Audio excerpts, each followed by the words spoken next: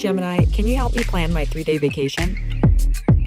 Generate a photo of a muscly capybara. Explain the concept of supply and demand with OpenStax. Hi Gemini, quiz me on the rise of industrialization. Can you help me find an email?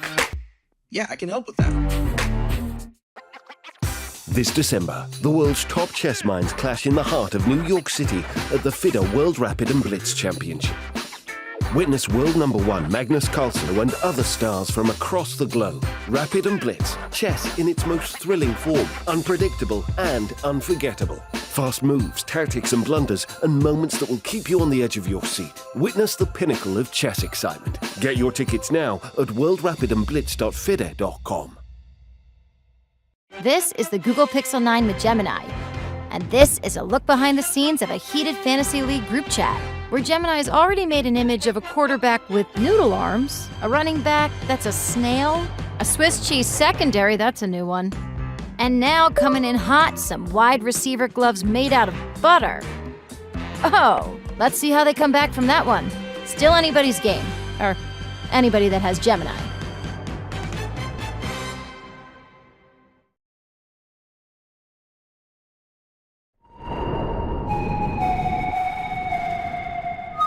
Welcome to a momentous occasion in the world of chess, where history, culture, and destiny collide in a dazzling display of strategy and skill.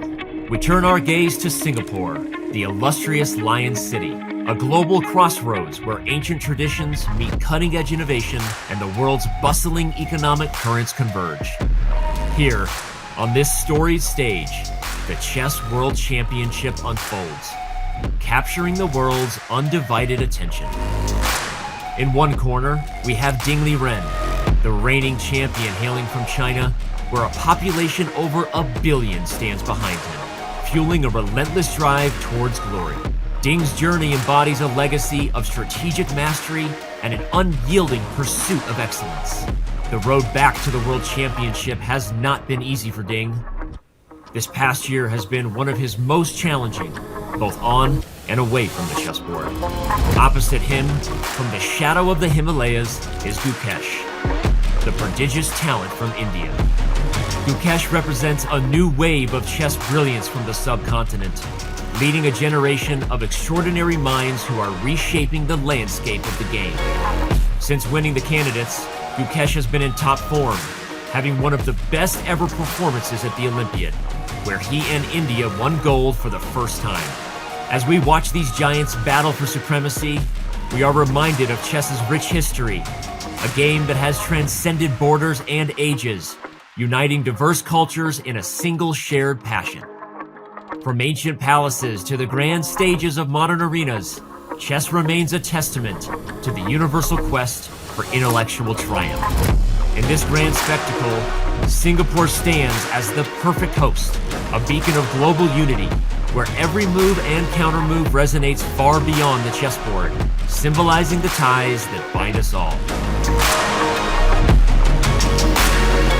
Prepare to witness a clash of titans, a celebration of strategy, and a moment where the world comes together in the name of the greatest game ever played. It is experience versus youth, Ding's unshakable resolve against Gukesh's unstoppable momentum. Who will emerge victorious as the 2024 FIDE World Champion?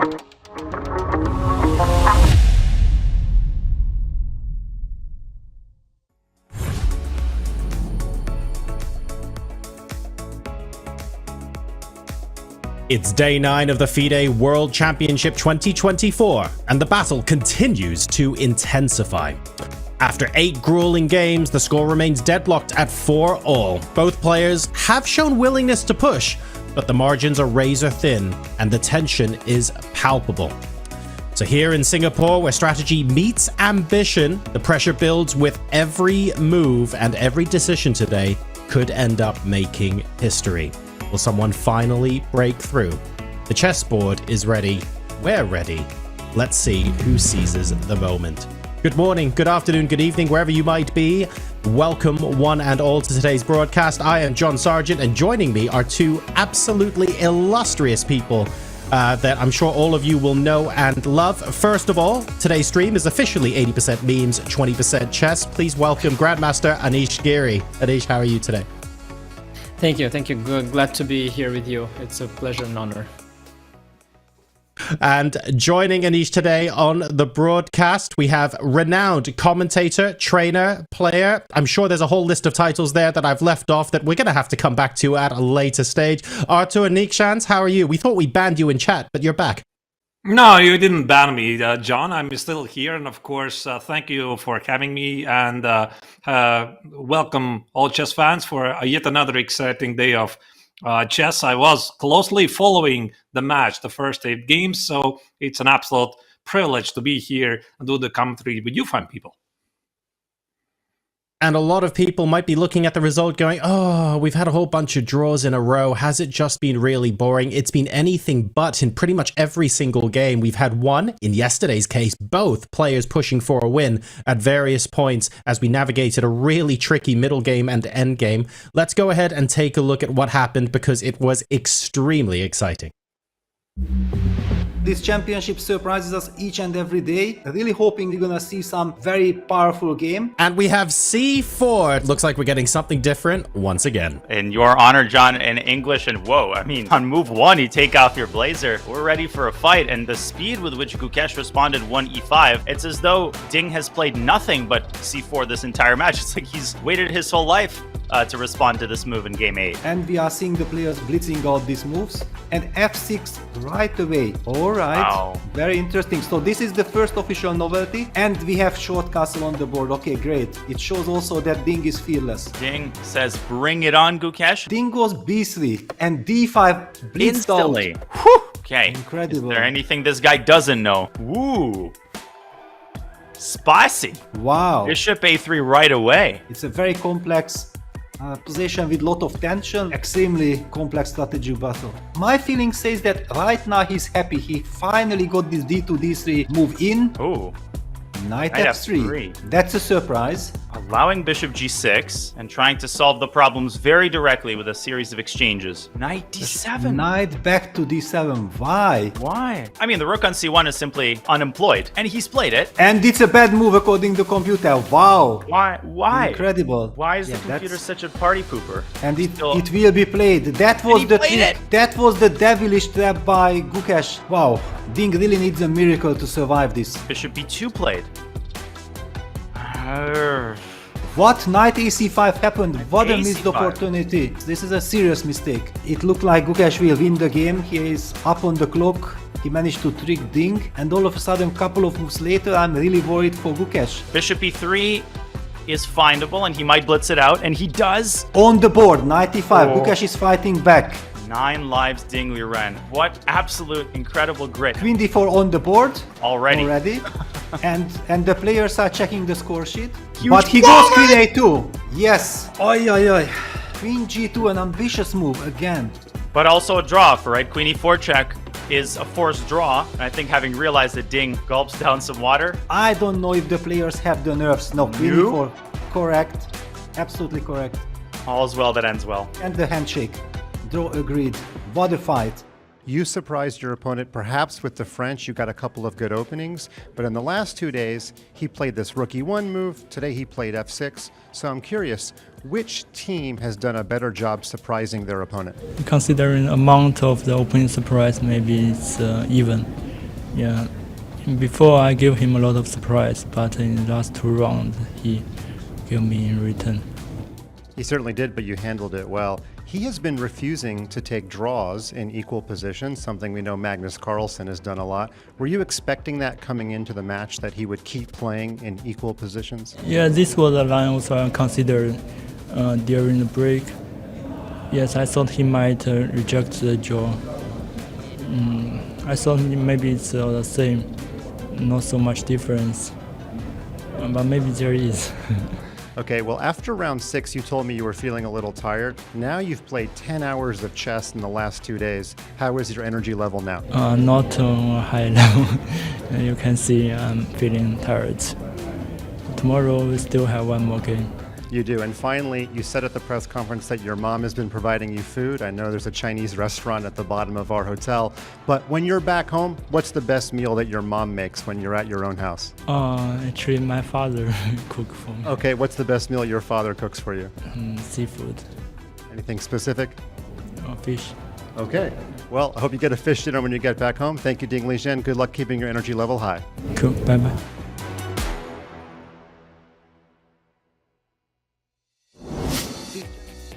Thank you very much, folks. That is 4-all now in this World Championship match. Nothing to split the players at the moment, and we are into round number 9. Artur, we heard there from Ding about preparation and how much the players are surprising each other. What's your take so far in this match on the opening preparation? And maybe, I know it's pretty unpredictable, maybe a taste of what we might see today or in future rounds. I think that one thing that the first 8 games John proved is that it's very difficult to predict what kind of opening the players are going to choose, because essentially in the past World Championships, I think we are seeing a trend that the players are willing to play basically anything, right? So for example, if you look back at more ancient times, like let's say 15-20 years ago, pretty much one theme was very dominant in the World Championship match. But here we are seeing all kinds of ideas. So for example, one player can start out the match with e4, the next game he plays d4, the other game he plays knight f3, add in the mix also the English opening. So I feel like the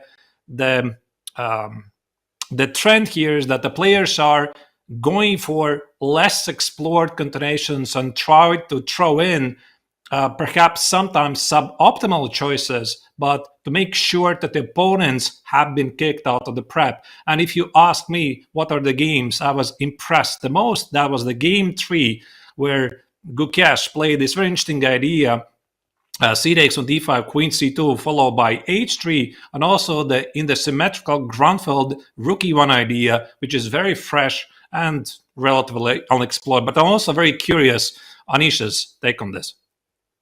Yeah, no, excuse me, I absolutely agree with you. I think this is a consequence of the engines getting stronger and stronger, you know, with the AI and all of that.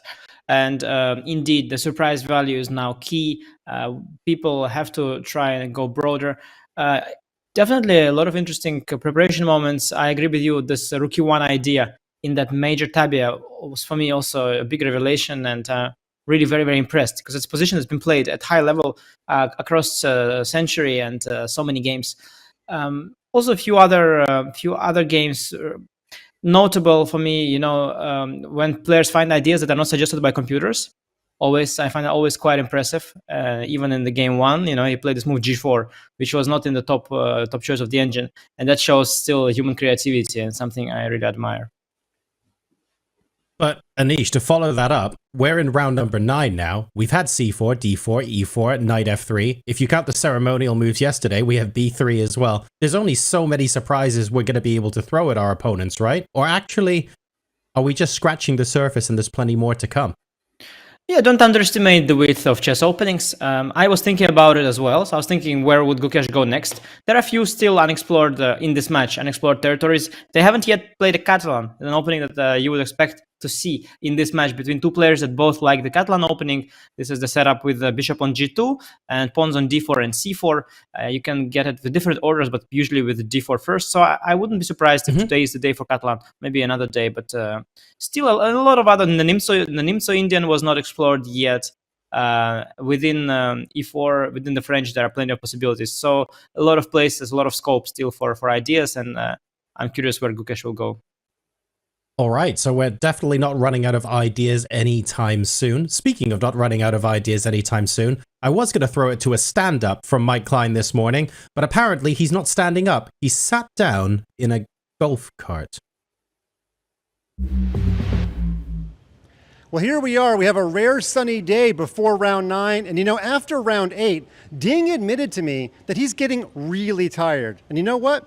Ding is about a dozen years younger than me, so if he's getting tired, we're going to take a buggy, that's a golf cart to my American friends, on the way to the round. So driver, please take it away. All right, here we go. We're at Aquarius. the host hotel, the lobby. Now, I've given up trying to predict what the openings of the players are going to be. Okay, that is not possible anymore. But there is one major theme, and I think you know what it is. Ding has been acquiescing into a draw, the first available opportunity, but Gukesh has been showing some teenage bravado and playing on in almost a reckless fashion, causing Magnus Carlsen to call it disrespectful that he's not agreeing to these draws. That's the theme. And know what, if Gukesh has been listening to my interviews and has heard that Ding is a little bit fatigued, I think Gukesh is going to play for another 5 hours today. So here we are at the second floor. That was a pretty short ride, but remember, I'm an old man. I do play old man chess. Let's get ready to go in for round 9. Back to you guys in the studio.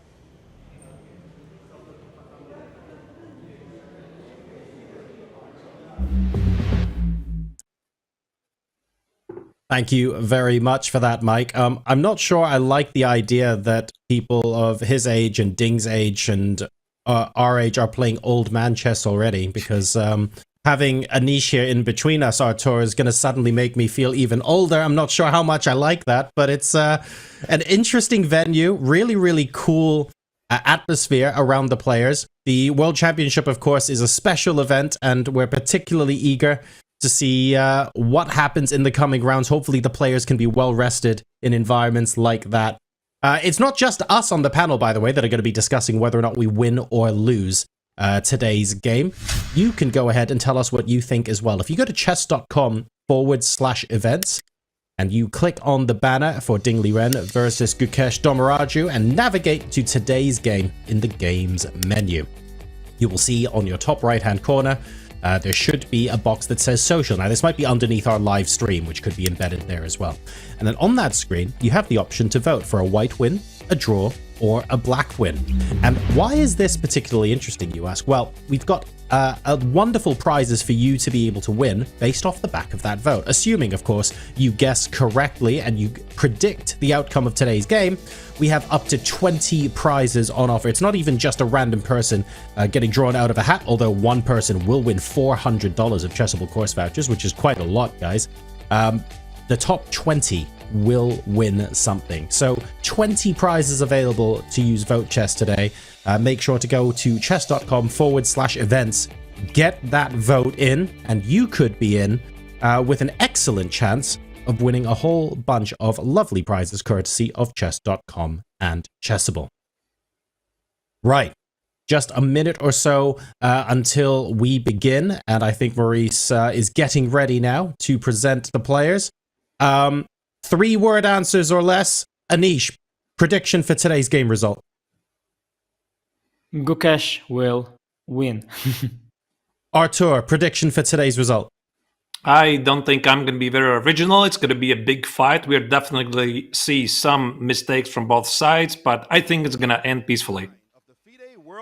Well, let's find out. The proceedings are about to get underway. Over to Maurice, Ashley, and the ceremonial first moves. Luxurious Resorts World Sentosa in beautiful Singapore. I'm Maurice Ashley, and it is my distinct pleasure to introduce the two players who are competing for the title of World Chess Champion. First, the challenger from India, Gukesh Dommaraju.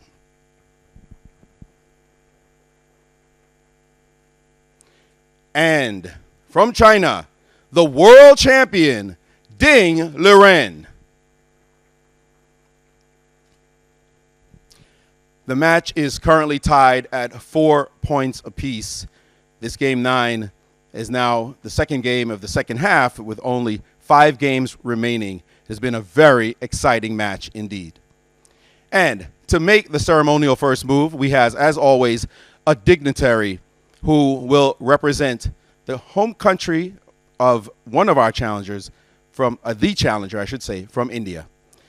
Dr. Shilpak Ambule joined the Indian Foreign Service in 2002 and spent 8 years in Beijing in the Indian Embassy working as third secretary, second secretary, and first secretary in the political wing and as chief of staff to the ambassador. He then served in the headquarters as deputy head of the East Asia Division and as the chief of staff of the Indian Foreign Secretary from January of 2015 to August of 2018. After a brief stint as Deputy High Commissioner of India in Colombo from August 2018 to July 2019, he returned to Delhi and served as Joint Secretary in the External Affairs Minister's Office until June of 2022. He took over as Joint Secretary in East Asia in June of 2022 and continued to hold a dual charge until July of 2023. Please welcome the High Commissioner of India to Singapore, Dr. Shilpak Ambule.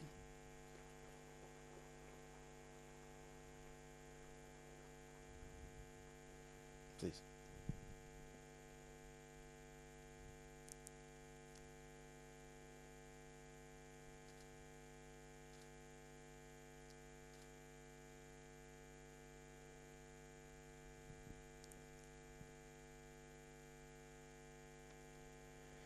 And with that, let the game begin.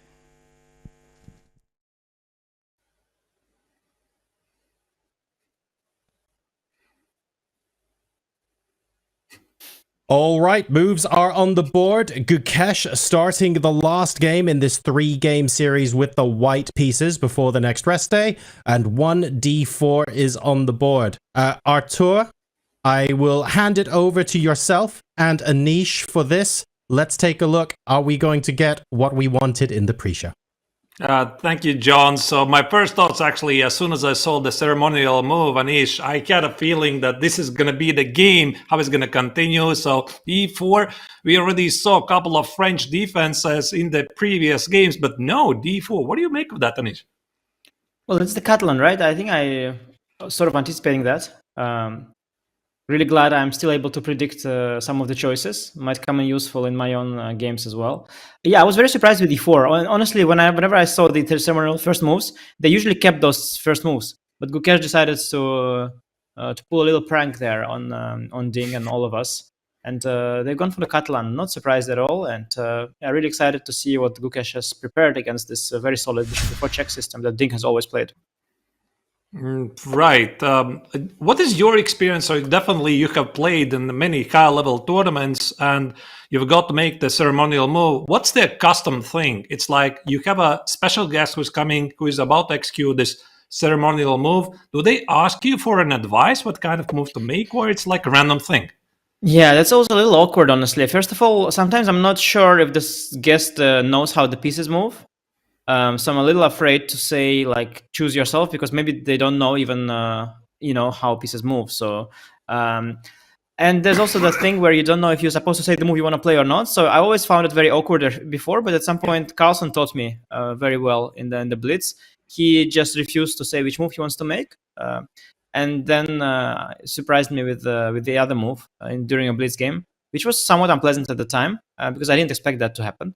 And then I learned that actually that's a normal custom, and now you see more and more players not giving away their first move, because indeed, why should they? Why should they waste that surprise value and give the opponent like an extra minute or two thinking about what you have done? So I think what you do is, I usually say like whatever you want, and if I read that the person is unsure of which move to make, then I say like, okay, maybe like Bobby Fischer, and I put show the e4 pawn, and then I take it back.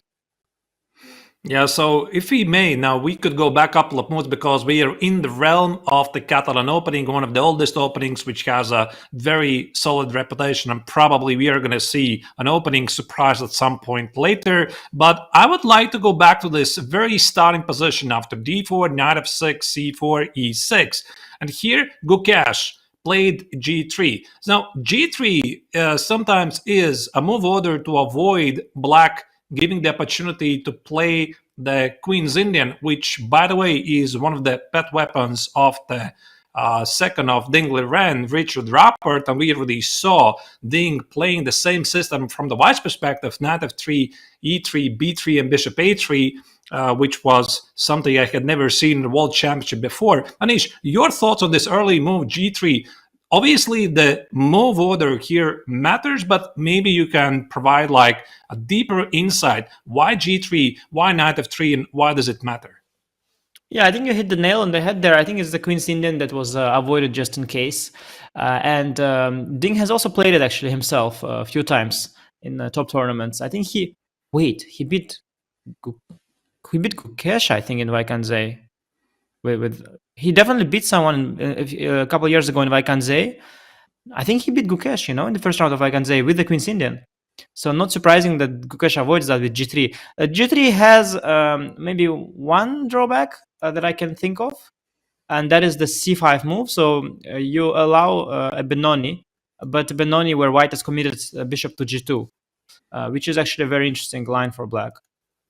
So there's that disadvantage, and some people, they really don't want to face Benoni and they don't like G3 for that reason. But I guess Gukesh anticipated bishop before check to be the most likely response. There are some nuances with knight d2, by the way, here, but bishop d2 is the main line, and that's what we have right now. So bishop d2, bishop e7, as far as I understand, the big idea for black at some point is to play d5 here, now that there is an opportunity to play d takes on c4, and the bishop here is not always well placed, because when we're looking from a typical club level player's perspective, it seems like bishop d2 is like an extra move. For example, a couple of moves later here, knight f3, castles, it feels that white has developed the bishop on a pretty good square, but actually it does block the queen at the d file, and very often in some Catalan positions, white actually wants to put the bishop on b2. Exactly. There's even a variation in this line where white goes bishop to c1 back after b3 to develop it to b2. Indeed, in this structure, often b3 bishop b2 is a normal setup. This is why you provoke the bishop to d2. But white can also try and use it to his benefit. There is a system, for example, with b2 b4 push, which you can only do with the bishop on d2. So you can try and make use of that, but indeed, giving a check on b4 is a very sensible variation, one of the most popular ones. And you see, by the way, that in the game, Gukesh has placed the bishop on c3, which is some form of fianchettoing it. It is like a second best option to b3, bishop b2. It is still on that same diagonal and giving that d2 square for the knight. Right, so I suppose his idea at some point to play knight b to d2 and e4. And again, it kind of mirrors to his strategy in the previous game that he played with the white color, the symmetrical Grunfeld, where he surprised a lot of people in the world by this fresh move, rook e1, sacrifice the pawn on c4, some sort of a queen's gambit, accept a position where black can always take the pawn on c4 and try to secure with the pawn on b5, but white plays e4. Also here you notice white has fianchetto the bishop on g2, and even though the engines here typically say the position is really equal, I think that also the understanding of these positions has evolved, that if white controls the center and black has a slightly worse last square bishop on c8, normally this means that white has a full compensation of the pawn. Am I getting it correct? Yeah, it's one of the more playable positions in the modern chess, because it's a so-called closed Catalan. So you've got all the pieces on the board. There are much more forcing lines in the Catalan where you try to trade all the pieces. You take the pawn on c4 and afterwards you activate all your pieces, try to trade everything and head towards the draw. So the more forcing variations. But this one is a very cagey one where usually you retain a lot of material on the board. And actually this bishop c3 idea, it's quite interesting because I've actually played it myself against Hans in my match against Hans Niemann.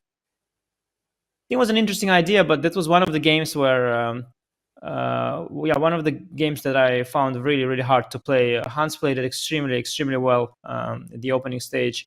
And like the whole game was it's a very traumatic experience for me. So how did it proceed? Hans played a very natural move knight e4. And then I retreated the bishop to e1, which is not the only move, but the most sensible one. So bishop made a lot of moves in this game already, white bishop. But you sort of provoke the knight to e4, and then black has to back it up with f5, which is on one hand very offensive, some sort of a stonewall setup. Not immediately, because takes and queen c6 I think is an issue, but eventually. And maybe let's put like bishop b7, knight knight bd2. I played actually knight c3 also possible. I put knight to d2 and then f5. So you do have this offensive setup, but of course Stonewall also weakens some squares, in particular the e5 square, and white has something to hope for. I misplayed the opening very quickly. I made like at some point I made a bad move, like more or less on the next move, and I got worse very quickly with white. But the position itself is very interesting, and I think the team of Gukesh has explored it in great detail. But knight e4 is just one of the replies. In fact, it's not the main move at all. So there are also, I think, developing the bishop is very sensible. Bishop b7 or bishop a6, the typical moves. Both very interesting. Yeah, so what I understand from the Catalan positions is that black at some point forces white to take on d5, c takes on d5, unless there's something really forcing. Black typically is doing really well. So there's a symmetrical pawn structure. Black very quickly can play moves like rook c8. Sometimes there's an idea to play b5, b4, queen b6, and rook fc8. So for white, it's hard to prove whatever opening advantage he may have here. So I think after bishop a6, we might see still the pawn sack on c4. I don't really know, Anish, what kind of move could it be? Could it be like b3 or knight e2, and then maybe at some point even throw in queen a4 or knight e5? Yeah, exactly. Bishop a6 is not at all always forcing that capture. And indeed, white has a bunch of typical responses here. b3, knight d2 come to mind. Sometimes you throw in a knight to e5 as well. Lots of different options. Ding is contemplating here very important moment. I don't think he is very deep in this particular line, because bishop c3 is somewhat of a second-rate, still somewhat of a second-rate move. As you mentioned at the beginning of the show, players nowadays, they make those suboptimal moves to take opponents out of book, and bishop c3 is one such move. Of course, there are more natural ways to develop the pieces. For example, bishop f4, a lot more. I mean, I feel like I'm sorry, Anish. I feel like I have to ask this question because I've followed, obviously, the comments of Magnus Carlsen quite a bit, and he has said that one of the reasons why he doesn't like to play classical chess so much anymore is that it seems that pretty much all the critical lines have been explored, and that's why whenever you are playing at highest level, you have to deliberately choose a slightly worse continuation. Let's say you are having after opening with Stockfish, you are armed with a 0.3 advantage, which probably means nothing. You deliberately choose a continuation which maybe is balancing on equal, but your opponent has not explored it before. Is it really the end of the best moves in the opening phase, or there's still some hope, and we don't really have to go down this path that we have to choose continuations just to surprise the opponent, and we can still play the best moves according to an engine? What do you think? Is it really so bad? Yeah, well, you probably will have to deviate because if you keep making the first choice of the engine, it will be very easy to predict that.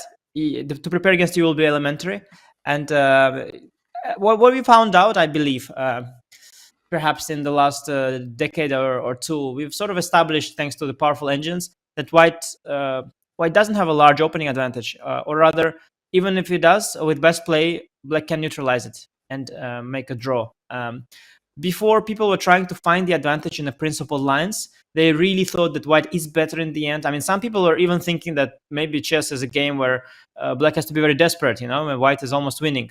If you go back in times of Polugajevsky, he had this philosophy that he's going to play very healthy and solid with white and very desperate with black. He came up with that crazy poison, not even poison pawn. He came up with that Polugajevsky variation of the bishop g5 knight. He was playing so sharp and so desperate with black. He felt like he needs to do something special with black to not lose, because if you follow the normal course of the game, you're going to lose because you're playing, with the black pieces. You make the second move, your position is already bad from the start.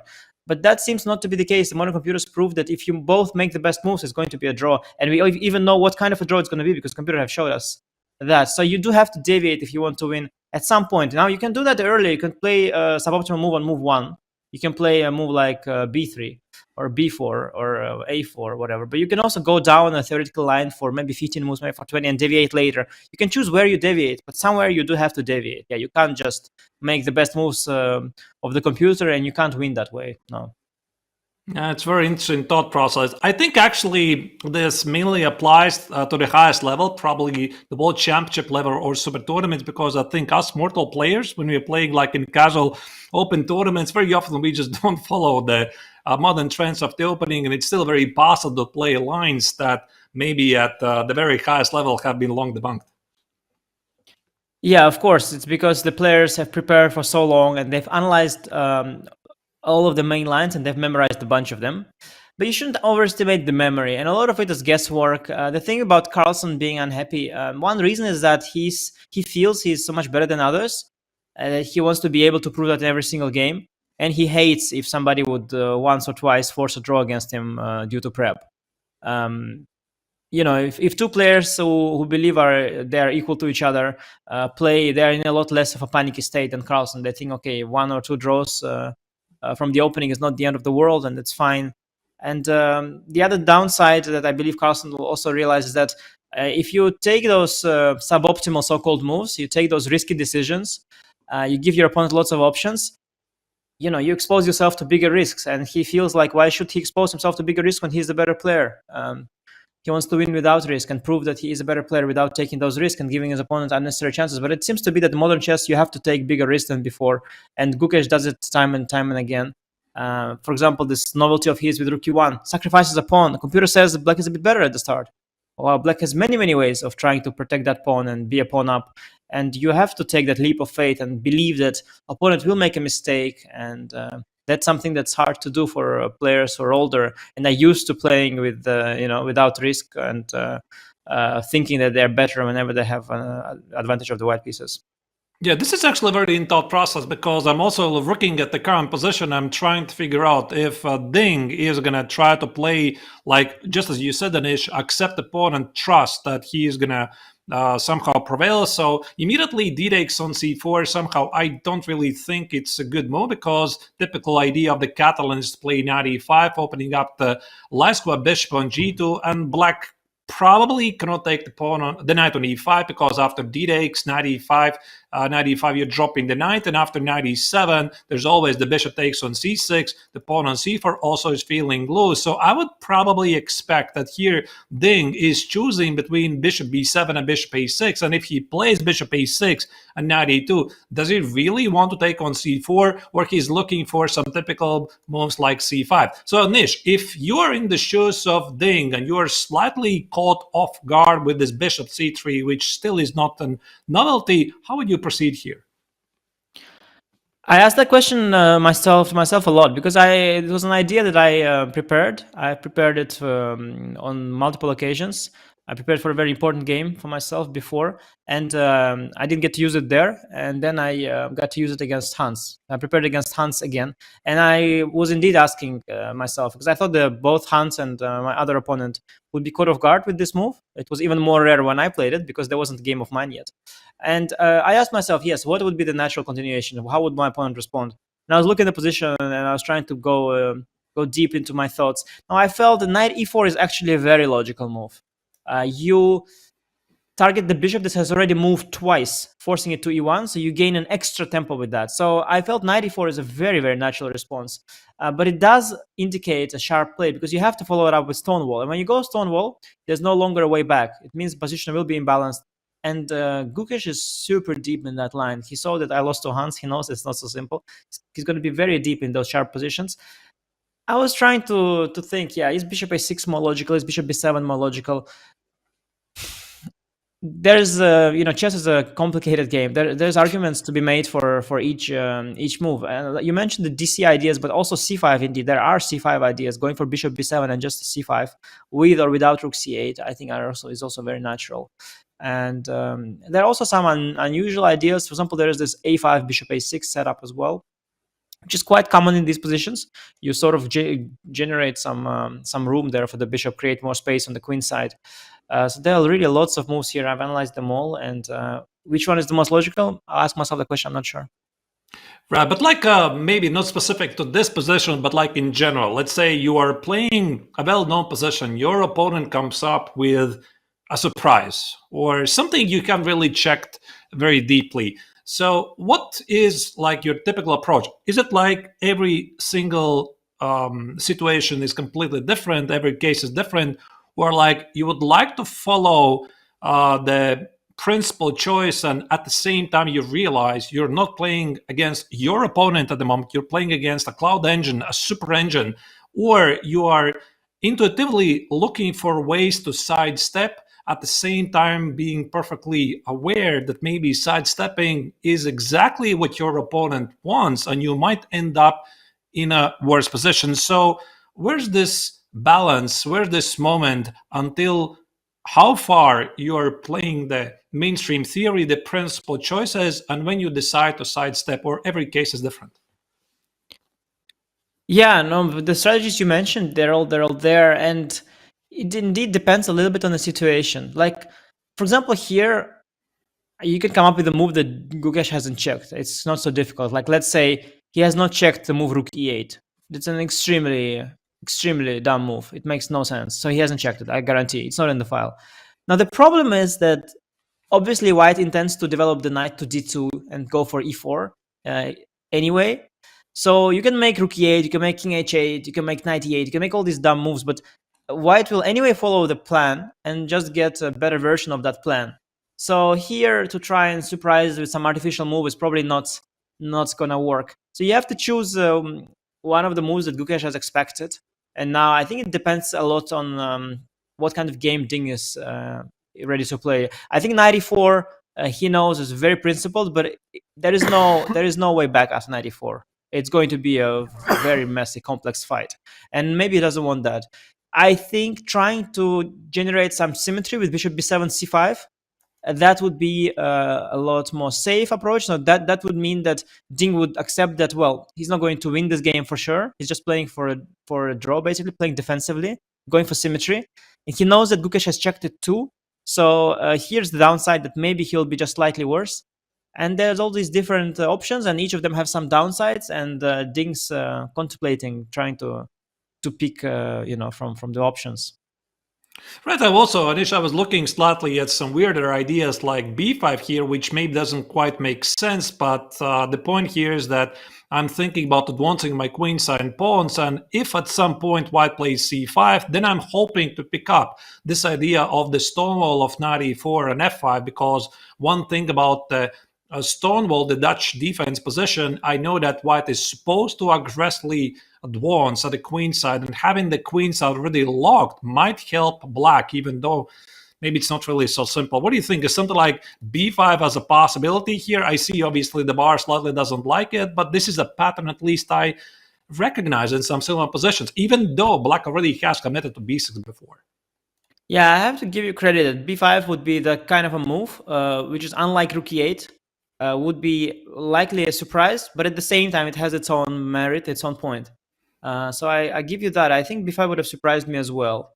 It is certainly, there's only logic there. We have to explore the details there, of course, but after b5, first of all, c5, it's a very principled move. Now I think you want to lock the queen side, so you have to go a5.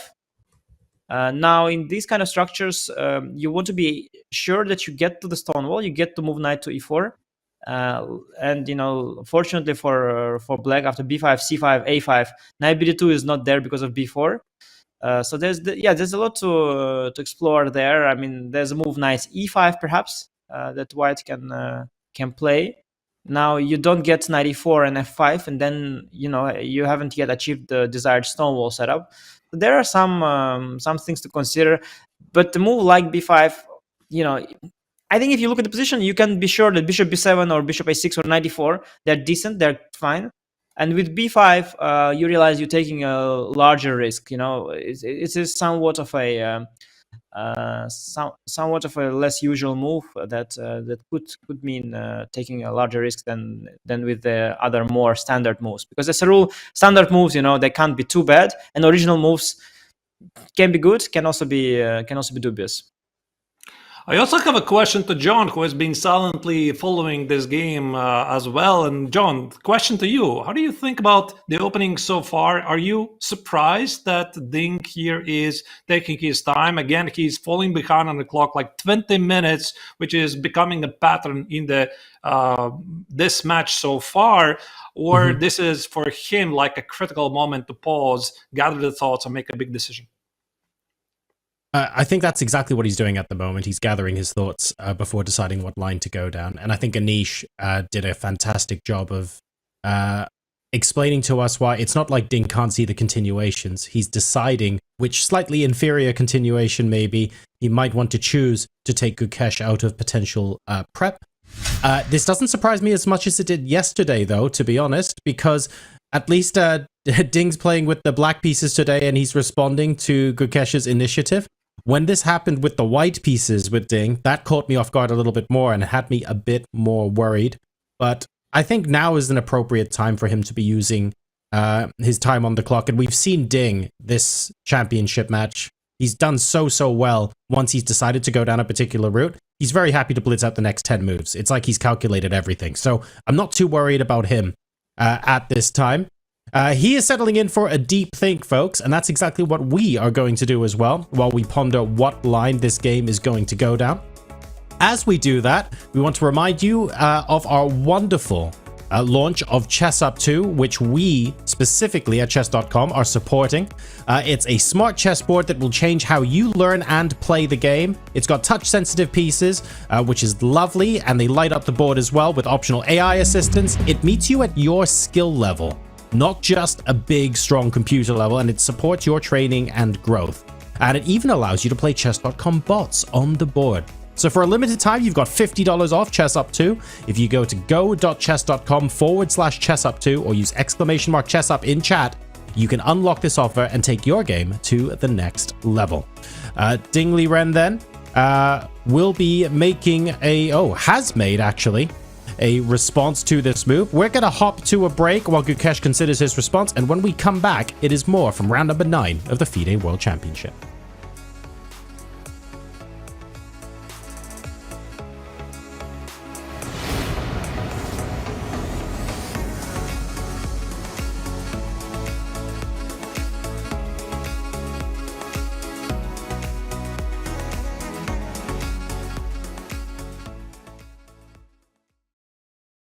Has this ever happened to you? Oh, shoot. Another mouse slip. What about this? Oh, well, holy bishops en passant. I think I'm getting carpal tunnel. If only there was a way to play online chess with a real-life board. What if I told you you can with Chess Up 2? That's right. With Chess Up 2, you can now play over the board online. Wow. Simply connect your chess.com account to our state-of-the-art Chess Up 2 and get a game started. Every time you move, our revolutionary board will transmit the data online directly to your opponent. And as soon as they move, squares will light up, signifying which piece is going where. Well, shucks. This Hikaru guy seems pretty good. With Chess Up 2, mouse slips and sore wrists are a thing of the past. My carpal tunnel is gone. Well, this sure is fun. I'm playing online against my new friend Hikaru. Who needs a family? But I sure do miss clicking on a piece and seeing all of my available moves, like they have on chess.com. Well, Danny, you're in luck. This feature is totally available on the Chess Up 2 as well. Wow. Well, I'm convinced. But hey, what if I don't just want to play an opponent online? What if I want to use one of chess.com's other great tools? I thought you'd never ask. With Chess Up 2, you can fully take advantage of the chess.com integration by playing bots, analyzing your offline games, and even using our optional AI assistants to visualize the quality of moves with color-coded hints. Well, holy Chess Up, you did it. You made IRL chess cool again. You got it, Danny. And how do you know my name? Play chess today on the board of tomorrow. This is the Google Pixel 9 with Gemini. And this is Dan, suggesting some places to meet up and watch the game tonight. But you know what's better than a list of places? Knowing how close those places are. Which is why you're just going to ask Gemini to put these places on a map. Whoa, how's that for teamwork?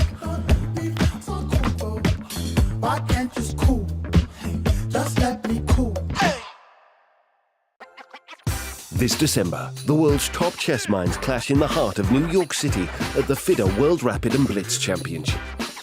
Witness world #1 Magnus Carlsen and other stars from across the globe. Rapid and Blitz, chess in its most thrilling form, unpredictable and unforgettable. Fast moves, tactics and blunders, and moments that will keep you on the edge of your seat. Witness the pinnacle of chess excitement. Get your tickets now at worldrapidandblitz.fide.com.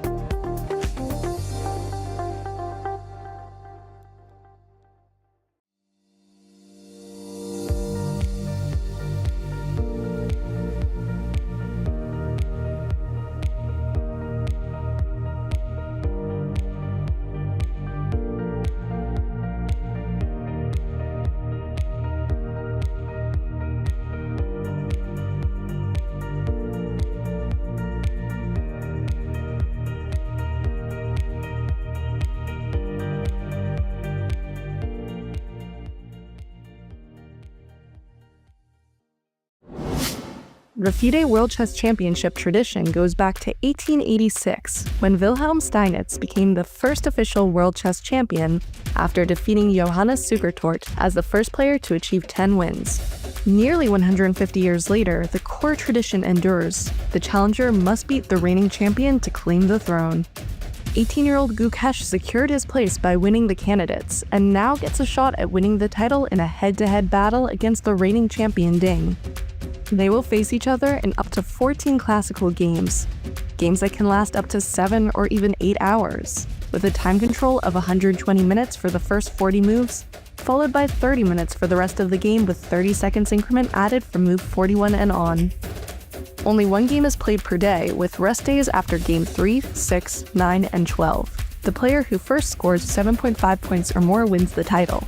If the match is tied 7-7 after 14 games of classical chess, the match goes to playoff. Regardless of how the match is decided, it's bound to be a treat for chess fans worldwide.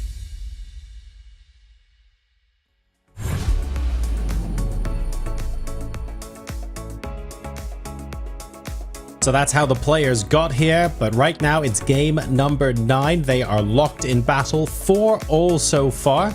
Anish, we covered the opening a little bit, well, quite a lot actually, with your analysis so far today.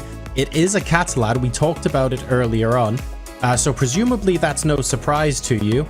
Are we at the point now, because Ding is settling into a long think, where we're thinking about novelties and interesting sidelines, or is this purely a think just to get Gukesh out of book? Well, yeah, Ding has already done the first response to the bishop c3 idea. He played bishop b7 and queen c7. I felt this looks a little passive, so I was hoping that this is not what Black was going to go. But actually, having analyzed this with computer, I come to the conclusion that this might be the best way for Black to respond to this idea. I wasn't really able to find any advantage here for White, and I think position is close to symmetrical. You know, e4 is not possible because you just take and everything and go for c5, and otherwise c5 is coming. Black can also just wait, you know, with the moves like rook a c8, rook f d8, queen to b8. I just wasn't able to find an advantage for white, despite that it looks like white has a more active position, and it does look like white should be better. I'm curious if Gukesh found some second layer to this, if there's depth to his prep, or if he simply was hoping that bishop b7, queen c7 will not happen.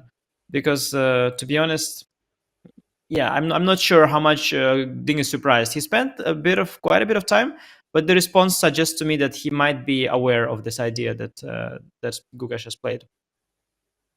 All right, well, we'll wait and see how many layers there are to this onion as we move further into this game. And also, there have been plenty of times in this World Championship already where from seemingly equal positions, we get some ridiculously crazy fighting chess sort of being pulled out of a hat. So we shouldn't discount that at all. Artur, Anish, I leave this in your capable hands. Yeah, thank you, John. I'm also looking at this position. I'm trying to understand what else here Gukesh can do besides of e4, as Anish already nicely pointed it out, that typically e4 is met by this capture and followed up with c5. And I was wondering, maybe Gukesh's idea actually is not stand in the way of the c5 push, because I have played myself my fair share of the Catalan games, of course, not at World Championship level, but still I enjoy that even though if black pushes c5 and he gets this symmetrical position on the board, let's say the c pawn and d pawn, they both get traded, somehow white always has this edge. Yeah, for example, in some hypothetical scenario, these two pawns are traded, the light square bishops are traded, white puts the knight on d3, and white is still pressing. Anish, what is like your general relationship with the Catalan itself? Yeah, no, you make a good point. Indeed, that is often the case when the center comes off, that white is a little bit better. And there are a few factors why that is the case. I guess one is the pawn on b6 is doing a great job giving space to the b7 bishop. But once the bishop is gone, it just created the light square weaknesses around it, in particular the c6 square. Also, as you mentioned, this outpost on d3 for the knight. So the fact that white has the pawn on e2 and black's pawn is already on e6 makes the d6 square also quite vulnerable. So in a vacuum, what you say is certainly true. And potentially, if you trade all the right pieces, it can work out very well. But it depends on the version of things. For example, if the c5 push is going to come anytime soon, I don't see how white is able to trade the light square bishop so easily. And also the c and the d file will be blocked by the knights, knight on d5 and c5. But of course, indeed, as we mentioned, with the Catalan, there is always a potential of that long-lasting pressure. Even if the trades happen, that white will have a slightly better endgame somewhere. And this is why Catalan is so much loved by the positional players. Yeah, like the c6 square, typically, again, if we imagine this hypothetical scenario when both d pawns and c pawns get traded, and if the light square bishops get traded, one of the common ideas very often is anchor the knight on c6, which of course is a very long distance to go to. And there you go, Ding just responded with the rook fd8. I really like this choice because he just wants to make a couple of easy moves. I would imagine the next move he is pondering about is rook c8 and maybe throw c5 in the mix, or even include also queen b8, but still c5 at some point it's going to happen. So now I'm wondering if this is the perfect moment for Gukesh to play e4, or what else is there? Yeah, I mean, I've been studying in this position for a long time when I was preparing, and I've tried all sorts of things here. I've tried, just moving the queen out of the way. Try addressing the threat of c5 with a move like b4. I don't think e4 works very well, because with the queen on c7, you probably just take everything on e4 and go for c5. And if you do that in the right version, I think black gets very good play. Activate this b7 bishop and simplify the position. Even though that creates pawn imbalance, I'm not even sure if that imbalance is always in white's favor. Black. I guess we can put it on the board, right? Yeah, so that the viewers see what we're talking about. So on the analysis board, let's say e4, which is one of the common ideas here, takes, captures on e4, and this is the big idea. The Lasco bishop comes into play. Now the big question is, can white play something like d5, create this pawn imbalance, an issue mentioned, but now this darks with bishop on g7 suddenly gives white some attacking ideas, even though when I'm looking at the position, I get the feeling that black has done nothing terribly wrong. Yeah, I think knight f6 is a concrete issue here. Otherwise, indeed, d5 would be looking really, really good. But knight f6 is an issue. Ed is already a threat because the 7 bishop is protected. And I think black's just getting rid of all the problems here in one go. So it doesn't quite work, the ambitious play from white side. And Gukesh is thinking, not because what Ding has played is new, but I think because he also hasn't found a clear way in his prep. I also thought I'll think behind the board. Besides this e4 idea, which seemingly doesn't quite work. I mean, I guess without d5 you can still play it. So e4, take everything, c5 and queen e2. You can play that, and you can try and somehow make use of your queenside majority in an endgame. This is a possibility, but I don't think you have an incredible version of that. Anish, I have some news here, because until the move rook d8 was played, this is the position that was played between two strong grandmasters. One of them you might know really well. Erwin Lamy was playing this position against Sergei Fedorchuk in Bundesliga a couple of years ago. So here, rook d8, all of this apparently is still known, which is not a big surprise. Indeed, I know Fedorchuk for many years. I've played him in Bundesliga since I was a kid, and played him also in different open tournaments. Sorry, who was the white player you said? Yeah, Erwin Lamy. No, never heard of that one. No, never heard of him. No, never heard. I thought you might. Okay. No. Is it Grandmaster or? Yeah. He is from Netherlands, just like you. Oh, just like me. What a coincidence! No, Erwin is a good friend, a long-time coach of mine, and a great friend. I was definitely aware of this game, of course, when I was preparing, and I believe Fedorchuk started with rook ac8, right? Is that right? Yeah, I don't really have the information. I don't think rook that, c8 and then rook d8. Right. Yeah, I don't think that makes a huge difference very often, and I think both moves are fine. Gukesh is thinking. So yes, b3, b4, e4. I think sometimes the most ambitious maybe of all is the move knight e5. I don't know if it works here. I'm not sure it does, but that would be a way to try and unbalance the position, change the pawn structure. Can we try to set it on the board? Yeah, so knight e5. What's your idea, like to trade the knights and then look for a better scenario to push e4, or maybe play c takes on d5, for example, after knight takes on e5, d takes on e5. Let's say black plays this typical move, knight g4. Sometimes it works, also. Sometimes it doesn't. Yeah. Knight on g4. Yeah, knight on g4 is active. Could also be hit by h3 after knight f3. But this move d4 is why I'm a little bit concerned. Oh wow. ef6. Luckily, after bishop f6, I have knight e4. But gf, yeah, is probably a better response. Bishop b4, sorry, wins the bishop, as you correctly point out. No, gf. But yeah, maybe weakening the pawn structure this way is too risky for black as well. But knight e5, so the idea of knight e5 in general is you open up the g2 bishop, right? So there's one more attacker on the d5 pawn, making that c5 push less likely. And as you mentioned earlier, you want to get all the right trades in after c5. And knight e5 prepares just that. You know, the bishop stare down is there. And you want to trade these light square bishops sometimes, eyeing that weak c6 square, as you mentioned. So knight e5 is the way to. In some of these lines, I remember when I was analyzing, knight e5 was sometimes an attempt to create imbalance, but after knight takes e5, de, knight d7, for example, which is probably the most thematic move, now you want to go like knight to f3 and maybe somewhere h4, and you want to start some sort of an attack because that's what the e5 pawn does. But in this particular position, the bishop on c3 is an extremely dumb piece, and I'm really worried that the attack really needs that bishop to be somewhere on f4 or g5. And when it's on c3, not contributing to the initiative, I think black might just be fine with capturing the c4 pawn, going for c5, opening up the b7 bishop. I don't expect black to have any problems here. And you see the bar is also really not happy. I guess the bar doesn't like that we sacrifice the pawn, doesn't see enough compensation here. Yeah, this looks like some sort of a king's dinner attack to me, because with the bishop on f4, yes, with h4, h5 incoming, the pawns on e5, on e6, a pretty common setup from the white perspective, giving some kings and attack ideas. But also, as you said, I mean, after knight e5, maybe black doesn't even have to react to this. I mean, sure, this is a big move, but there's also the move c5, which is something that Gukesh has to properly evaluate. I'm not really sure what even happens here. Again, black is willing to trade both pawns and essentially say no to white's offer to complicate matters. Yeah, absolutely. And as you mentioned, the king's Indian attack, yeah, that was that. But again, with the bishop on c3, I'm skeptical of that attack a little bit.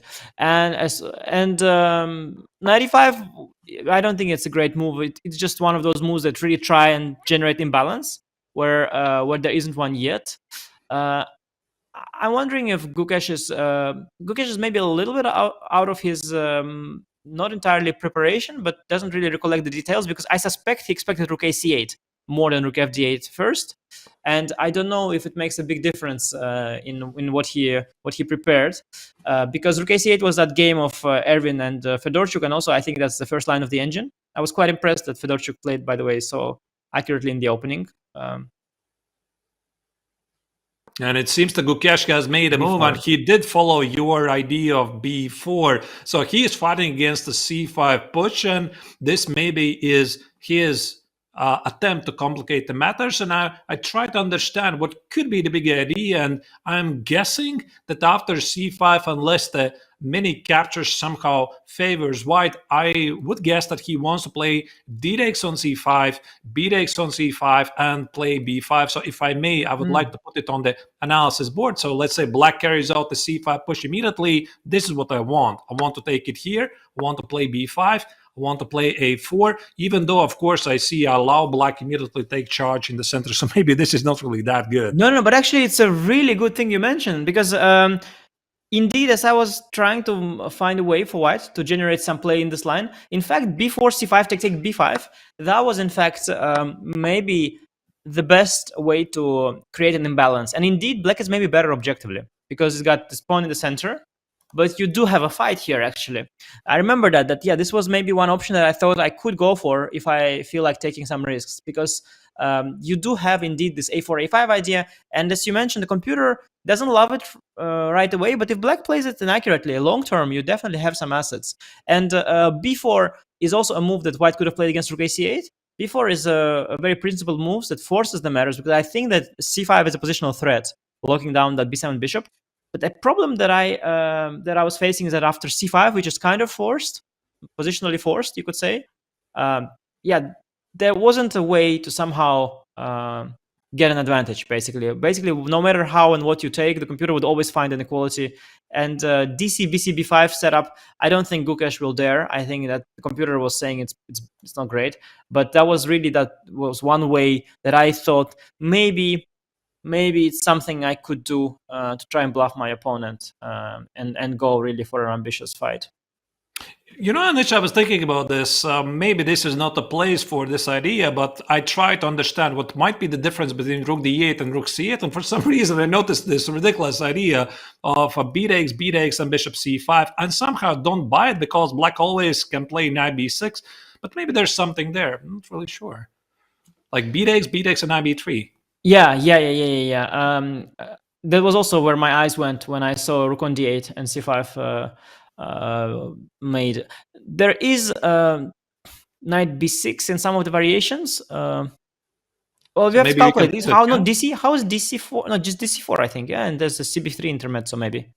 Yeah, I'll just maybe put it on the board so I think DC4. I think it just doesn't work. Yeah, because of DC4 probably.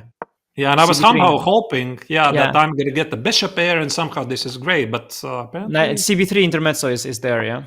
Oh, yeah, c takes on b3. That is the small issue. Yeah. That is a small issue. But I also thought of BC knight b3. Yeah, that's where your eyes look at, right? This pattern with bishop a5.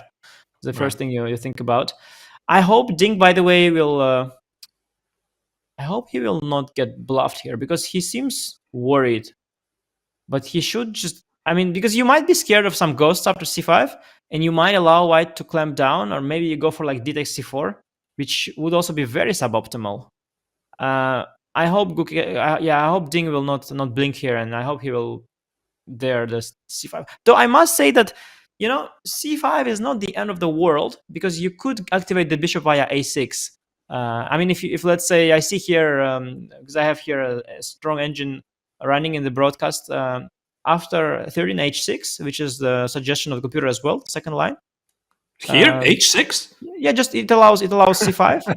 Okay. It's not so bad because you have a5 after c5, and then the b7 bishop, it will activate itself via a6, and it's not at all terrible. So a5, a3, let's say maybe a5, a3 first. Yeah, it's nicer to get that pawn to give some air to the rook as well on a8. a5, a3, yeah, and then maybe bishop a6. It's not terrible for black. It's a little passive, but the bishop is activated. You've got the a file to work with. You take on b4, put the bishop on b5, which is an interesting square for the bishop. And these positions are also not too terrible. So allowing c5 is not the end of the world, but of course you really want to play c5 and not give white any extra space on the queen side. And Ding is looking at all the options, making sure there isn't any tactics such as this knight b3 idea that you mentioned. No, that's a fair point. I also tried to look at this idea d takes on c4 at some point. I somehow don't like it. I would like to discard it immediately, even though this opens up black some possibilities to play knight e5. I immediately see that white can at least play e4, ignore the pawn, and yeah, probably I would try to find a reason to reject it. So indeed, I agree, Anish. So it's either c5 or allow white to play c5 and then play bishop a6. This is something I would consider here. But I would like also to talk about the your experience with both players, Anish, because you are a super grandmaster. You have played your fair share of super tournaments, and you have played against both players. Before you have played against Ding Liren, you have played Gukesh.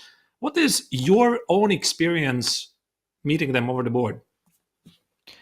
Yeah, no, I was actually quite fortunate to have played them at the right moments, and maybe not too many games to have a reasonable score against both of them. I think against Gukesh, 2 of my best games have been played against him. I received a lot of compliments to my games against Gukesh. The one I won in Vaikanze against him once in a very attacking style. It was basically 90% of the game was prep. I see that game as a historic game in a sense for me, because I think that game was maybe the last time I will ever be able to win a game out of my preparation. I think those days are over, and I think that was maybe the last one I could still manage, because the preparation of the players is coming better and better, and maybe that was still one last time where I could somehow find a trap for my opponent that was still new. So yeah, it was a dear game to me, but I think I'll have to accept that will never happen again. But the other time I played Gukesh successfully was in next year Vaikanze, and that was very different. I got nothing at all from the opening, and I won some very, very long Scholar Bishop endgame. That was like a very, very, very, very long grind. And I think that was also, Gukesh was still younger, and I think there were still signs of immaturity in his play at the time. He certainly improved since then. And Gukesh is so young. He's 18 now. So when we played, he was just, I don't know, 17, maybe 16, probably. It's I'm really happy with those 2 games I had played against Gukesh, but I think it was a different Gukesh back then, and now is a tremendous player, ready for for the biggest title in chess. And I played Ding with different results. I've had a lot of good memories, also a lot of bad ones as well. I think in his best tournament ever, probably the time where he beat Magnus Carlsen in a tiebreak in 2019 Singfield Cup. He beat me at the beginning of the tournament, and it was a really, really good game by Ding. I was very impressed that day, and even during the game, it was one of those rare games where you don't really understand what's happening until it's too late. Because you usually, if as a decent player, you sort of realize that you made some mistake and that things are looking bad. But that game, I understood that I'm getting outplayed far too late, and he really opened my eyes on on that type of position, and he changed my understanding about a certain structure. Simply, there was a structure I was kind of happy about, and he showed to me why I'm wrong about it. And It was a very impressive, and also conversion was very good.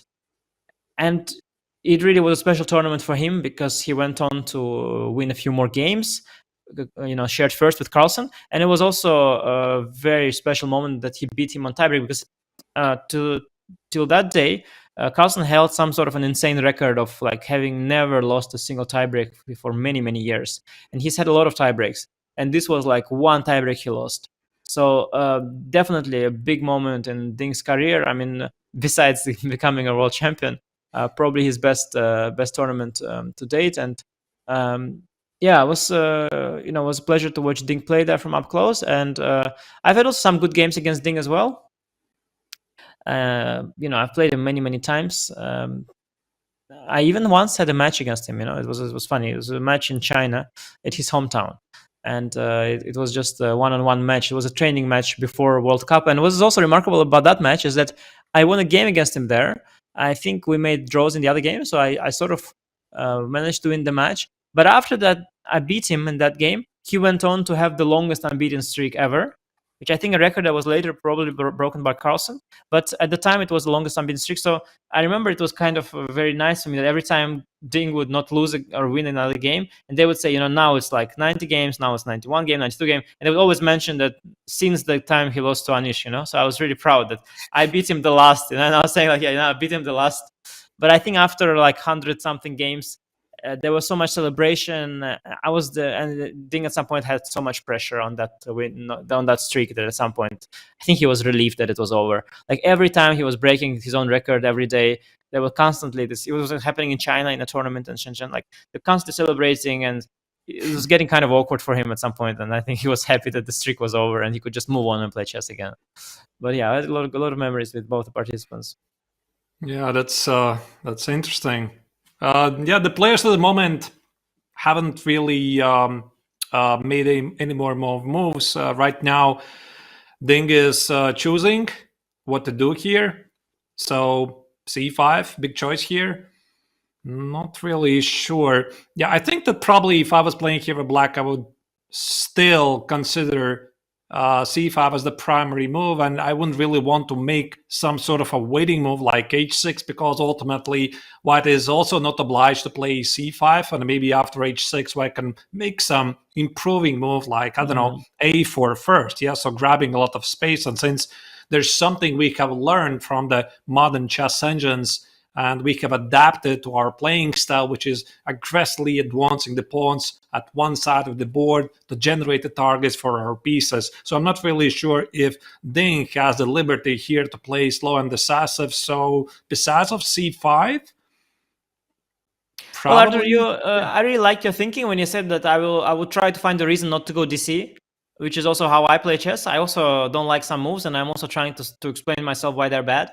But I think since Ding is thinking for so long, I really think that there are only two moves that he's considering. So he will like 90% play c5 because that's the best move and the most natural one. But the other alternative is d takes c4, knight c4, knight d5. So let's maybe look at that, because there is a possibility that could actually happen now that he thinks longer and longer. All right, so let's put it on the board. So I get two moves here. So obviously the move number one is recapture the pawn. But the other choice is to play e4, which is some odd version of the Queen's Gambit accepted. Ignore the pawn on c4. But okay, let's check first what happens if we take the pawn. A pawn is a pawn after all. And after knight e5 here, black hits the pawn on b4. And the question is, how does white proceed? White probably plays a3. And by the way, we still cannot rule out black playing c5, can we now? Yeah, no, that was the whole idea. I was going to now grab the bishop and play c5 and see how that works out.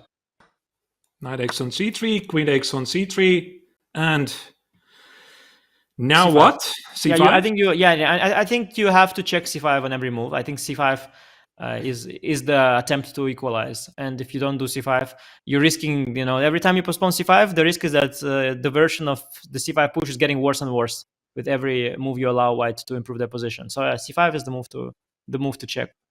All right, and while here the world champion is thinking about his choices, so let's have a look how the world champion faced his hurdles heading into the world championship. Ding Liren made history in 2023 when he became the 17th world chess champion. His journey to get there was nothing short of extraordinary. Ding's rise began early, becoming the youngest ever Chinese champion at 16. His breakthrough on the international stage came in 2015 when he finished second in the star-studded Tata Steel chess event, behind only Magnus Carlsen. From then on, the chess world knew that Ding was a force to watch. Ding wasn't done impressing, scoring one of the most remarkable achievements in chess history. The Chinese star went on an incredible 100-game undefeated streak between 2017 and 2018, the longest until Carlsen broke it in October 2019. During the time, he entered the world's top 5 chess players and broke the 2,800 rating mark. Another impressive achievement came in 2019 when he won the Singfield Cup with an undefeated score, beating Carlsen in a blitz playoff. Ding was the first to beat Carlsen in a tiebreak in 12 years. Oh my god, he just made him. I'm hyped. I'm on the Ding train. In 2022, the 32-year-old finished second in the candidates tournament, falling just short of a chance to challenge for the title.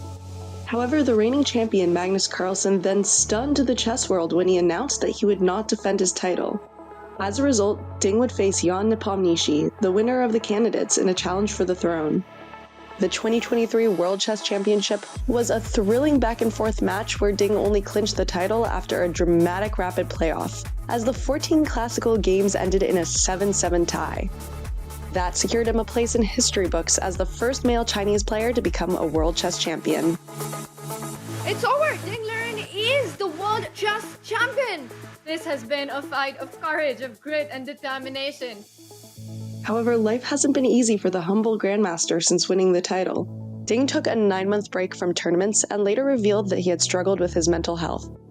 Entering 2024, Ding's form has taken a deep dive. His performance in tournaments has consistently been below expectations, and for the first time in history, a reigning world champion has dropped out of the top 20 in the world rankings. At some moment, he started bouncing up and down. He's shaking, literally shaking, and he definitely doesn't seem like the same person. He just seems to be off. Despite his challenges, Ding remains positive and determined. When I first get the title, I'm very nervous and I have some problems psychologically, but now I feel much better. His journey continues in Singapore, and his fans will certainly be eager to see him recover his top form and show why he has become one of the greatest forces in the chess world.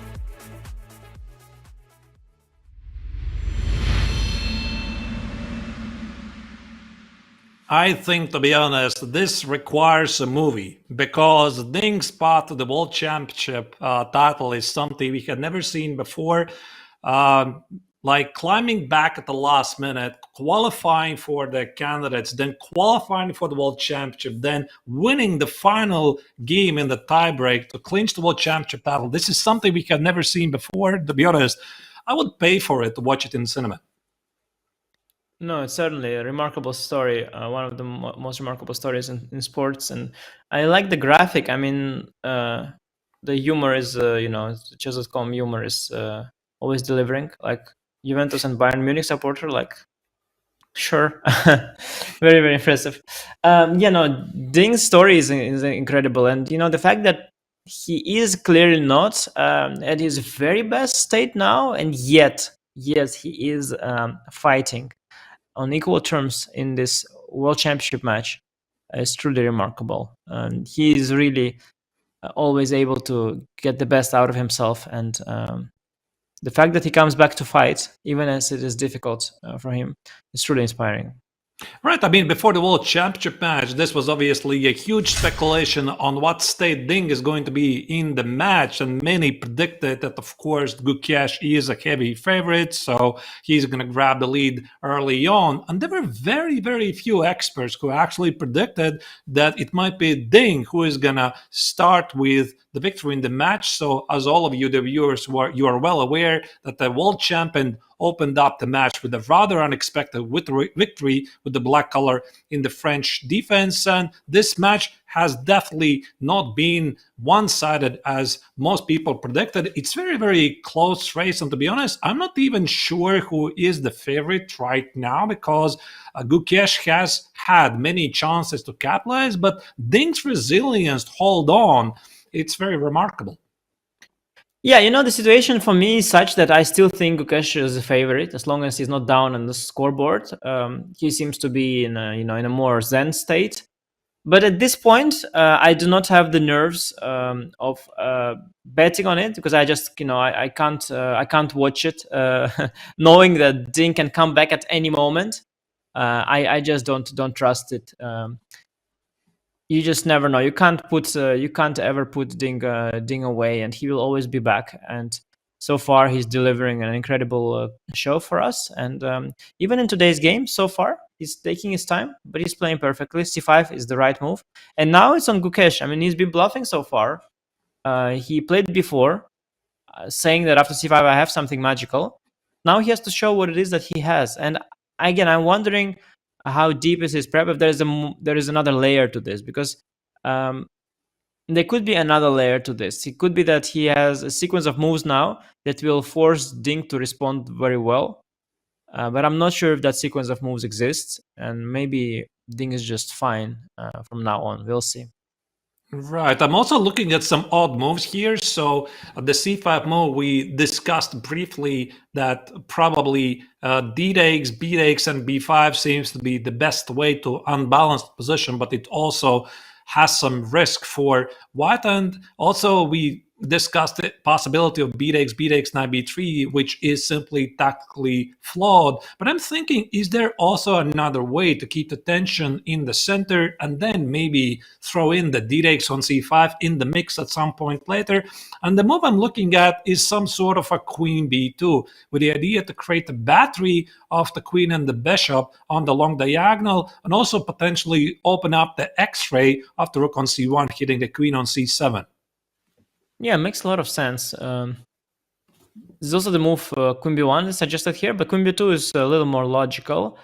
Indeed, as you're also applying the pressure on that B2, A1, H8 diagonal, yeah, somewhat, controlling the E5 Right. square one more time. No, makes a lot of sense. Definitely a very principled move to consider. I suspect Gukesh might reply quickly, because he might still be in his prep, but might also not be the case, or he might also not be remembering it. So it's hard to say if we should wait for a move or we should just start looking at different options here. Curious, what's the prep situation now? Because this certainly isn't the files. The files these days are giant, but whether Gukesh remembers this particular deviation, that is always a question. Because as a player, you start looking through those files, and you mostly look at things that are nobody is prepared. So he took B takes on C5 instead is played. Yeah. All right. No, he's still in prep. I'm not surprised. I mean, I respect your move Queen B2. I respect the move Queen B1. Probably they're all decent, but his team has looked at this in depth and decided that BC, followed by something that he will now usher, is the best way of testing your opponent. After BC, I think there's a move DC as well, simply, and then there are some questions on the C file and also knight G5 sometimes. After knight C5, knight G5, maybe, this somewhere, not maybe mid because D4, but somewhere. Maybe DC knight C5, CD, bishop D5, knight G5. There are some kind of options here that the computer was suggesting that could ask Black a question. By the way, Anish, speaking about those files you mentioned, obviously the main difference between super GMs and typical GMs is the extensiveness of the analysis, big, huge files in PGN format or whatever format. So if you would give us some insights, how would the typical file, for example, for Catalan look like? How many variations they are like? I once heard a comment about Kramnik's prep that he was requesting his seconds to have 8 concatenations against any move. So it's like any move, for example, in the Catalan has 8 concatenations, and every concatenation has 8 concatenations. So is this really exaggeration? But what could it look like? Yeah, Vladimir Kramnik's preparation is known to be to have been one of the best and most thorough.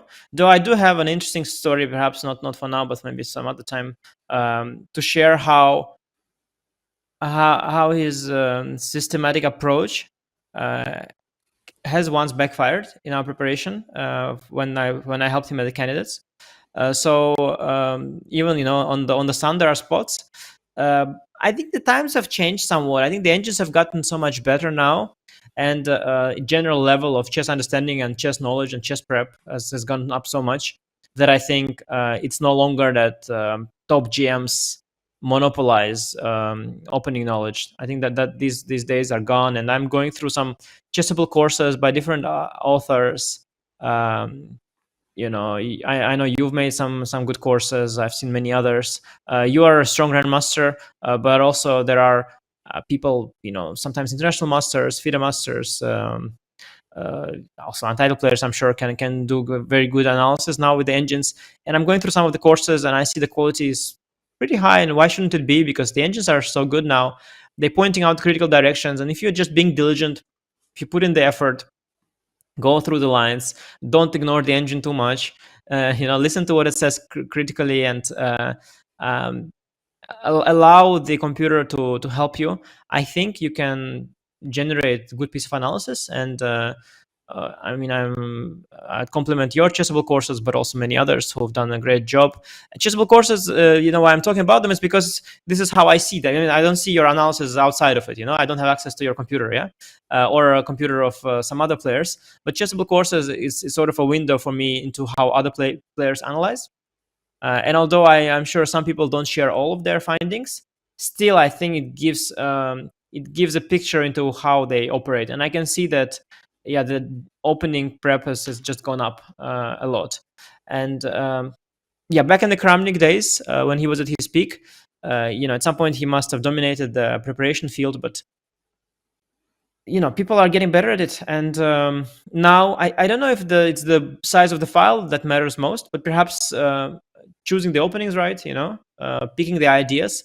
You might have also 8 moves in the file, you know, but maybe, you know, if you play Magnus Carlsen, he also has those 8 moves, but he will be able to maybe choose better and realize that, you know, against you or against that grandmaster, this one of the 8 is the better try today, because, you know, maybe that position doesn't really suit your style, or maybe this is the kind of move that you wouldn't have checked deeply, or the kind of move that you would have dismissed. So choosing, you know, where to go and trying to use that human touch is perhaps an advantage, because I think, yeah, just looking at 8 moves with the engine, I mean, anybody can do that, I think. Yeah, it's very interesting that you mentioned the chessable courses. I always wanted to ask, are the top GMs following also what's written on chessable courses and getting them just to add some extra layer of ideas in the repertoire and then somehow combine it together? Or still it's like a separate team, separate analysis, and at least for the highest level grandmasters, they don't really need it? Yeah, it's a question, you know, it's one of the sources. Similar question, different but similar, is like, to what extent do you look at the database of games? You know, like, you can try and analyze a certain opening with no regard to human games that have been played there. You can just not look at it, and you could still get away with a very fine piece of work. You just look at what computer says. Looking at human games, it could just be a waste of time. You know, like, who cares like how like 5 other GMs responded here? At the same time, sometimes it could offer you that extra, and sometimes it could be a game changer. Sometimes there could be a move that has been played before, which the computer doesn't say because you had like 6 lines of the engine and it's the 7th one, and it's not too bad, and it has been played before and you missed it, and it happened in your game and you don't know how to react, and because of that you lose. So it could just change the outcome of your game. And similar with chessable courses, yes, you can surely live your life as a top grandmaster or a grandmaster without chessable courses and ignore them, and you can probably do just fine through other sources and just analyzing on your own. But, you know, they could sometimes be make a difference, and sometimes it could make a difference between winning and not winning. And yeah, you know, I have to be honest, like myself, I don't always look through everything. I mean, there's also so much, and also I'd go broke. You know, even in discount, if I start buying all chessable courses, I'd probably go broke at some point. There's so many out there. But I do really try to get myself up to speed on the stuff. And yeah, sometimes I find interesting things. Rarely I find cases of like certain works like that, not necessarily on Chessable, but also other platforms where you see that somebody did a course, or a file, and even now with all the engines, they still manage to give a terrible recommendation. And I'm thinking, like, how did you manage that? I mean, nowadays with the Stockfish 17 telling you exactly what to do, why did you pick the fifth move and not the first? Like, what's wrong with you? But usually, it's all very, very interesting, and yeah, it gives you a little extra. I don't think it's necessary, but sometimes it could make a difference, and maybe it's worth checking it out even for strong players. And I know there are different people. Like, I know, for example, Maxime Achelagraph, he kept refusing to get my Najdorf course, like some sort of a principle thing, I think. I mean, it's not the money issue for the player, but it's like a matter of principle. Yeah? They're like refusing. They're like, okay, it's beneath me. It's some trash you did for the amateurs. I'm not going to buy it. And I'm like, okay, you can, if you want to do that, it's fine, but there's no point not to get it. I mean, but he would refuse. So, it can be funny. Yeah.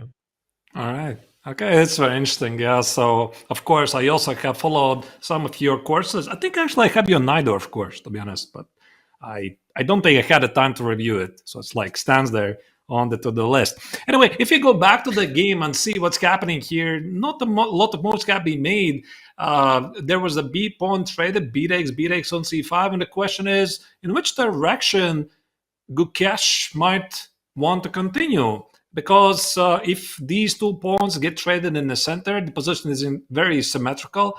And I just try to understand, what is it Gukesh is planning here? Is it again this idea of knight b3, or is it some smart capture on c5? At least intuitively, I cannot come up with an idea. You mentioned this knight g5 idea and capture on c6. So is it d-takes on c5 and knight g5, or should we look in a different direction? Yeah, so how I'm reading what's happening now, if I look at Gukesh, and the fact that he took BC instantly, while if you would be out of book, it wouldn't be at all a given. I mean, you would consider DC, BC, B5 or whatnot. I think he has prepared to capture on D5 and C5, both. He remembers DC, knight C5, CD, bishop D5 position, but he's trying to understand now what is the right order to get there. And that's why he's thinking. Could it be that he knows with the position with rook c8 and not rook d8? And he's trying to compare these lines? Possibly. That could also be the case. But I think more likely, given that he has taken BC so fast, I think it's more likely that he knows this particular one as well. But he's just trying to understand how to get the position that he remembers is in the file. And he's trying to find the difference between CD first or DC first. And that's why he's thinking. And it's a difficult choice, because you have to consider, for example, after DC, bishop c5, CD, you have to briefly consider things like bishop takes f2 check, for example, just briefly, just to make sure that that doesn't work.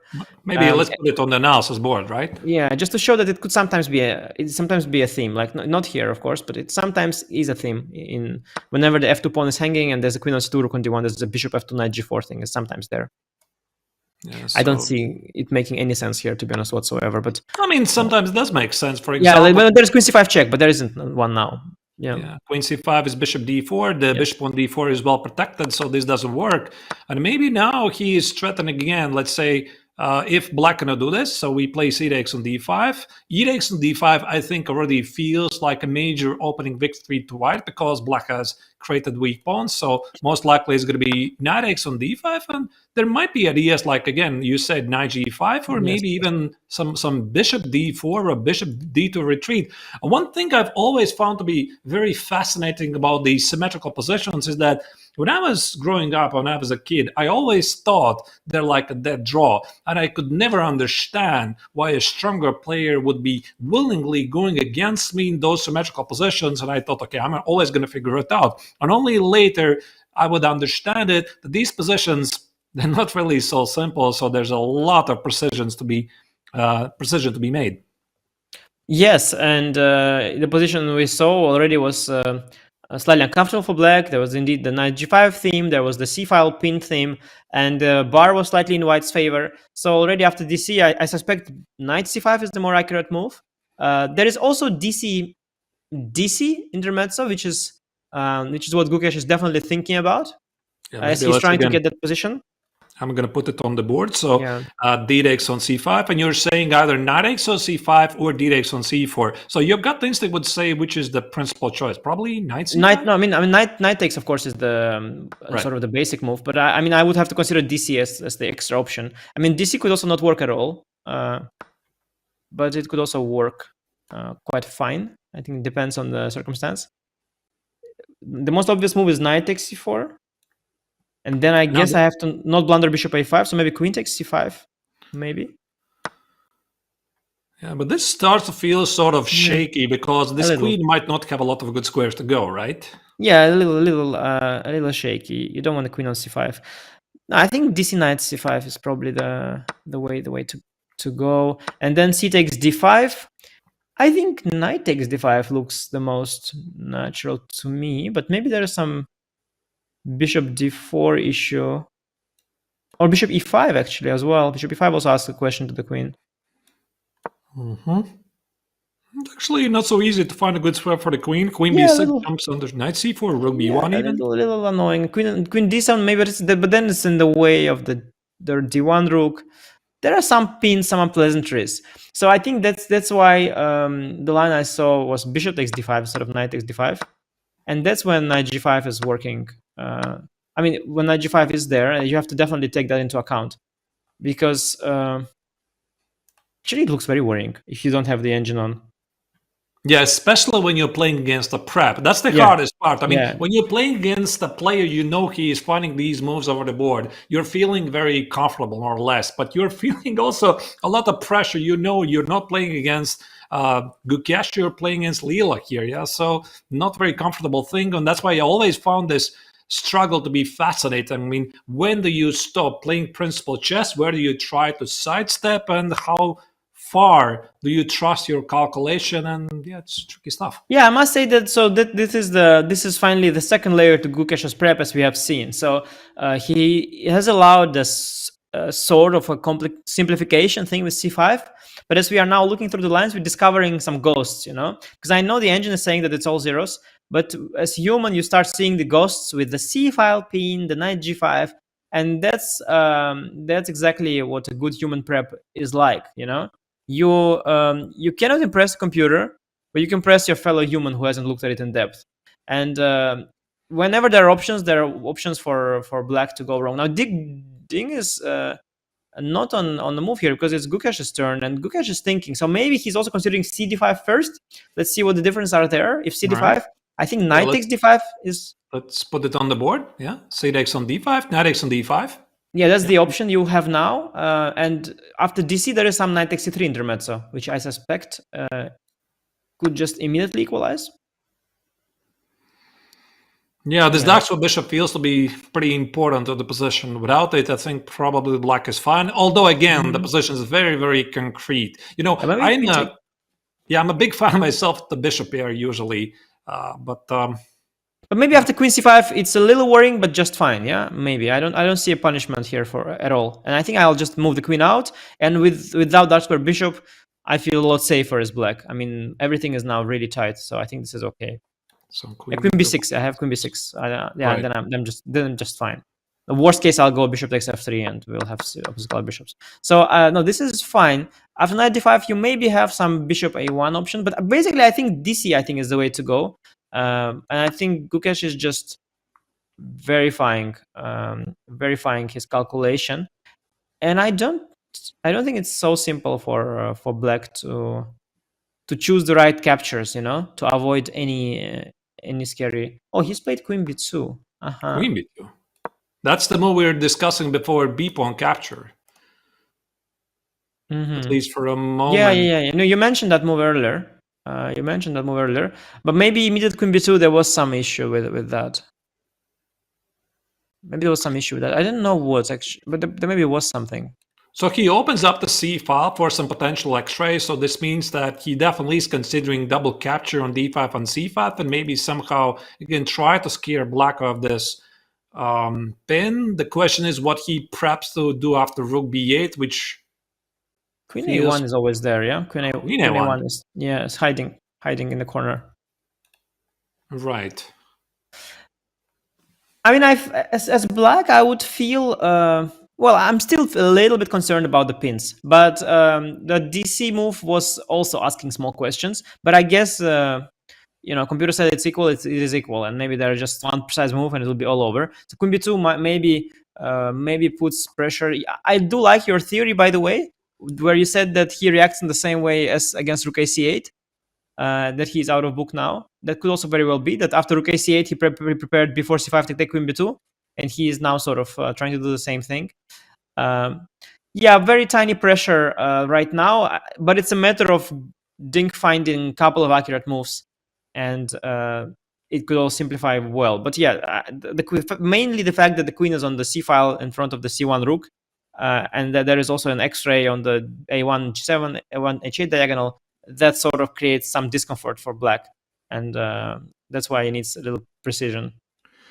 Intuitively, Anish, I'm looking at this position, and I don't know why Gukesh decided to include b takes on c5, then play queen b2, because if I may, I would like to go back a couple of moves. Yeah. That's why I like this queen b2 move, or maybe queen b1 a bit earlier, because it felt like White has more choices, meaning I'm still keeping all the opportunities open. I'm keeping the opportunity. Yeah, you do allow CB. So let's see queen b2, c takes b4, because there's one downside of that is that you have c takes b4 option now as black. So takes, captures. And then I take on b4 and I take on c4, and we get a different Tarrasch type structure. The semi-Tarrasch type structure. Wow, there's something I blundered about. There's a little issue on d6, yeah. d6 weakness. Yeah, the fact that I can't. Also my rooks are wrong. If I had the rook a on d8, I would go queen b8, and now the f7 pawn also feels a little soft in some lines. Some knight g5, queen e7, knight d6 things, whatever. So yeah, I'm a little out of coordination here. Okay, I give you that. So I don't go dc. Maybe I go rook a8 there. Yeah, rook a8. The point is after c takes on d5, you're willing to take on c1 and probably you're playing queen b8 on this semi-Tarrasch positions. Yeah, maybe that's why. Maybe that's why here Gukesh decided to include b takes. Yeah. No, I mean I'm sure that Gukesh he has released the tension there for a reason. He wouldn't just make an inferior move so early in the game, you know. So there must be a reason why he didn't start with b2. And maybe cb rook and take on rook c8 is one. Now the pressure is minimal. I mean, I see here the good engine running with in the broadcast here, and it sort of is in the zeros everywhere. But it's humanly speaking, given the fact that Gukesh was playing quite fast at the start, there is a little pressure on Ding, so he should play accurately. There are different ways of trying to diffuse the tension. I like the move queen b6 here. Trying to get rid of the... I was about to suggest it. Queen b6, and if the queen goes to a1, I can basically do the same. Same. Queen a6. Yeah, I also like this queen a6 move. I think it might work. And if I get the queen out of the way, then I can peacefully trade the center and reach the rest day. Basically, that would be what I would want as Ding here. Right, because the point here, if black plays something like rook b8, queen a1, the tension still remains, and the queen on c7 remains in the harm's way. So you always have to navigate between these complex lines that at some point White might want to release the tension in the center. Like at any given moment, White can play d takes on c5. At any given moment, White can play c takes on d5. So queen b6, queen a6 makes perfect sense. And also from my understanding, a big part of being a very good player is to feel the right moment. How long do you have to keep the tension in the center and when to release it? So this is very fascinating stuff. So both sides at the moment can take on d4, can take on c4, and White can do it vice versa, but none of the players is doing it. Yeah, it's very, very complicated. Sometimes it doesn't matter, sometimes it does, and it's hard. Ding's taking his time, by the way, and I think it's all right. Gukesh also spent half an hour already, and I think for Ding in this kind of position, it is indeed fine to take a lot of time sometimes, because if you manage to release the tension well and trade everything correctly, then you will not need the time anymore for the rest of the game. The rest will play out itself. So he should take a moment for the next 2-3 moves to determine in what order and sequence he will trade the central pawns, so that by the time he trades them, there isn't going to be some issue on the C or B file, but there's going to be sort of full annihilation without any issues. And yeah, the move queen b6 is really screaming at me right now. Maybe also knight b3, something white considers there, but I'm not so sure about it. Maybe Queen b6, knight b3. You mean? Maybe that's the move that he worries about. Yeah, dc bishop a5. Yeah, let's maybe put it on the analysis board. So a5 here, just, yeah, I don't know. Yeah, queen b6 and knight b3, rejecting the trade and threatening bishop a5. Yeah, so dc bishop a5 works for white, or queen b5. Queen b5, bishop d8, rook d8. So you're saying you're willing to give up the exchange, but the knight on b3 remains. Maybe I'm winning the pinned. knight, yeah. I don't know, maybe I'm just winning the knight. I think I am. There's some DC, sorry, there's DC here, and c6, knight d4, so there's some complication. Maybe not CB, maybe bishop c5, yeah, because I'm c6, knight I just d4. wanted to show this idea of c6 and knight e4, which is a very cute way to win back the material. So the point here obviously is not d takes, but maybe bishop c5. Bishop c5, and you still cannot take it. That's a pin. Yeah, and maybe it works out for black. Quite complex stuff, yeah, but maybe it's working out. So many captures. Yeah, there's knight e4, so many forcing moves to calculate. Knight e4, bishop d4, the bishop on b7 and some lines is hanging. So yeah, it's not really so easy. But that's the point here. By the way, Anish, the question to you: would you calculate here this move yourself with the white? For example, after queen b3. Queen b6, are you right now already considering knight b3, d takes on c4, bishop a5, or you basically leave this to black? Because I always found this really fascinating, worked in the West time. So I find queen b6 to be a very difficult move to make, because after queen b6, you see that knight b3 definitely is an option, and you start to question yourself, am I making the right move? And now that d takes on c4, bishop a5, queen b5 looks very interesting, are you calculating this line from the white's perspective? Or you are saving your energy and doing something else? What do you do? Yeah, I'm usually grabbing some pawns around the playing hall, walking around a little bit. But after I do that, it depends on how long my opponent is thinking also. I think if they think really, really long, at some point, my brain has relaxed enough and starts.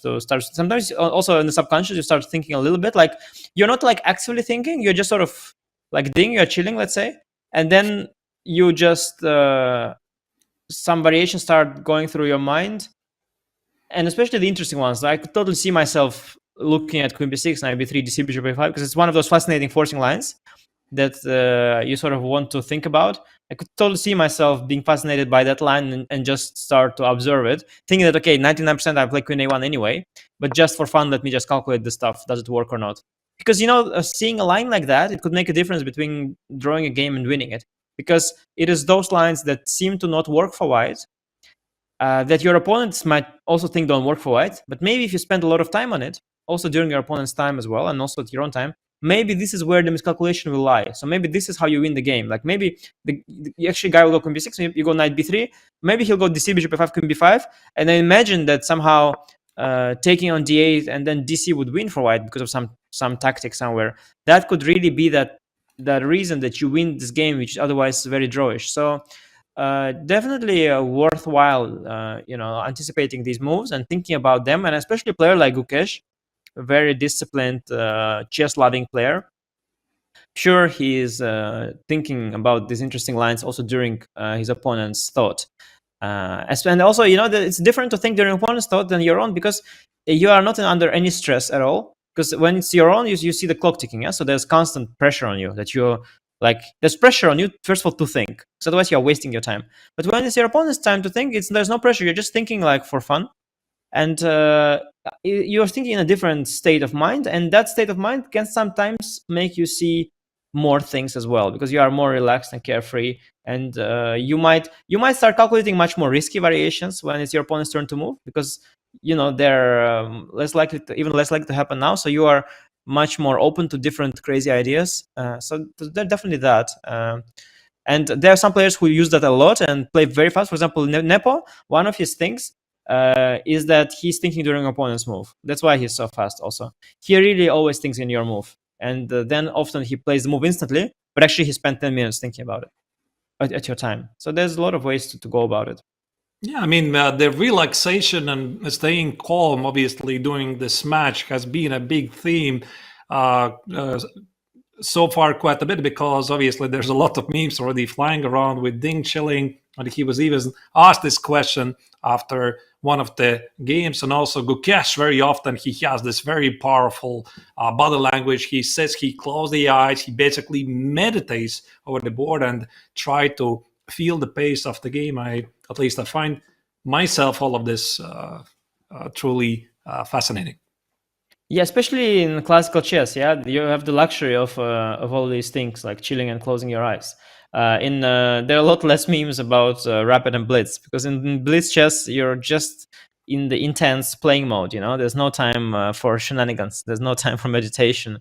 There's no time to chill. It's just hardcore playing. But in classical, there's a lot of time. You need to also indeed spend your energy well, because if you think about the entire time of all these 5 hours, you calculate nonstop, you might have a burnout at some point, and you might end up blundering. That's why some players who do that, for example, Veselin Topalov, one of the greatest players of all time, he was always thinking. He was known to never be getting up from the board. He constantly sat like that the whole time, and he was just calculating during your move, during opponent's move, during everybody's move. He was always thinking, calculating, and that sometimes produced incredible games. And he had this streak in a tournament in St. Louis that he won to become a world champion. He would just crush people. He was showing insane level for long streaks, but he was also prone to blunders, because when you are spending so much energy, of course, you find a lot of good ideas, but at some point, the brain can also just refuse and shut down. And brain shutting down is what causes the blunder, yeah? Because then you just do something which is out of character and you miss something easy. And so in Topalov's style, you could see that for a player of his standard, for a world champion, he would blunder a little more frequently than another, let's say a Kramnik or Anand. While they're all around the same level, let's say in some sense, Topalov would have more games with computer precision, but sometimes he would blunder a little more because of that feature of his style. So there's definitely downsides to constantly thinking as well, and this whole cheating thing is actually there for a reason. Also, by the way, I think that if we compare this World Championship to the previous World Championship when Ding was facing Nepo, I think that also there's a massive difference of player presence on the board, because the last World Championship, I think it was a bit too much, because basically most of the time, none of the players was present on the board. So they were like using this time to spend time in the rest area. Here you see both players are pretty much all the time sitting over the board. But the question here I have for you, Anish, would you agree that players can categorize in general in two categories? So this is my suggestion. So there's the sitters and there's the walkers. So that the players who like to sit over the board and basically never get up, and they're the players who just cannot sit. They just have to walk. Yeah, true. That you could definitely do that. I mean, there must be some sort of. It's still probably a spectrum. I guess it's not like binary. It's definitely a spectrum with like Topalov on one extreme and like Peter Svidler on the other, because they're also different walkers. They're like the chill walkers. They're also like guys who are like, it feels like they're like late somewhere. They're like walking around the playing hall like they're about to catch a train. They walk really fast, and I remember Peter Svidler walks really fast when he walks, and yeah, it's really fun to watch. So there's definitely a spectrum there from sitting down the entire time to walking a lot, and I would say that Gukesh is probably Gukesh. He has that pacing thing too. He likes to do that as well. There's also different ways like within the walking. You've got people who are just walking around their own board, just circling, like like birds, like a shark. A shark, or like birds, the prey. I remember when I was a kid, it was very funny. I played one experienced player. Okay, I'm not gonna say who he was. Maybe like he doesn't want to, but this is kind of funny story. So he actually not there. I was a kid, and at some point he complained to the arbiter. It was the first time I had that complaint. He said, "Can you tell this guy to stop walking? He's walking all the time like a Sputnik. He's Sputnik, like a satellite." Because he called me like a satellite. I'm walking around like and he says like make a circle like a satellite. So yeah, there are different ways of walking. there is also walking around an entire playing hall in a big tournament. Like for example, you have like an Olympiad with a giant playing hall and like hundreds of boards, and you just can be like walking through like all the playing hall looking at the games. Sometimes you can go like all the way to the matches down below where like players from very countries where chess is undeveloped, like very low rated players, unexperienced players playing some very fun games. So you could also like walk there. So the different ways of walking. Some people, they just get up and walk to like a bathroom and back. This is the walking they do. Some go to the bathroom more often than the others as well. Chess, sometimes you drink a lot. Also, some people get nervous. There's nuance there as well in the spectrum on all of these things, but it definitely is. It's definitely a thing. Yeah. I mean, you have taken it basically to the next level, because I was basically dividing those who are sitting and those who are walking, but you're also dividing the walkers. Here's the short distance walkers, long distance walkers. There's the thing. Yeah, you can go as deep down that rabbit hole as you want. Yes. Yeah. So interesting that you mentioned also Peter Svidler. I think he's an infamous walker. Yeah. So. Really. No, I don't mean it. I don't find it annoying at all. Neither as a player or spectator. I mean, I don't say it negatively. But sometimes I did notice that he does walk very fast while he does the walk. So that's interesting. It is really fast. So I'm also changing the pace depending on circumstances and depending on the playing hall. It's nice to walk in a spacious playing hall where there's space to walk. I'm sure if you place me in like a tiny fish tank, I'm not gonna be walking much because there's nowhere to walk. So it also depends on circumstances, on your mood. Depends on the time control too. Depends on the opponent you play as well. Imagine you have a guy who plays fast all the time. I don't think I walk much when I play Nepo. I don't get to walk much. It's usually my move, so I have to sit down. But if I play Grishuk, if you don't walk, I mean, you're gonna fall asleep at the board. So speaking about it, knight b6 is played. Look at that. Makes perfect sense, right? I mean, it immediately creates some tension on the pawn on c4. Also, knight a4 is a big threat. So definitely, and it goes to show how good Black's position was. That my engine here was saying queen b6, rook b8, and I think one more move, maybe rook c8. I forgot. And now he made the move which was not in top 3 lines, and it is also zeros. Knight b6. So I do not think that Gukesh's prep has been very dangerous. He probably forgot it, or there wasn't anything to have in this particular line, because Ding has navigated it very well, and knight b6 is also fine. There are some forcing lines, but that's maybe even better for Ding. Maybe he'll diffuse the pressure by force. So, for example, one line the computer shows is quite nice: bishop a5. Yeah, let me maybe put it on the board. So bishop a5, bishop a5, DC. D-Dex on knight c4. c4, knight takes c4. This is a nice little resource. So bishop there's many captures now. But actually, white is still fine also because of rook c4. This would be bad, because knight b2. Yeah, knight b2, knight b1. Okay. Yeah, rook yes, c4. but rook c4, queen a5, queen b7. Yeah, but of course, then it's just. Wait, what move he made? Yeah, I played rook c4, queen a5. No, not you. I think the Gukesh played some move. He already played a move. All right, let's see what did he play. Bishop a5. He is following. Yeah. No, this is our line. He's following this idea, pinning a lot of pieces here. Yeah, and, DC, knight c4, knight c4. Yeah. This is exactly what we were about to show, and he's making the move. He plays so fast also. Maybe he was thinking during his time, yes, as we mentioned. Maybe, but also knight a4 was a threat. I don't think he had a lot of good options. Yeah.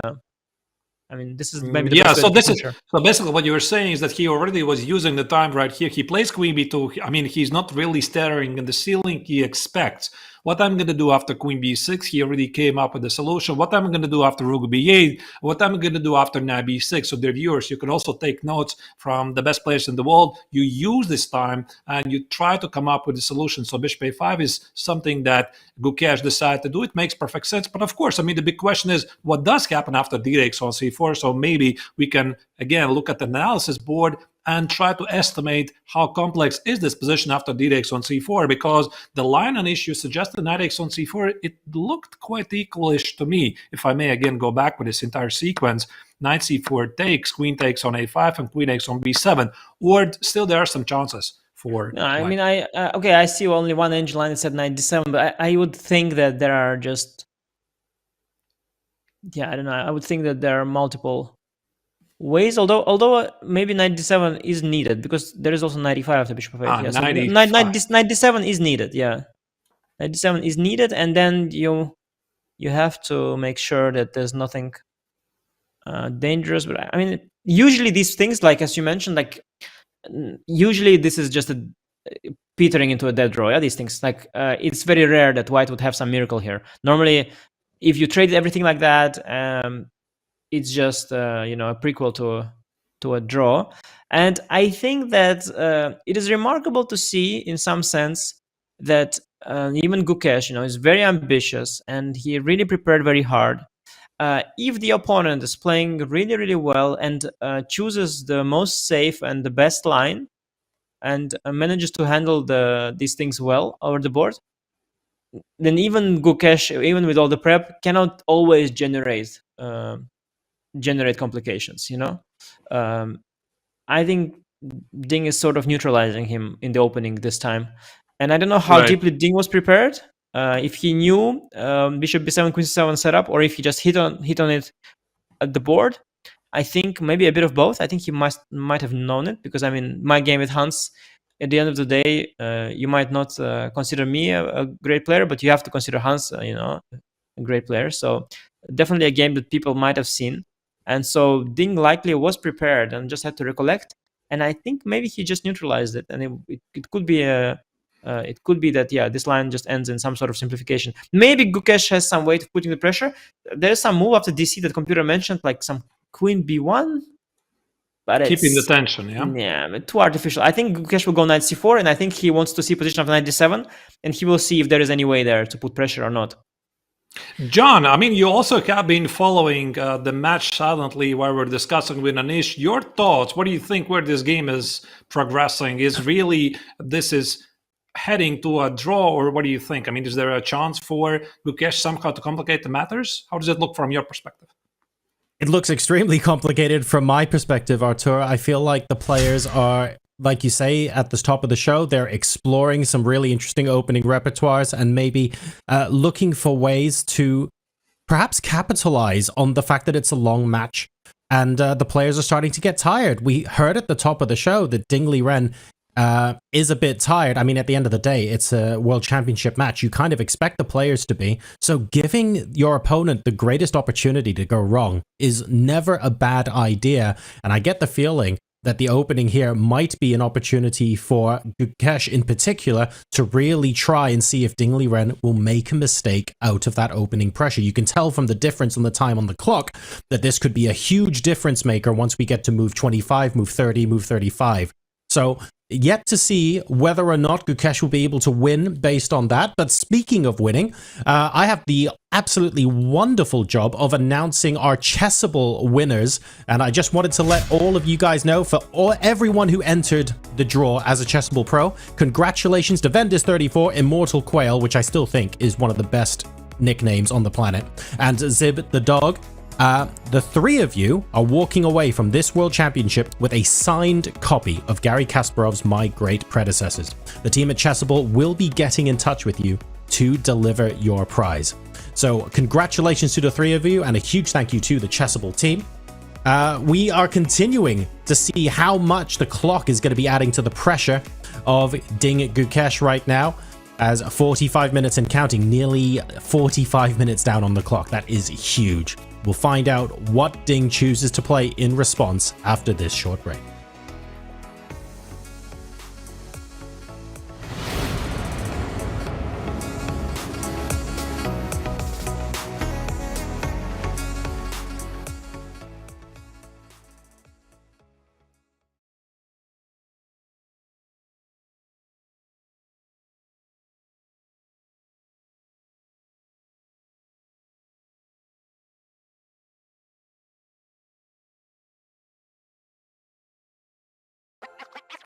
This December, the world's top chess minds clash in the heart of New York City at the FIDE World Rapid and Blitz Championship.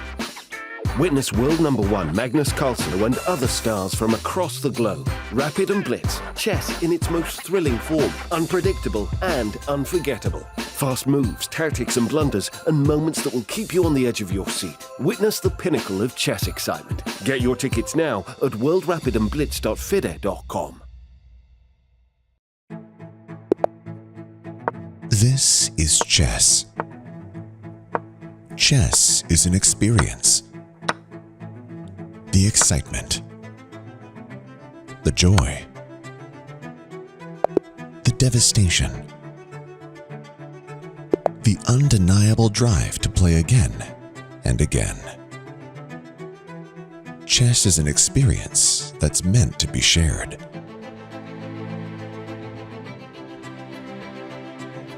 What if you could experience chess in a completely new way? On a real chessboard, with the power of AI at your fingertips. This is Chess Up 2. Take everything you love about playing on chess.com and experience it on a real chessboard. Play a blitz match against a random online opponent.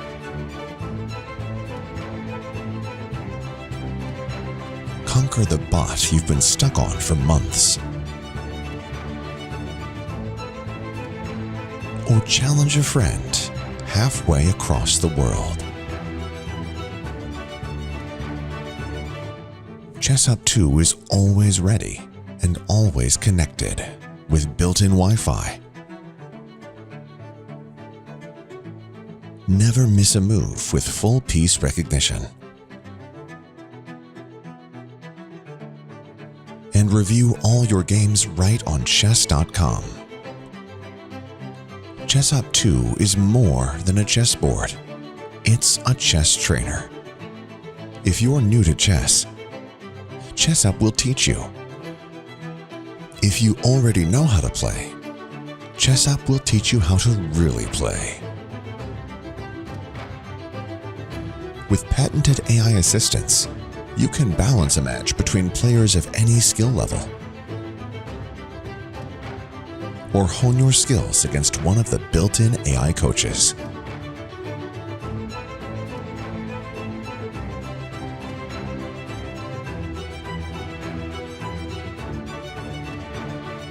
The makers of Chess Up 2 are the same team behind the original Chess Up. The best-selling smart chessboard in the world. So whether you're a beginner who wants to learn and improve while you play, or a chess pro who wants to go deeper into the world of chess, experience Chess Up 2 and level up your game.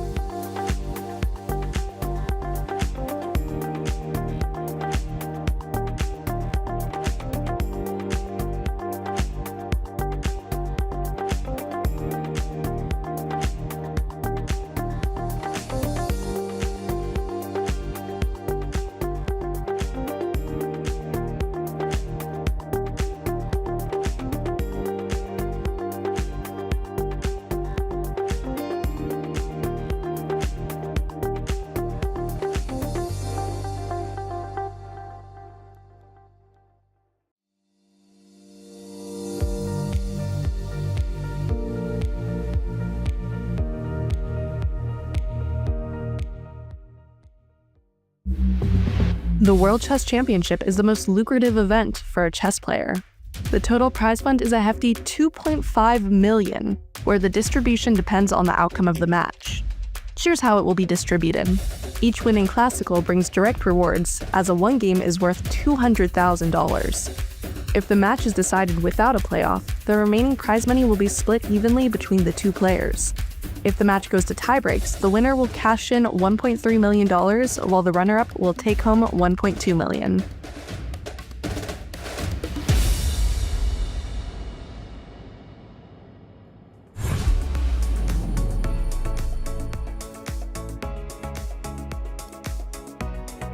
Welcome back, everybody, to the FIDE World Championship. We're down a commentator temporarily. Anish has had to step away for a little bit, but he will be back in the broadcast in about 15-20 minutes time. Don't worry about it. In the meantime, we continue to hop into the action in round number 9. Artur, a very complicated position with a lot of lines to calculate. Perhaps a deliberate decision to try and maybe capitalize on fatigue at this stage of the match or something similar? Yeah, indeed. So the thing about this position, John, is that there's so many ways to include forcing moves. So one thing about calculating the lines is that you want to first check if any of the forcing continuations here work. So since white just played bishop a5 and is applying some pressure on this diagonal, the knight on b6, the queen on c7, the rook on d8 is pinned, you're looking for some captures. So d takes on c4 here, I think it is the principal choice here, but there's one line I would like to have a look at. What happens, for example, if black tries to do something else? So I think that at the intuitive level, c takes on d4, we most likely can discard immediately because I see here all kinds of wrongs. For example, the simple move c takes on d5 and the queen on c7 is hit, but also move like c4, c5, exploiting the pin might be an opportunity here, followed by, for example, c5, bishop takes on c5 and knight b3, and maybe black has some problems. So I'm pretty sure that d takes on c4, John, will happen. Okay, that makes a lot of sense. And from a simplification point of view, are there some good rule of thumb that you might want to use? Help immediately discount things that don't necessarily look that good? What's your recommendation in those sort of scenarios where you've got 5 or 6 different forcing moves? Quite a few of them are probably playable, but you have to make a decision on what to discount straight away so you know where to focus your time. How do you go about making a decision like that? That's a very good question, John. I think that very often I remember one great quote by Vladimir Kramnik, and the quote goes like, the greater the mastery, the greater the restriction. So I try to, based on the gut instinct, eliminate moves that in this position don't really make any sense. So there you go. By the way, d takes on c4 was just played by Ding. Yeah, it just made also perfect sense. And Anish recommended this move a bit earlier. Now I think that Gukesh might have some choices, but if we go back a move before this d takes on c4 and also knight takes on c4 was responded very quickly here, I'm looking at moves that even remotely makes sense, right? So I'm looking at d takes on c forcing move. I'm looking at c takes on d4 forcing move. Knight takes on c4 is very quickly to be ruled out. So what else is there? And the pin remains here. So that's why I would be quite concerned about rook c8, which is pretty slow because white has all kinds of nasty moves like d takes on c5 or the same idea of c takes on d5. So basically here, you just eliminate all of these moves because they don't really make any sense, and you base it with some calculation. There you go. After knight takes on c4, look at this. Bishop takes on e3. That's a move we didn't really notice, but I mean, it kind of makes sense because black is prepping, I suppose, to take on c4, then grab an a5 and liquidate this into a draw. And I'm not sure white's ambition from this position. I mean, Gukesh still with an hour and a half on the clock. Your ambition here isn't to play for a draw. You're trying to complicate. You're trying to force out an advantage. So there's a real argument to say that if Ding is able to navigate this effectively and liquidate to a point where the position is quite equal, not necessarily it's a failure out of the opening for Gukesh, but certainly an opportunity for Gukesh to press here, especially considering the time on the clock, that maybe didn't go the way he wanted? Yeah, it's a most likely, which slightly puzzles me, but again, it's a very concrete solution. So the question is, what is White's follow-up? I think it's very fair to assume, John, that White will recapture on f3 with the bishop, so maybe we can put it on the analysis board and see what happens. Sure.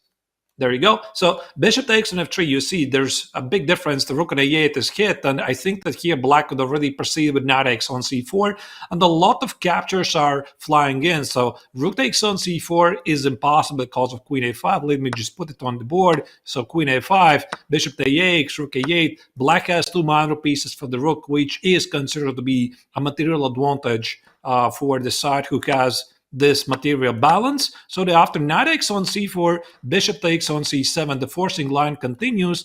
Knight takes on b2, bishop takes on d8, and the difference here is I think that black can just play rook takes on d8, and again black has 2 minor pieces for the rook. So this bishop takes on b7, bishop takes on f3 makes this possible, and apparently Gukesh has to stop knight takes on c4 idea, and I'm guessing that here needs to be an intermezzo move, in between move that's sufficient. So there's so many names of this term. Probably bishop takes on b6, a takes on b6, and now captured on f3. As you see, black has rook at a8 under attack, and the pawn on b6 remains a target. So I'm pretty sure that this is the position where Ding is heading to, and he thinks he can hold it.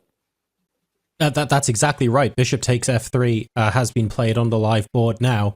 So b6 still very much a target. I guess the difference in this position is that without the black pawn on the a file, the rook on a8 might have some future looking at the white pawn on a2, for example, which now doesn't have a black pawn in the middle. So once you get out of danger here, there might be some counterplay opportunities for black, I suppose, if he chooses to use that open file. Yeah, maybe. But first, also the question, John, is what happens with the pawn on b6, because it's a direct threat and the white is threatening to grab the pawn. Maybe there is a move like rook a4 with the idea to, for example, I'm going to put it on the analysis board now. The point is to meet knight takes on b6 with some rook b4 ideas, but does it even work? Because, for example, here I see some tactical ideas. I'm going to play knight b6 and rook b4 simply doesn't work because of queen b4, followed by rook takes on c7. So the queen on c7 is unprotected. So I would go back here maybe and try to understand, where do I need to position the rook? I think that rook b8 is slightly passive, but it's very safe. It's also possible to explore rook a6 with the idea that you mentioned, keep the pawn on a2 in check. But probably at the gut instinct, I think I'm going for rook b8. But it leads to another question. What happens after knight e5? Are there no problems with incoming knight c6? I was basically just about to ask that, because e5 looks like such a strong square for the knight. It's underpinned by the pawn on d4, and you can't capture that, of course, because the rook on c1 is pinned to the, or the queen, I should say, is being pinned by the rook on c1. So it's not that straightforward to get rid of this knight. There is a potential opportunity, I suppose, to lop off that pawn with a rook if you're not careful. But again, the c file just looks to be a problem that white has to resolve. With so much going on in this position, I want to look a little bit into the future. If you're Gukesh and you're playing to extract a mistake out of Ding Liren, ideally on the clock in 5 to 10 moves time, I think it's fair to say that's going to be Gukesh's objective in this position. What are the strategic things you want to have in place 5-10 moves from now to maximize the chances of Ding making a mistake? And I'm asking this from a practical perspective, because if we rewind the position to 5 moves ago, for example, way more forcing moves and way more complicated than it is now. It feels like we're maybe not halfway to liquidation, but it's certainly a simpler position than it was a few moves ago.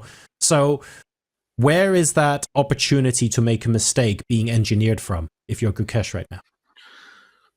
Right, I think these are the weakened light squares, and if I'm Gukesh, I'm looking for a way to organize maybe an outside pass pawn here. So ideally, let's say if I'm able to get to a position, let's say black plays something like rook a6 to protect the pawn here, and if white doesn't have anything, I would like to get something like this in ideal scenario, because I have a very strong light square bishop, and even though we have obstacle of bishops on the board, I have an outside pass pawn. And as you can see, this bishop on f3 conveniently attacks the a8 square. So even if we trade off quite a bit of pieces, we trade off the knights, we trade off the rooks, and we trade off maybe the queens, the position is not really so simple because white can press it. But again, I think the point here is that black is not going to capture on c5 with the pawn, because why would he? And bishop takes on c5 here makes perfect sense. Still, I find this choice, to be honest, be quite puzzling by Ding. And there you go. He just played rook a6, so he must have seen some ghosts in the other line. Yeah, maybe he has. Rook a6, we were just taking a look at that. This sort of brings me into the other scary thing about the position that I wanted to talk to you about, and I think some people in chat have mentioned as well. Part of the reason why this could be a little bit worrisome for black is because of that strong bishop on f3 bearing down on the a8 square, right? It just causes all sorts of coordination problems, and the bishop is about as happy as it can possibly be on that square right now. There are some openings, there are plenty of lines. I'm thinking about Sicilians in my mind, but there are others as well, where you strategically give an opponent's piece. Like, you give a knight a really good outpost, you give a bishop a really good diagonal, and the whole point of the position is to play around it and say, well, yes, you have some fantastic squares you're looking at, but that's not where I'm playing this game of chess, and therefore I'm going to make sure it doesn't matter. It doesn't look like that's what's happening here. The bishop on f3 not only is a powerful piece, but removing the a8 and b7 squares feels like it's tremendously frustrating for black right now, and he's not playing elsewhere on the board. How does black solve that problem? There's no sidestep here that I can see. Right. I'm also slightly concerned about this entire sequence. So let's put it again on the analysis board and try to understand what exactly Ding did not like about this entire sequence. So I think he's, of course, perfectly aware that you're not supposed to give up the last of bishop on f3 just like that, because it weakens so many light squares. But chess is annoyingly concrete game, right? I mean, it's very concrete, and sometimes this position requires concrete solutions. So if I may, going back a couple of moves here, after queen b2, knight b6, and bishop a5 here, we were discussing with Anish that after d takes on c4, knight takes on c4, this probably was the critical choice. Again, bishop takes on c7 simply does not work, because again, bishop takes on c7, knight takes on b2, bishop takes on d8, you just take on d8, and again, it's two minor pieces for the rook here.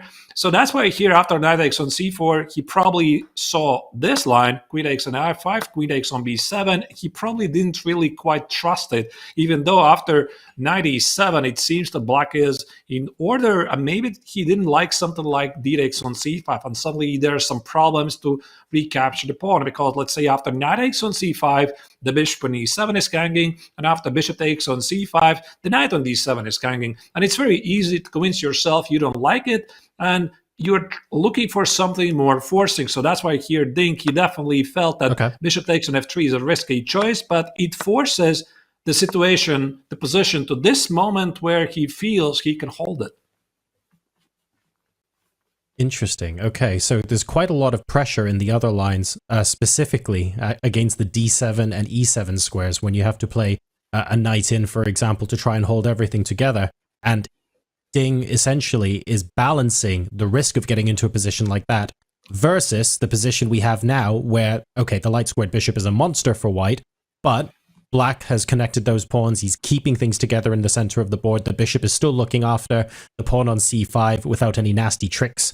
And on balance, we guess Ding has just felt like this is the better of the two scenarios to go into.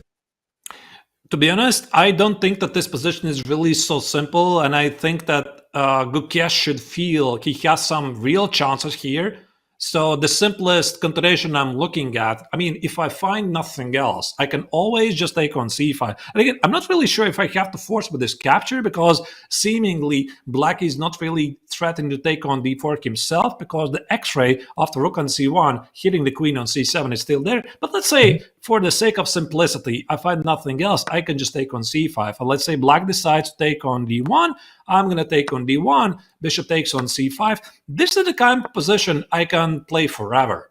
Yeah, I can play knight c6, I can create some pressure, I can maybe launch some improvised king set attack. By the way, knight c6 comes with some rook d8 ideas.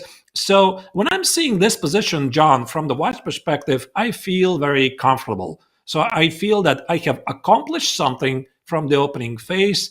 But the question is, do I have anything real? So Gukesh right now has 1 hour and 20 minutes on the clock, 50-minute lead. So this is the perfect moment. Try to get a better feeling of the position and figure it out. And one thing I would like to do here, maybe also consider unbalancing the position. So if I'm able somehow to play knight e3 d5 and put the bishop on d5, this immediately rings me a bell of some familiar games. And there was this one game I was showing to my students some time ago. I believe that was the game of Levon Aronian playing against Vasily Ivanchuk. He was able to outplay Ivanchuk in a seemingly harmless endgame, and it started with something like, I mean, I'm just going to show the final product of this position, like, let's say d5, knight takes on d5, and bishop takes on d5, which maybe feels like a dead draw. But, I mean, white is holding on the queen side, 1 pawn holding 2 pawns, and this bishop on d5, even with an endgame, is a very powerful thing. So Aronian, if I'm again not terribly mistaken, won Ivanchuk in a very nice fashion. Both rooks were traded off the board, queen each, obstacle bishops on the board, and he won it in a nice fashion. So one thing I know for sure, obstacle bishops are not really as drawn as people think. I think one thing that a coach of mine has said a long time ago now, admittedly, is that opposite colored bishop endgames can be extremely drawn, but if you also have major pieces on the board, if there's a pair of rooks, 2 pairs of rooks, or in this case, both sides still have 2 pairs of rooks and a queen, if anything, they often make positions more sharp and they're less drawish, and you have to watch out for more tactics, and they become very, very dangerous indeed. So we're nowhere close to swapping off the major pieces here. I wouldn't sit comfortably even if my bishops were opposite colored. Yeah, exactly. So indeed, the obstacle bishops are getting quite drawish when you only have the bishops on the board. You insert one more piece on the board, like a heavy piece, dynamics completely change. Yeah, so I think here Gukesh has many very tempting choices. Probably he's not going to take on c5 immediately. So I'm looking at, can I somehow push this d5 idea and organize a pawn majority at a king side? I'm looking at ideas like knight e5, knight c6, and somehow exploit this weakness on c6. I'm looking at the possibilities. Can I somehow organize this outside pass pawn on the queen side that I said? What about even a move like rook b1 here? Give up the pawn on d4 and get to play knight takes on b6 and then push forward a pawn. Many interesting ideas here to consider. So I want to touch on the idea you were talking about of finding ways as white to try and push for this to be a decisive result, even though we have precedent for good results centralizing the bishop, exchanging the knights and playing d5. Ultimately, you're still exchanging off a pair of pieces off the board in order to do this, right? Would you say that would still make the game sharper? Or are you, if you're Gukesh, are you looking more at keeping the knights on the board, keeping as many pieces on the board as possible in order to complicate and sharpen the position as much as you can? Because Ding's performed fantastically under time pressure in this World Championship. I think everyone will agree. He's been able to blitz out some amazingly accurate moves to reach move 40, but you can't ignore the difference in time, and Gukesh has to at least try this, right? Yeah, I think it's not only all about making good moves for Gukesh, he also wants to keep the position as complex as possible. And as John, as you already said, he has a sizable lead on the clock right now. It's almost 50 minutes, so he doesn't really want to simplify unless it's going to back him a pretty serious advantage. So I could easily imagine him here spending at least 50 minutes trying to come up with the move. And here, the one move I would really like to explore a bit further is the possibility to eliminate the pawn on b6 and give me the chance to organize the outside pass pawn, which is the slightly paradoxical move rook b1. So if I may, I would like to put it on the analysis board and try to understand if black has any chance to protect it. Let's see if black that's interesting. Because you've got so many of the tactics were dependent on a rook pinning the queen on the c-file, so moving that away is already question number one. Yeah, it's probably not a good move, because why would I walk away from a potential pin of the the X-ray of the rook versus the queen, but my idea was to play knight x on b6 and somehow start rolling this pawn forward. So let's imagine some hypothetical scenario. I have traded the queens, I have traded, let's say, the knights, and we have this endgame where I have a rook each, I have the light square bishop versus the dark square bishop, and I have the outside pass pawn. I think from a practical point of view, this is pretty dangerous. Probably it's somehow equalish, but not really so simple. But still, we have quite a few heavy pieces here on the board. I don't really buy this, but I mean, this idea of rook b1 and knight b6 is something I'm sure that Gukesh is looking at, maybe not even right away. And also, in the line you just showed, admittedly, this is really demonstrating my 3-minute play as opposed to concrete analysis. At the end of the line, when the knight is taken on b6 on the analysis board, I was counting the number of possible moves for Black to either sidestep a pin or get out of the way and continue to attack the knight.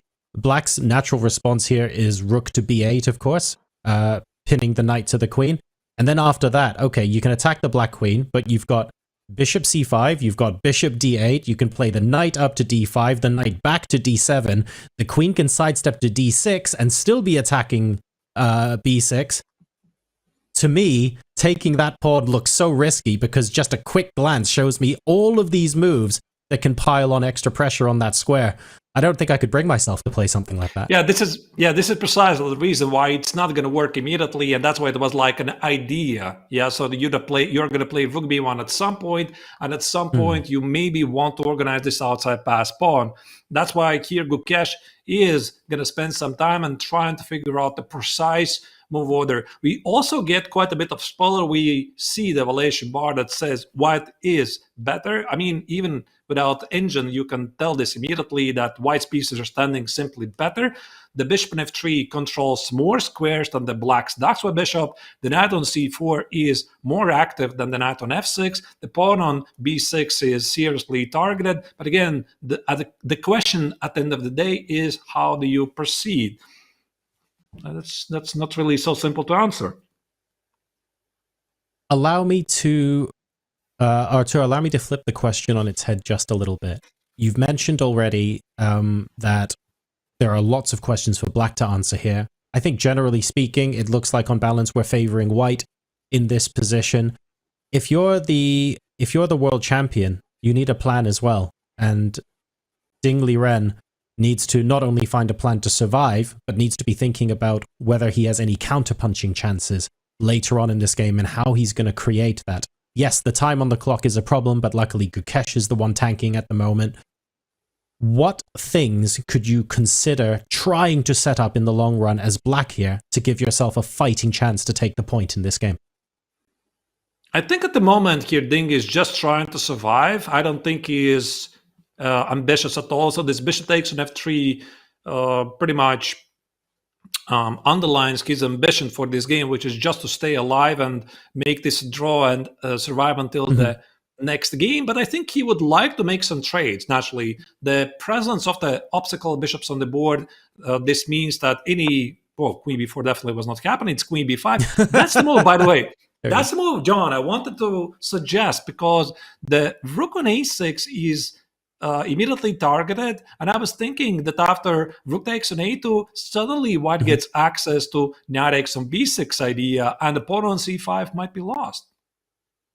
That's what I really like. So, yeah, leaving the defense of the a2 pawn and trying to swap off both pawns on the queen side there. So potential to maybe release a bit of tension, but also activate some more of the pieces on the queen side for Gukesh. Now, he's 45 minutes on the clock at the moment, folks, so he's in a comfortable position from a time management point of view anyway. Did he also have a comfortable road to the FIDE World Championship? Let's find out right now. At just 18 years old, Gukesh is within reach of history as he challenges Ding Liren for the title of World Chess Champion. Born in Chennai, India, Gukesh is one of the most impressive prodigies the chess world has ever seen. He became a grandmaster at the young age of 12 years and 7 months. Had broken the 2700 barrier by the age of 16, he became the youngest ever to break 2750. His rapid rise toward the top has been nothing short of incredible. An impressive performance, and Gukesh is pulling out beating one of the strongest players in the world. At the 2024 Candidates Tournament in Toronto, Gukesh entered as an underdog, but soon he proved to be a real contender. After suffering a setback and losing from an excellent position to Fruja in round 7, the young Indian came back strong in the second half of the event by winning 3 games. What a moment. There it is. Wow. Gukesh Dommaraju, the 17-year-old, he is doing unheard of things. While leading by half a point ahead of the final round, the job wasn't done. Facing pre-tournament favorite Hikaru Nakamura with the black pieces, he needed to at least draw to secure a playoff, while a win would secure a victory. In the end, Gukesh easily held the draw, and when Caruana couldn't convert a winning position against Nepomniachtchi, the Indian super talent prevailed. Official congratulations to Gukesh, the youngest player to win the candidates and to compete for a world championship title. Since winning the candidates, the Indian teenager has continued to impress, climbing to the top 5 in the world rankings. Now, with the chess world watching, Gukesh stands on the brink of history. If he wins, he will make history as the youngest ever undisputed world chess champion and inspire a whole new generation of chess enthusiasts. I'm very excited to play the World Championship and really looking forward to all the preparations and being there.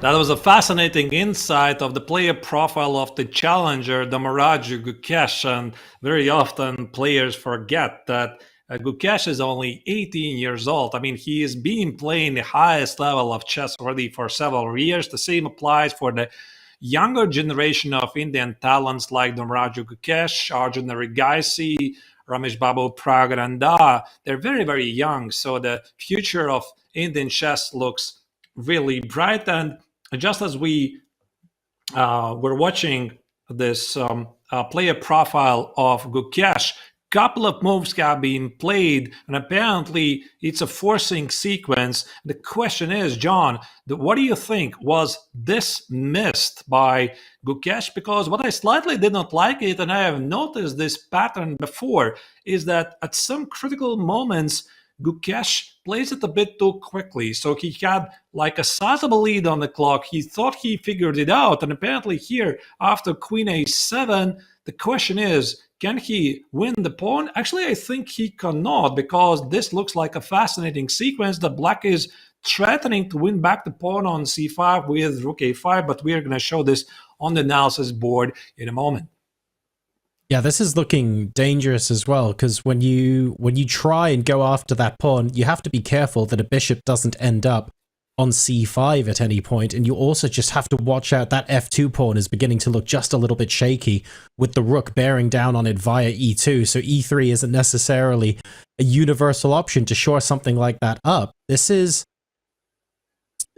I think the best way I can describe it at my level is it looks less clear than it did before when we were looking at the other lines where knight takes b6 and both sides were able to get additional pieces in to fight for the b6 square. It feels like Ding Liren in this position is trying to make it about something else. I'm not talking about b6 anymore. I'm talking about your pawn on d4, my pawn on c5. I'm talking about the pawn on f2 that you need to be worried about. I'm talking about you trying to figure out where my dark square bishop's going to end up a couple of moves from now. So Ding's asking questions that perhaps we weren't even considering a move or two ago.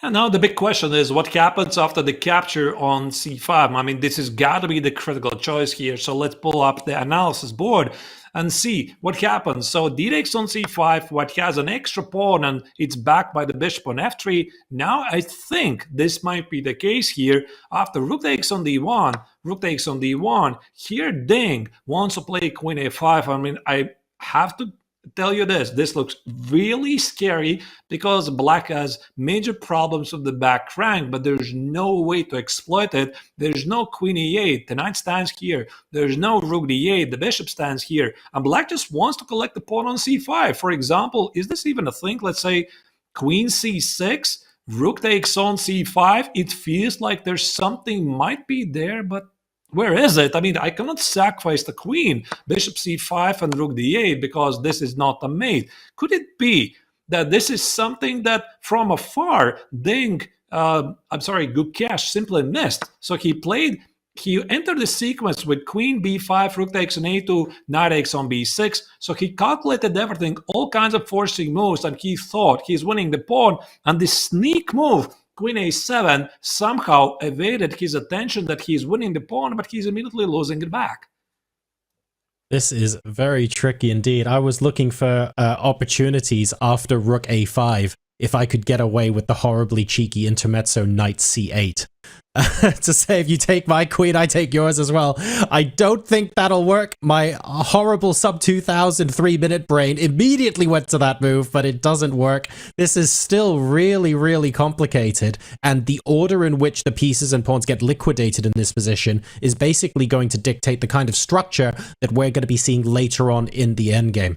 And here to talk about how we're going to be transposing into the endgame, I'm about to get approximately 1000 ELO upgrade, as GM Anish Giri is back onto the broadcast. So Anish, please take it away and welcome back. Yeah, thank you. I've been gone for too long, it seems, and suddenly lots of things happen. It certainly has been. Yeah, there was some twists there, I think. There were some opportunities. Now it seems that although it looks far from obvious that black is 100% fine, it looks like the computer suggests that he is. So I guess that, to Gukesh's disappointment, he will find out that although there are many tempting options here, it seems that probably black will just manage to liquidate it fully, as the last queenside pawn is leaving the board soon. Anish, I have a question. Do you think that Gukesh blundered this idea of queen a7, or he has something else in store? Because that's kind of an invisible move that it's very easy to miss. Yeah, I don't know if he blundered this. I think what his thinking might have been. His thinking might have been like, well, it's sort of drawish anyway, and here let's see if there is a miracle defense for black or not, and if there is, fine, like that kind of thinking. Because if he had some tangible edge that he really was sure would be there, he would probably hesitate a bit more about going down this line. I mean, I think it comes down to this move 20 queen b5 that he's played, and he took some time there, and yeah, that really was a decision. He allowed Ding to take his last queenside pawn on a2, and he is basically counting on the fact that knight b6 wins him the c5 pawn. But I think he suspected that there might be some defense there, and he might also, after queen a7, I mean, there are lots of tempting options to consider, and you have to just be sure. And it's the pressure is on black. Yeah, it's not like white. If there's nothing, there's nothing. But if there is something, it's for white. So I guess the pressure was on Ding, and he let him have it. Alternative was knight e5 instead of queen b5, and I think that was actually computer is giving a surprisingly high evaluation here of knight e5. Well, I definitely had a feeling that white here has some edge, and one thing I was slightly surprised, Anish, is that the relative speed, how quickly Gukesh executed this idea of queen b5, knight b6, considering that his advantage on the clock already was at some point a typical 50 minutes, which is something we already were following in this match. Still, I would have thought that this is the kind of position where he should feel, at least at a gut instinct level, that he is to some degree better, and this is the moment where you want to invest some time, and yet he played queen b5. What would you do, Anish? Would you spend here a bit more time, and what other choices you would consider here from the white's perspective? Yeah, no, I think he just didn't see much anywhere. Knight e5, although computer likes it, I mean, bishop f8, and the knight on c4 actually exerts a lot of pressure on the b6 pawn, which is black's only weakness. So it is somewhat counterintuitive to move that knight, even though towards the center, still not to a square. It's particularly dangerous in this position. So I think his thinking really was he was looking for something here, and he thought that there isn't anything tangible, which might be not fully correct. Because maybe he has some positional edge due to various factors. I mean, the rook on a6 is it's a good rook, but it's a little unstable. The light squares around, like the b5 square, is weak. The b6 pawn is very weak, and light square bishop white has on f3, it's sort of just cutting down the board in in half diagonally, and takes away all the key squares. It controls d5, it controls a8, which is huge. So black cannot double on the a file. So white has some advantages to the position, but Gukesh really tried to find something concrete, and there wasn't anything there.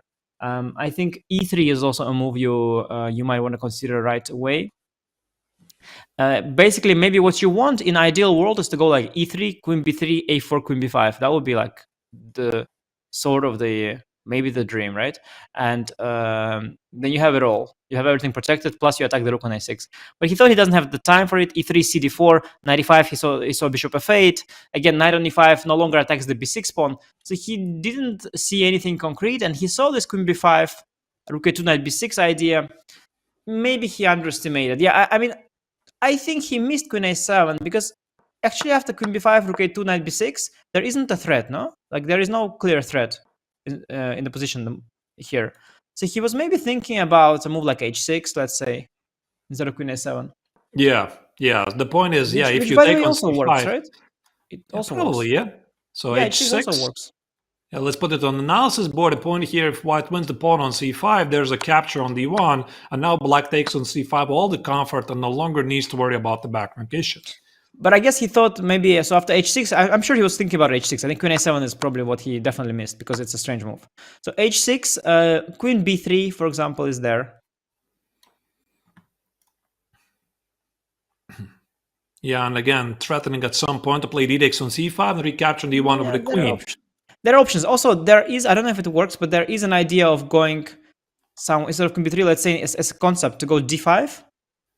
And if you were so kind as to trade me there, so let's say d5, e d5, knight d5, knight d5, bishop d5.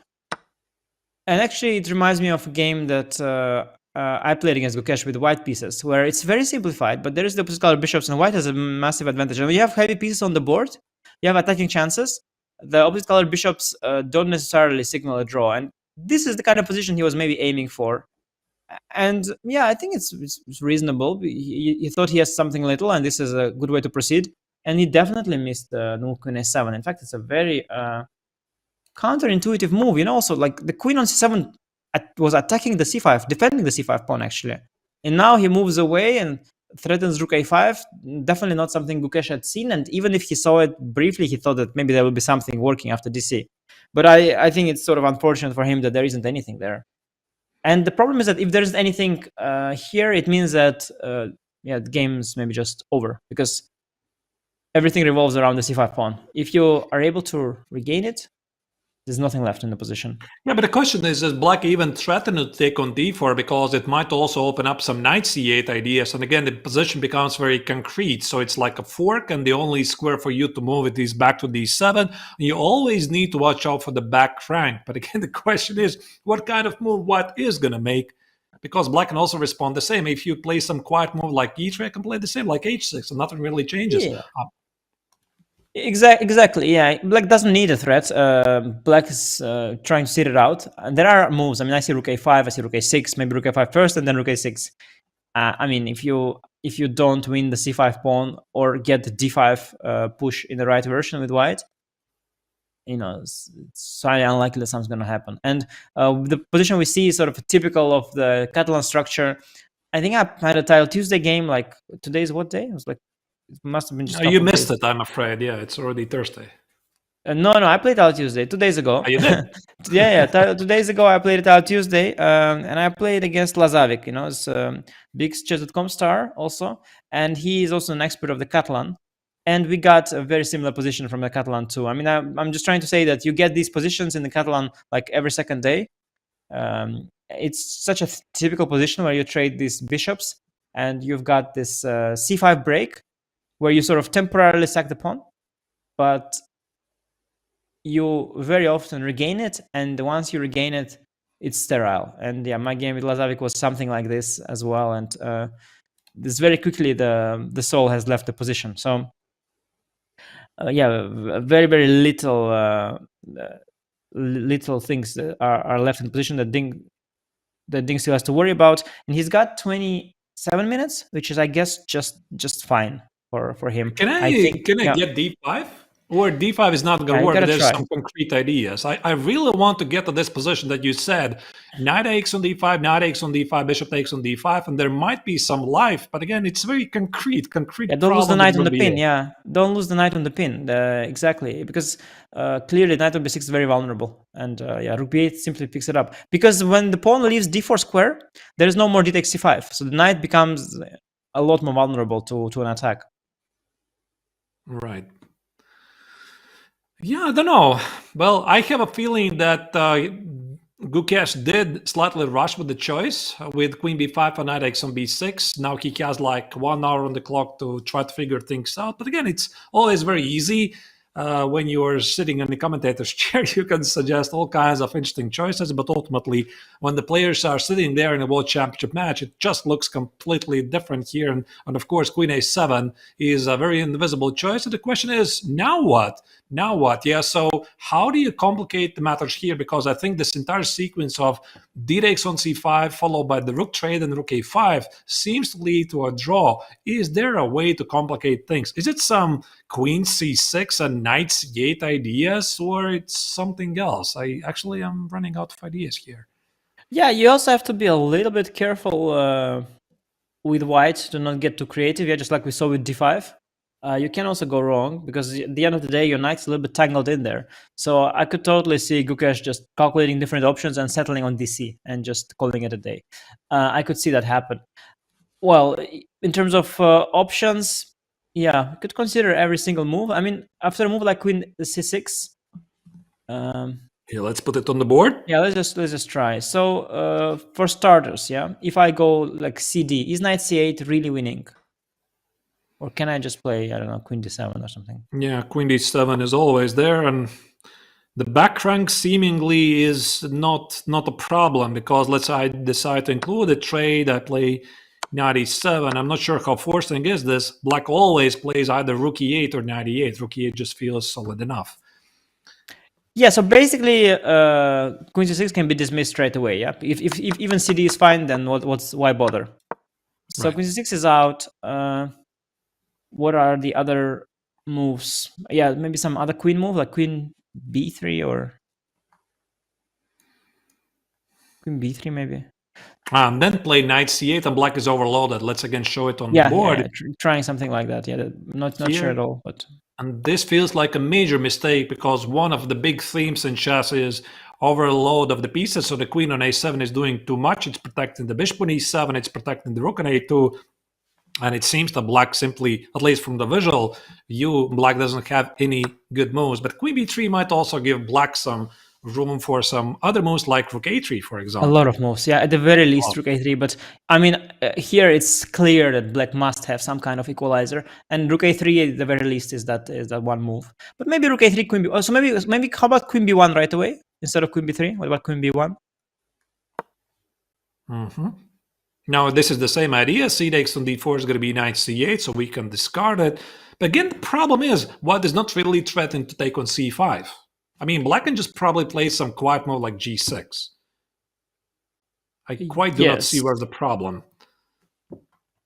So takes here, bishop c5. I'm missing something apparently. Rook d8, rook a8 is maybe the threat that I had. Maybe. Oh, wow. This is actually possible to miss.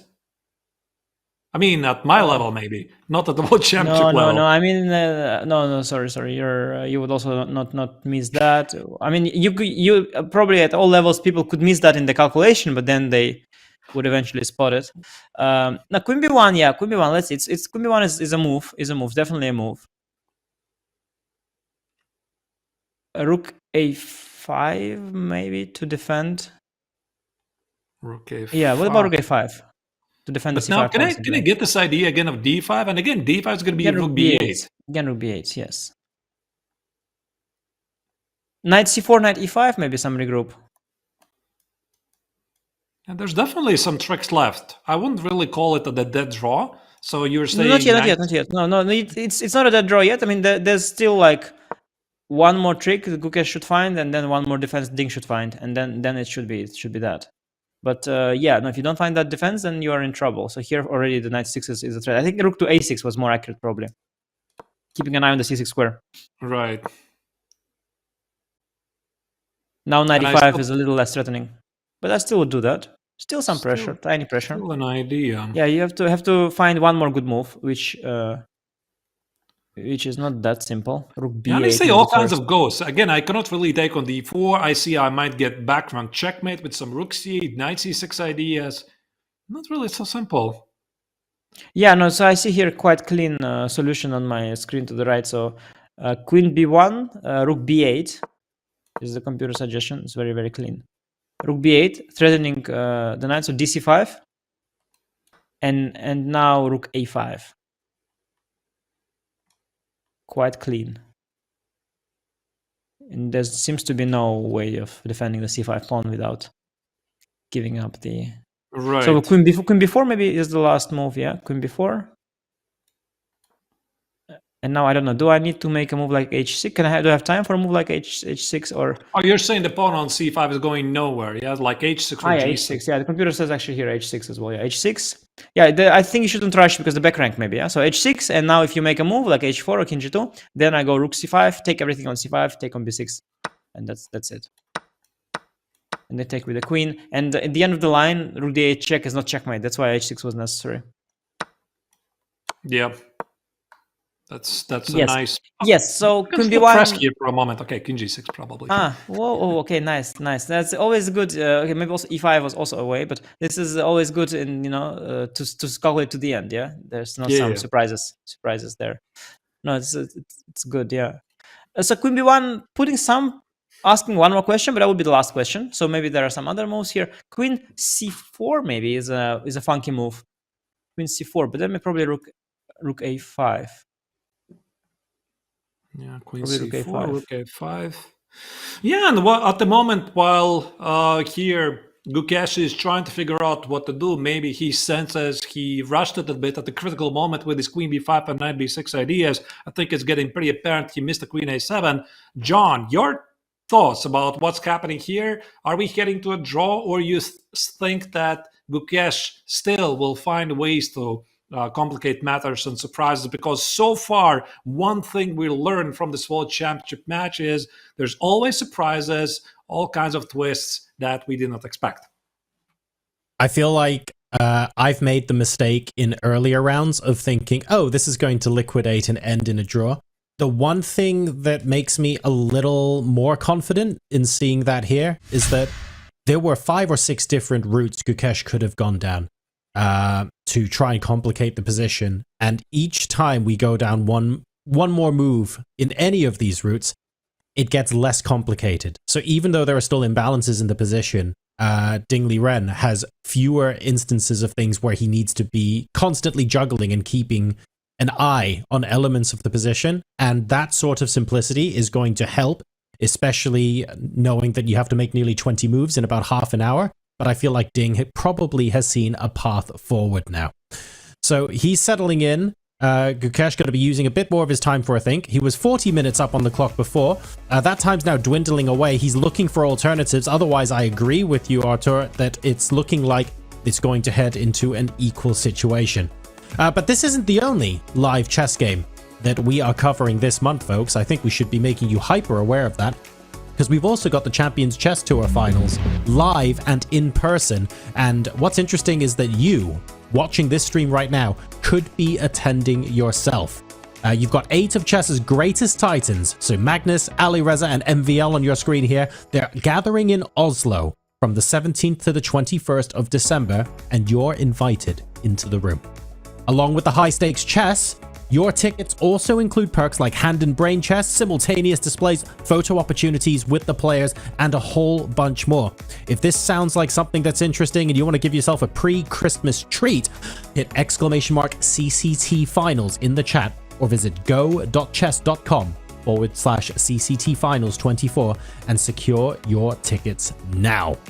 So Gukesh pondering his next move, trying to figure out in what other ways can he try and get a mistake out of the black pieces, out of Ding Liren, and continue to turn the screw in a position. Will Ding continue to defend resolutely and steer this game towards a draw?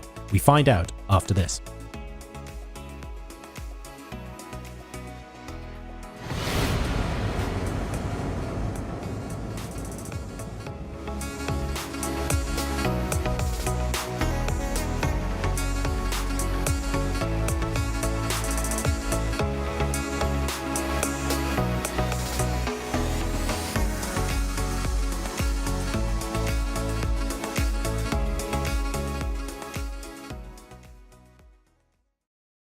The Champions Chess Tour Finals are heading to Oslo, Norway, December 17th to the 21st, and you can be there.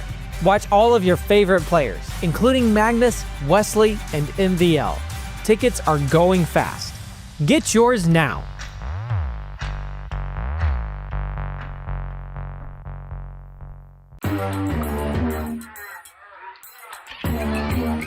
Gemini, can you help me plan my 3-day vacation?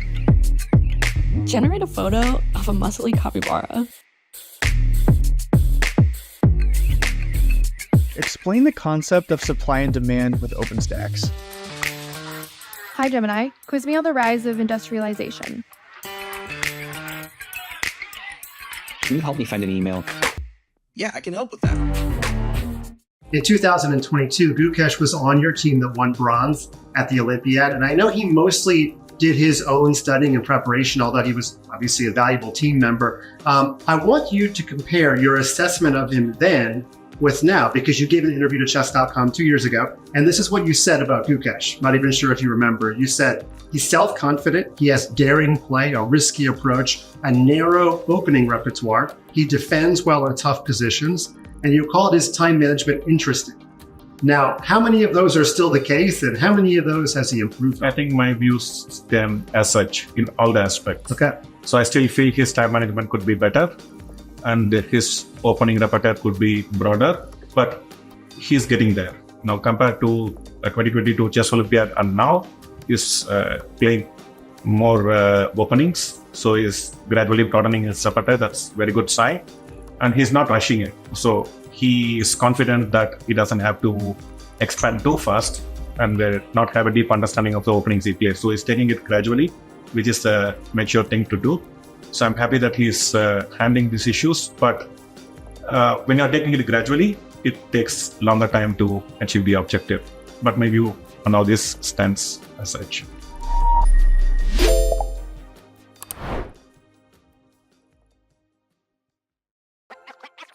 This December, the world's top chess minds clash in the heart of New York City at the FIDE World Rapid and Blitz Championship.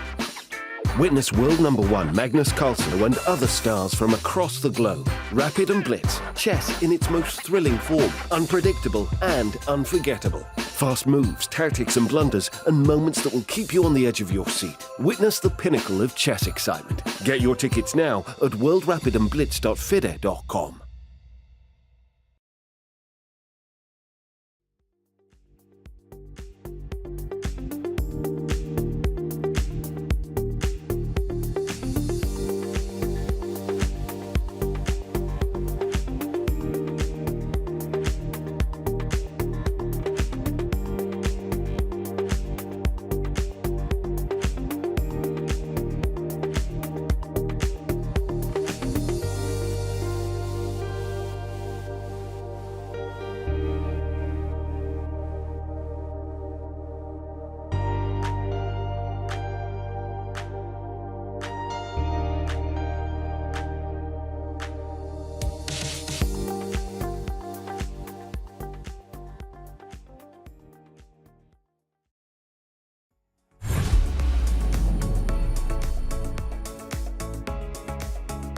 Welcome back to the Playing Hall in round number 9 of the FIDE World Championship in Singapore. After defending in a very feisty Catalan, Ding Liren sends Gukesh into the tank now, and the time difference between the two players has gone back down to under 20 minutes.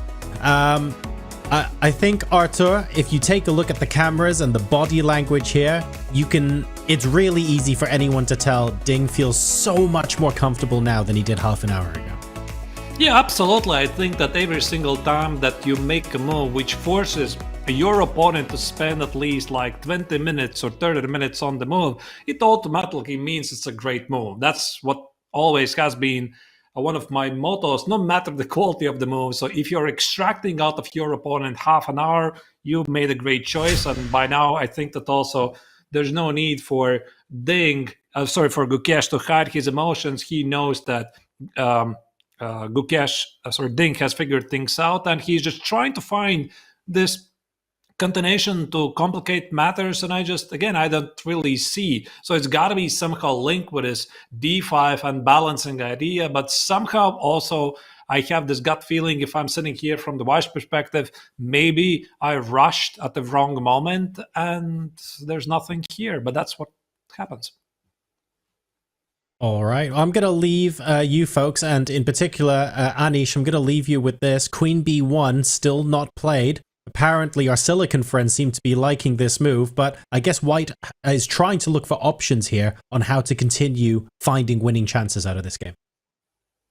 Yeah, it's a really critical moment in the game, not because there's anything for White to have, but because you could just sort of end the game here if you want with White.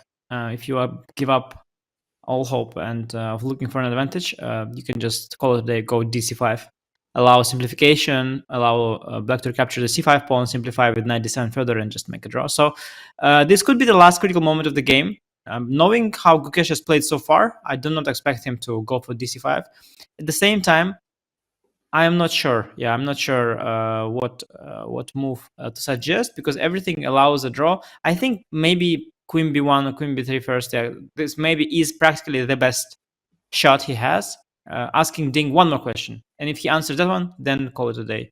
I don't think there is need to rush DC, and I suspect Gukesh will make one of those queen moves, and the ball will be back in Ding's court.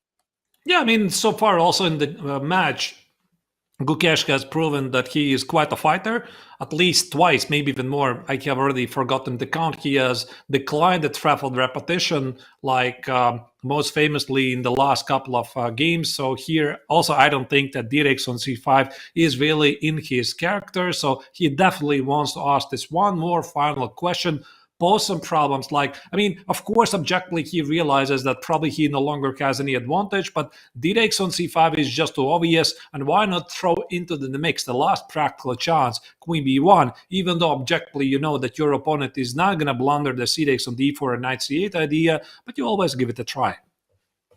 Yeah, exactly. And maybe he'll not blunder cd knight c8, but maybe he'll allow knight c4, knight e5 regroup, and maybe it'll be a little bit unpleasant. Definitely worth a thing, definitely worth a shot. There are also some other options. For example, you could make a very neutral move, like a move like king g2 or h4. But then the question, of course, is what if black plays h6, which is very useful for black to get some extra air for the king. Then all the back rank issue will be gone. So I'm not sure that's particularly dangerous, but it is also an option. And then after that, you can always... But he plays queen b1. I felt this was the best chance. I agree there. And rook b8, dc rook a5. That is the cleanest solution. Actually, according to computer, it's probably by far the cleanest one. All the other ways would be slightly unpleasant. Wait, did he? Is there something less clean, like which maybe feels human but less clean, which might give White some chances here? So the rook at a1 is kind of under attack. Can I retreat with the rook and just protect the pawn immediately? Can I do that? Wow, no, sorry, Ding has already seen everything. He has seen everything. I mean, for a second, he did something with his body language that made me worry for him. Like, he appeared suddenly like he is upset. But actually, it was just, he was just back in thought. He was reconfirming. He already... Whoa. a6. Did he put it on a6? Okay, that's also works. Yeah, it also works the same way, bishop c5. So the point here is that he doesn't want to recapture on c5. He wants to recapture on b6. So if there's no back rank issues, this game is quite rapidly approaching the peaceful outcome. Yeah. So how else I can even create some problems with the back rank? No. There's nothing. Ding has anticipated this. You know, he was thinking during Gukesh's time about all the different options. He saw queen b1, probably was a little worried for a second. Then found rook b8, dc, and yeah, rook a5 was forced. Rook a6 also very, very forcing move. There's no stopping bishop c5. I think, this is. I think this is the end to this game as far as I'm concerned. I don't see any way forward for White, and I don't see, like, black could almost pre-move bishop takes c5 as far as I'm concerned. And there's no sacrifice on b6 like c6, c7. I'm trying to imagine some hypothetical scenarios where I might leave the knight hanging and somehow promote my c pawn. I don't really believe it myself. Yeah, I was but also maybe- trying that. Yeah, but I don't think that works. What I thought briefly might be a thing. Maybe Queen D3. Try use the back rank. All right, let's put it on the analysis board. So here we walk away from the queen D3. You're saying bishop takes on C5 and rook takes on C5 with the queen D8. Yeah, but you have knight E8 always in the worst case. So even rook A takes B6, queen D8 check, knight E8. I think that is good enough. And besides, yeah, a little, yeah, but I take and rook B8 again. I'm controlling the back rank. I think it's right. I'm not in time to play rook D8. Yes. Besides, just an extra option the computer mentioned after queen D3 is to just play. You actually have time for one more move. You can just play H6 apparently as well. White still cannot escape with the knight from B6, despite that the pin is gone. Just H6 is still possible and still forcing the draw on the next move. So there are even multiple ways at this point for black. So I guess that, yeah, it's Gukesh's last thought in this game. He's going to try and find something, but there seems to be nothing there. Ding has played very accurately in the last few moves. Right, and this immediate C6 move, I just want to double check it if it's not giving me any ideas here, so I'm just blundering on B6, but my big idea was that, yeah, it's just ridiculous, I suppose. Yeah, take no, it. I mean, yes, and the pattern sort of C6, rook B6, C7, it works very often, but the queen on B1 is hanging, so I could just take the queen on B1 after rook B6, C7, and even yes, the pattern sort of works sometimes, but I guess the rook has to be on B1, not the queen, for this to work. And yeah, it's I don't think there's very limited options that white has. So light squared bishop moving makes no sense. Knight is pinned. Any pawn move makes no sense. The king move makes no sense. Any rook move doesn't change anything. So you can only really try and move the queen somewhere. And sort of wherever you move it, I can take on c5. So there's really, well, maybe queen c2. Let's try one more time. The back rank trickery now to a different angle. So I suppose, I mean, again, you could ignore the pawn on c5, but let's try to make it work. So let's just take and see if that works. Yeah, because I think it works again the same way. Yeah, queen. Okay, now we found a way to lose. Which is it again? I quite don't see. Rook a1. Actually, suddenly you're trapping the queen. Oh wow! Look yeah, at that. So it's funny. Yeah, but it was a really nicely engineered artificial way of losing. I think queen takes b6 would. Maybe this is the final chance, actually. So after queen takes on here, which I don't think, but yeah, queen b6, queen c8, knight e8. I don't think bishop c5 was forced at all. I think you could have again made a useful move there. I think like I can make again this h6, yeah. Yeah, even rook a5 probably, but I think any move, yeah. Oh, but now the computer got a bit excited. Yeah, what's the trick here? Is this c6 now or no? I don't think that works. Maybe knight. No, knight. Maybe it can be somehow combined with this idea to play rook a1 and still try to trap the queen. But again, I don't quite see. Yeah, I don't see, to be honest. Also, the bar is giving a very strange eval. It's giving like 0.2 or 0.3, yeah, which is kind of a strange number to give. Like you either give me zeros or give me a +1. Like what is that? Neither here nor there. I don't know. Yeah, what is? I don't see any move that poses problems. And of course, we have the access to evaluation bar, which the players don't. Yeah, so it's quite amazing. Yeah, no, exactly. So for players, it's even harder. Exactly. Okay. So it's the move is rook b1, bishop c5, queen c5. Yeah, again that thing with rook a1 probably. Yeah, so rook b6, rook d8 check now is nasty. Okay, so you have to be a little careful. And again, here's the problem. Yeah, this is by the way the final trick to try. Yeah, but this move, there's one more move that I mentioned that I think maybe is the cleanest after queen c2. There's also the move rook a5. And that is probably the cleanest. He could have done the move earlier, but I think now it also works really, really well. But that's very computer-like, no? I mean, you play rook a6, queen c2, and then you play rook a5. You still have some back rank issues. I don't know. Well, very basic. Yeah, I understand that moving the rook to a6 and then a5 is a little counterintuitive. At the same time, like this is really very forcing calculation. Yeah, that I think Ding is very good at. Like it's a very simple line to calculate. Just rook a5. You verify once again by elimination what are the moves of the opponent, and it's very easy to do elimination on this position. Like this position is very easy to calculate, very easy to just calculate it out at the end. There's very little options White has.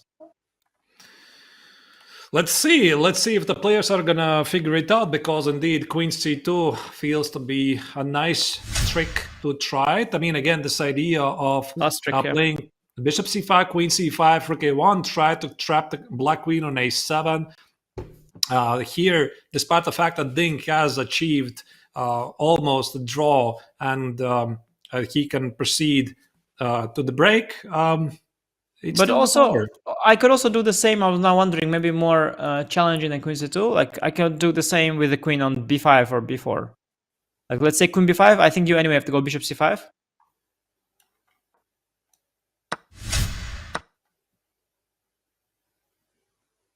And now what? After Bishop C5, Queen takes. Yeah, and then we are back. We are back to that same position. Yeah, with where you have to take with the Queen. Yeah, Queen B6 and Queen C8, 98. Yeah, again this. C8. And there's no Rook D8, by the way. Yeah, for many reasons why there's no Rook D8. All right. Yeah, but just take the Queen and give love to the King. Yeah, or Queen takes D8 as well. Yeah, there's basically no. This idea doesn't really work that way if the Queen is hanging. Yeah. So actually, against Queen C2, also then Bishop C5 is the simplest. Why not Bishop C5? Basically, against any Queen move, Bishop C5 is the way to draw. Queen C5 and then Queen B6, not Rook B6. Yeah. Yep. I guess this is the thing that Ding has calculated, and that's the way to fully simplify. So, what is your impression, Anish, so far about the match? Which were your most thrilling moments of the match, the games that impressed you the most, and what were the moments that you were surprised the most? Well, I think the match started with a massive bang. Yeah, the fact that Ding won the first game with the black pieces too was an absolute shocker. I mean, the prediction polls before that game, I even did one on my own Twitter, but also like any other prediction poll, they're like, I think 10% of people that thought that he might win, that didn't think that voted for that option. Like, it's rare that it's like that low against like 90% of the likelihood. Against all the odds, he managed to win that game with black, which is really, really remarkable. And the match, it continued to live up to expectations. Gukesh came back that very next day. I was really impressed with Gukesh's prep, although today is somewhat of a relief for me to see as a professional. Like I was already really worried that like I'm so far behind Gukesh that like he's surprising me with like every single day with new ideas. I'm like, okay, maybe I should go back to work because I'm completely out of my knowledge. But today, at least there was something that Gukesh played that I knew about and that's harmless. So like, it's not every day that Gukesh is able to come up with these insane ideas, because that would be a bad news for me. But still, his prep still impressed me very much. I think there was a lot of fresh ideas. He had a wrinkle in that Carlsbad you mentioned. He had a lot of depth in the French. The first game, even though he lost the game, he also brought this Rook E1 to life with black. He played this quite epic F6 idea in the English yesterday, which is quite rare. So he did a lot of work with both colors, and the prep was really, really good. Ding also trying with the white pieces, every time some different small system. Had little ideas there. In reverse Queen's Indian got a game. In the Italian, he got a game. So I think the prep has been really, really good by both players. I appreciate it a lot. Ding's black prep also quite remarkable. He played the French. Now, what could be a disappointment? Well, I guess not from a spectator's point of view, because I kind of root for the match to be equal. But I guess, let's say, from Gukesh's fan point of view, the expectation you have is on him to really convert everything, because he's converted like lots of winning positions going up to this tournament. He won the candidates. He scored many wins at both Olympiads. It's just absolutely insane scores that he put up at Olympiads. So people are used to see him win, and he showed that also in the second game where he got the chance. He played it really, really well. And it wasn't so simple, because some people say that, well, it was easy to win. But then, I saw the recap by Kramnik. And Kramnik, for example, was saying that Gukesh, he thought without the engine, that Gukesh made some inaccuracies. And he was suggesting moves that would actually miss out on the winning advantage. So Kramnik wasn't seeing the right moves, but Gukesh did there. So there were some really good signs there, but in the last couple games, when Gukesh would get a chance, he would not always capitalize on it, which is somewhat uncharacteristic of Gukesh. I mean, well, it's a high expectation to expect him to win every single winning position, but it's something that we are, as a Gukesh fan, you'd want to see. So as a disappointment, I could mention that as one thing, that Gukesh missed a few opportunities at this point. And another disappointment, of course, if you're looking at it from Ding's perspective, I guess, as in his camp, you see him getting a lot of promising positions too, and you see him not necessarily messing them up, but just not going for it fully. He took a few repetitions when he really shouldn't have objectively. So he was going to repeat in a better position in the London game. I forget the game number. And he simply repeated in the position yesterday, which it didn't look amazing to me for white, by no means. But according to the computer, it was simply winning. I checked it afterwards with a strong computer. Apparently it was winning, which just is like blowing my mind, but it still was the case. So the fact that he shut the game down a few times when he was on the better side of things, I guess if you're a Ding fan and you're a Ding team, you are somewhat disappointed about that. So these are the speaking about that. Speaking about that, I wanted to bring this up. Do you think it's it has to do purely with psychology, or it's like a larger match strategy? Maybe he is just trying to provoke Gukesh to go at him at the critical moments, like already we could see it in yesterday's game. So Gukesh was objectively, according to an engine, having a worse position, but it was not very clear. And maybe he is, in a way, taunting his opponent at the critical moment, charge forward, so that he makes a mistake at the wrong moment, and he just simply doesn't believe that even though he has the better position, that he can convert him to the victory. So maybe this is like a very smart strategy all along. He just needs to win the match, not the single game. No, I mean, I think that's like a really will be a really nice storyline, to sort of dismiss Ding's lack of capitalizing on his opportunities as like match strategy. I don't think that's a conscious choice. No, and he's a very honest person. I think he doesn't lie. Even the whole strategy like that, it would be like it's a very cunning strategy that would be more characteristic of someone who is trying to deceive, a little bit, deceive his opponent, trying to lure him somewhere. I don't think that's fundamentally in Ding's nature. I think he's a very honest, like by all means honest guy. And even these things that are like legal and allowed, but are based on deception, are not dear to him, and he doesn't want to do it this way. So I don't think it's strategy. But what I do think is that I was thinking about his obvious lack of confidence. And I think there are three factors to that, and I think people only focus on one. I think, of course, coming off a difficult period, having some issues that are like mental, and even they say they're even like health issues, like he couldn't sleep, and he was saying he took some medication for that. A few months ago he mentioned it. That is one factor that everybody talks about. But I think there are two other factors, and one of them is that, first of all, I believe when I played Ding at his peak, in that 2019 tournament where he beat me and he beat Carlsen, that was like peak Ding. Yeah, it was best tournament of Ding in terms of level, in terms of play. His rating was 2800. Even there, his confidence was not his strongest suit. I remember even in the game against me that he played amazing, and I remember in the opening he was shaking his head a little bit. He was dismissive of his own opening idea. I remember he was not very positive about it. His body language suggested to me that game that he was pessimistic of his own chances, and which was one of the reasons why I feel I misplayed the game as well. I remember that I felt very safe there. I felt that he is not optimistic, and in fact, I went for something ambitious, which backfired. So he was never a very optimistic player, even at his peak. He was always a little bit on the pessimistic side. That is just his character, even at his best form. And the third reason is that I think he sees equal score as an advantage.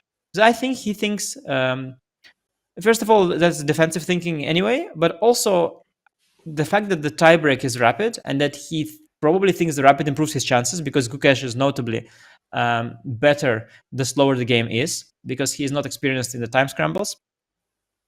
I feel that is another reason that while the score is even, in his head, it's like he has a tiny lead that he actually is protecting. So I think these two other factors, they combined with his sort of negative state in the last few months, they make him just insanely defensive. All three things combined.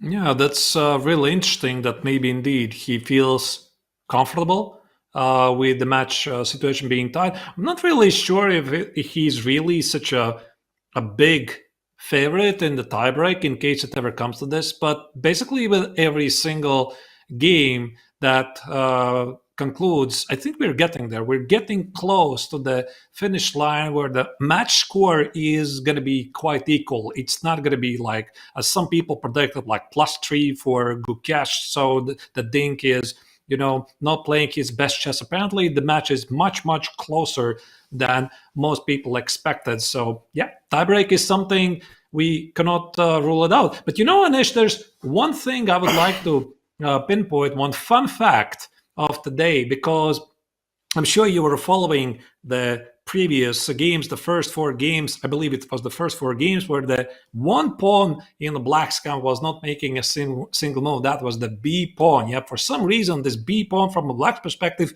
would never budge. It would never move. And some people already were creating memes like, when is the B pawn finally going to move? Well, there you go. Now we can talk about the E pawn as well for white, because the white pawn on E2, which is typically the normal way for you to fight for the center, has not moved for the last 74 moves. So 51 moves in game 8 and 23 moves now. I mean, I'm usually quite fascinated by these little weird things, but yeah, that's what makes it fun. Yeah, I have to admit though, it isn't shocking, given that they played the English opening and the Catalan. I think these are the 2 openings where the E-pawn is very often staying very low back. So sort of, yeah, characteristic to these openings. And the fact that he played, 2 of them in a row, Ding, that is, on white side of the English and black side of the Catalan. Yeah, the fact that these 2 openings happen in a row, yeah, it's a little bit of a coincidence. Obviously, there are openings like the London system where the E-pawn is just going to move, like, for sure. You got to develop the F1 bishop and don't go to fianchetto it when the bishop is already on F4. So, obviously, E4, self-explanatory as well.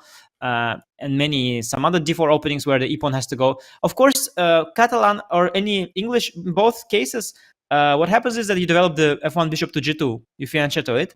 And that, of course, is then explaining that you have to move the G-pawn. And that means that you don't then move the E-pawn, right?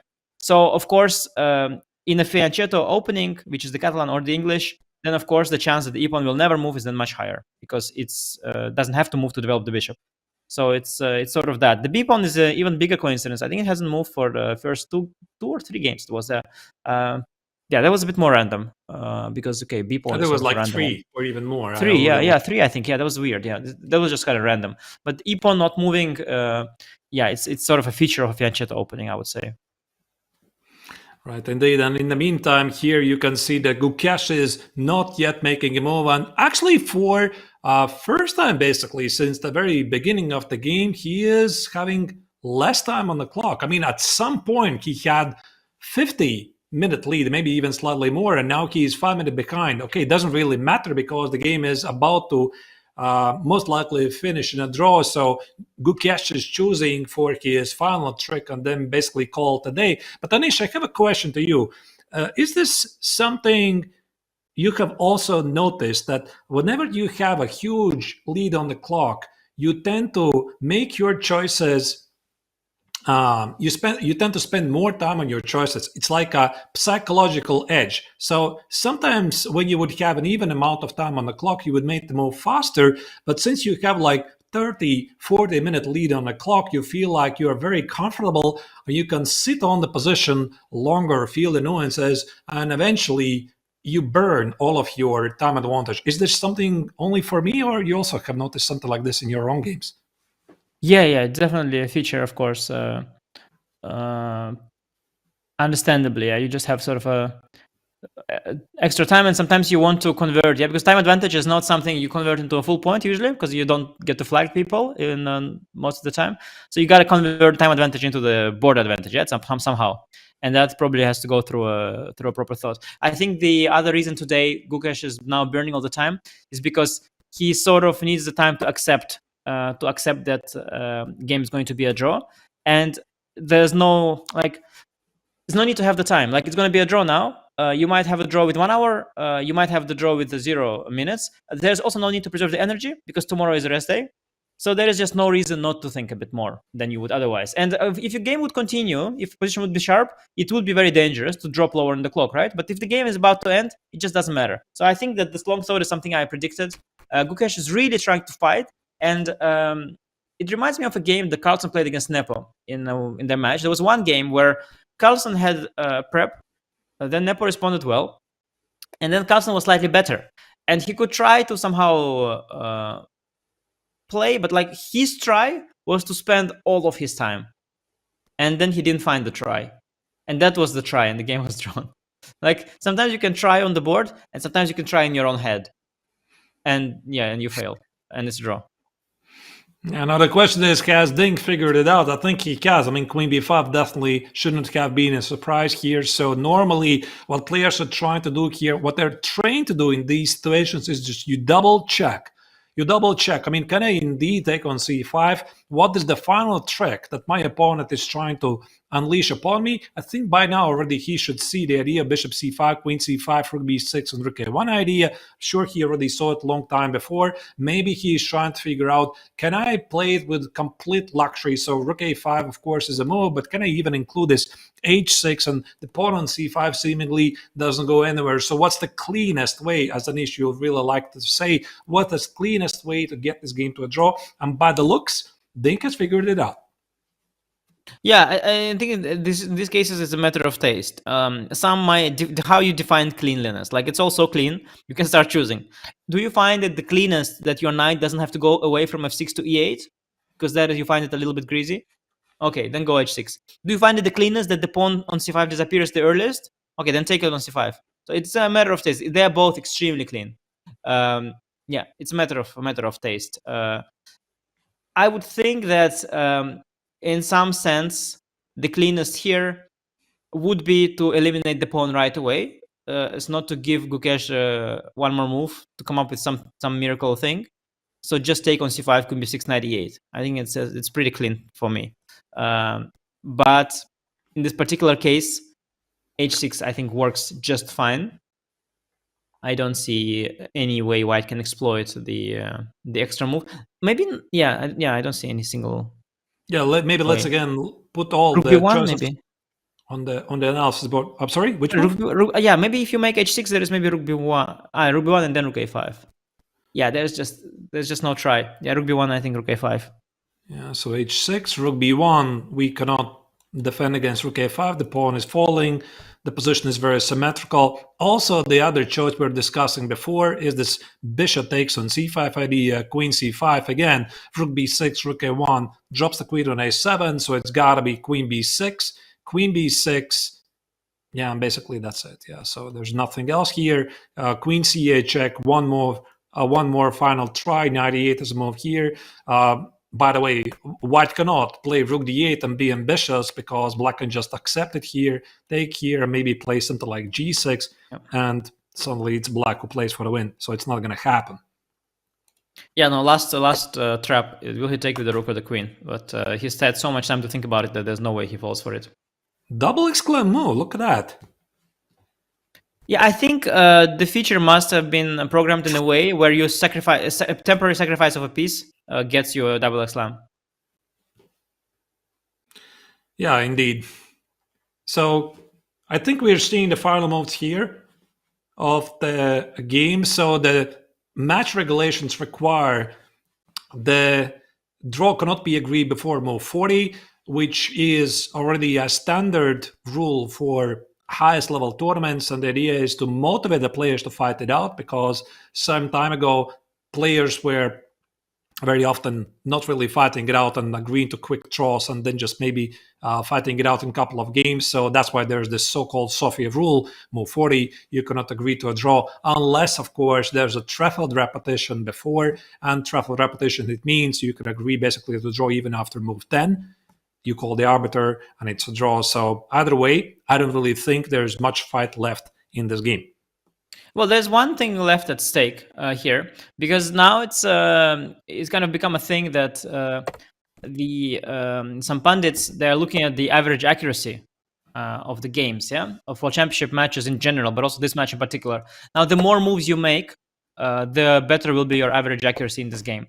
So the players should try and make as many moves as possible if they want to appear more accurate in context of history.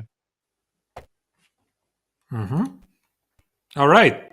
So, yeah, a couple of moves were played. What we missed was bishop c5, queen c5, captures rook c6, captures here g5, king g2.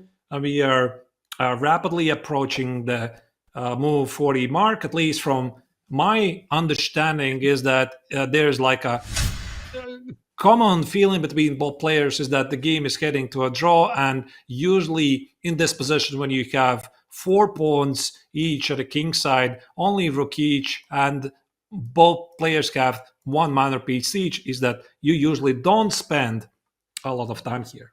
Or do you? Are you still looking for chances? I don't really see any chances. No, black is looking. I mean, Gukesh is slightly played it slightly clumsy, I feel.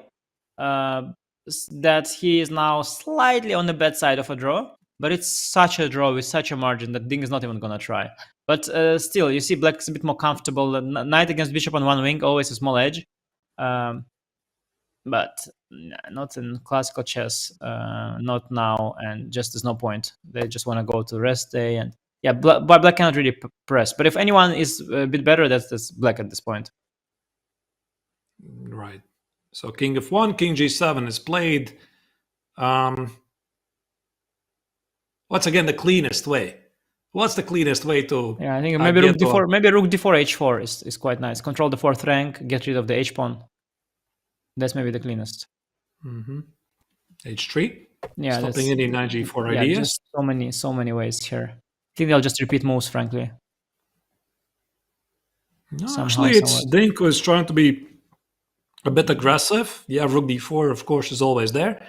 Very controlled aggression, I think. This is a very controlled aggression. You know, if white has had a pawn on e4, for example, if white was slightly more exposed, you could have some weak squares which could play around, try to reroute the knight to e5, try target f2. But with the pawn on e2 and f2, there's just nothing to do here. You need a little more air for black. Like, yeah, imagine you have pawn on e4, pawn on f3. Black can try and do some damage. With the pawn on e2, Ding's h5, g5, h5 is just sort of he's slightly faking it, but I don't think he's going to. Maybe here the game could conclude like this, like king e1, rook d2, rook d1. Okay, no. Rook a1 instead is played. Okay, doesn't really matter. There's so many moves here, but I was trying to understand the move h3, which of course takes care of the g4 square. I was imagining maybe there's an idea to play king e1, rook d2, rook b1, rook d1, rook b2, rook d2, and this is how you find the trefoiled repetition. Doesn't really matter as the pace of the game increases because both players, they know where this game is heading. I think also this bishop might go to d3, white is rock solid, and black is not making any progress. Oh, I think bishop b7, rook b2, bishop c6, rook c2 is the one that's going to happen now. This is my bet. Oh, that's an interesting way. Okay, he's doing your thing. Well, I don't think the bishop is better on d3 than it was on c6, because on c6 it was cutting all the squares from the knight. I don't think it's an improvement to white's position. I think it was also nicer to fish for move repetition. You don't really want to end up playing this position. It's really not the kind of position you want to play. But again, it's very good for the average accuracy. Very good for the average. Let me see on chess.com what is the average accuracy stats. I think it's improving with every single move they make. Yeah, it's not. They reach now 98.8 versus 98.9 accuracy. Do you care for the accuracy yourself? Like when you play the game and you play the 99% accuracy, or instead you play like, I don't know, 95%? Does it matter to you? Well, it definitely matters for me the quality of my game. I believe I judge it together with the engine much better than the cap score, for sure. but it's nice sometimes. I think I remember when I beat Fabiano in the Grand Chess Tour this year, I remember that the accuracy score and the engine matching was extremely high in that game. I was very, very pleased with that. I didn't realize it during the game that it was like something really good, but actually that it turned out that I played really, really well. So that was nice. I remember once I played Hare Krishna and I was in endgame, and at the time, the engine I used, I at some point had a sequence of like a lot of first lines, like a long sequence of like many engine moves.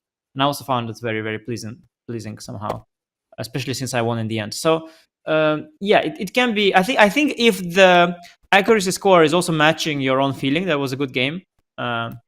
It's pleasant. But sometimes, especially with the draws, it's usually is an indicator of the boringness of the game. Yeah, frankly, like if it's a draw and the accuracy is 99, it usually means you didn't really give it a shot. Like, it rarely means that you both fought incredible, because if you fought incredible, probably you forced your opponent to make a small mistake here or there. But it probably also gives you a great satisfaction when you play a sharp game, you come home and the engine says you play 99%. But I think then usually you see that you got banned in these cases after that. So I don't think that really happens in life. Like, you don't play a complicated game with 99 accuracy. No? I think 99 accuracy? I mean, really complex game? I don't think so. I mean, okay, not really complex, but not really a shy, boring draw, but like a fighting game where you exactly. No, that's exactly the kind of game I had with Fabi. It was quite complex, reasonably complex, and it got to like 99 accuracy. I found that, yes, very, very, very pleasing indeed, and was very happy about that. And the cap score. Yeah, I think what it takes into account is the thing is when the game is very, very long, then it raises and there's, let's say, only one mistake, it gets dissolved. Yeah, it's like basically the game is like water and the mistake is like whatever, dirt. Yeah, so if you have a lot of water and a little bit of dirt, it will be dissolved. So sometimes you see a game which is very long and there is like one blunder. Because it's so long, it dissolves this blunder into a pretty high accuracy score. So I think that somehow they should, if they really want to make it work very well, they should have a feature where they cut off the unnecessary moves. Like from some point onwards, okay, like in this game, for example, the moment Queen c5, Queen b6 happened, Queen takes b6, now cut it off and don't count other moves for the accuracy score. They no longer count, in fact. Because you are now in the zeros. Computer says 0, 0, 0, and whatever you play, it will be all 0, 0, 0, and it will be all perfect. And it's not relevant. I think, by the way, taking a bit of time. Is he really thinking how to be ambitious here because his pawns are a bit more advanced, or he's looking for the fastest way to make the draw? There's no way he can be ambitious here, can he? No, no. Well, black. I think position-wise, black should be the one ambitious, but I think Ding is now so these days he's so fine with not extracting the maximum out of his position that I think he's just looking for a way for this game to end. Knight d7, knight e5 to me seems very nice. Like, why not? Improve the knight. I slightly don't like the move g4 because, again, white doesn't really have to trade the pawns. You can always play h4, and why would you position more pawns on the color of your opponent's bishop, even though it's not really anything terrible, simply unnecessary thing? Maybe he's considering some e5, e4 ideas, but again, the question is, of course, why? Why would you do that? I think he's more just looking at like how do we sort of end this? How to give Gukesh the door to exit? But I can't imagine he's worried like here. Like he cannot be worried here. Like this is absolutely harmless. So I guess maybe he's knight d7 feels really right. Yeah, knight d7 was played. Mm-hmm. And there are many ways to try and repeat. Like bishop e4, knight f6 is one very, very tempting way. I think they should find each other here. Now, what do you do here? I mean, do you meet your opponent halfway? Because objectively, of course, you want to fight it until the very end, but there's no illusions. Nothing is going to happen here. It's like a mutual agreement between both players. We both know that it's going to be a draw here. Let's just meet you halfway, and this is how you make a trap with repetition, where it never happens. Yeah, I think you try to do that. I think you basically first try to read the opponent. You try to read the body language and his moves. You rarely have some dirty, like not like really dirty, but like you have people. And there's one guy he even confessed. He confessed in his analysis in the magazine that he was pretending that he is going for a draw in order to lure his opponent into false state of safety, and then try to exploit it. That is, first of all, dirty, but secondly, why do you confess to that? But usually, players, they try to signal with the body language that they don't want to. Yeah, I saw F4. Yeah, I saw F4. I was thinking about it, that he might do it. But I don't know. Will Ding go like H4?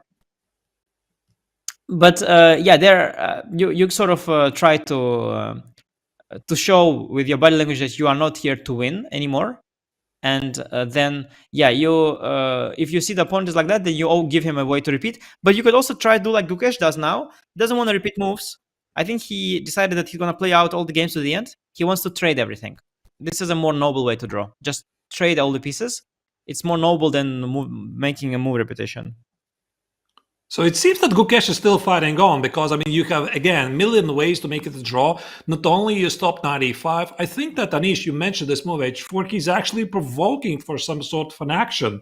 Although, I mean, we are getting less and less material on the board. I mean, does he want Ding to play I think h4? only black. Yeah, I think only black can. After h4, I think h4 is great. I think only black can be a bit better. But I think what he does is basically, I think Gukesh wants to make a draw, but I think he enjoys the fact that all the games are going to the end.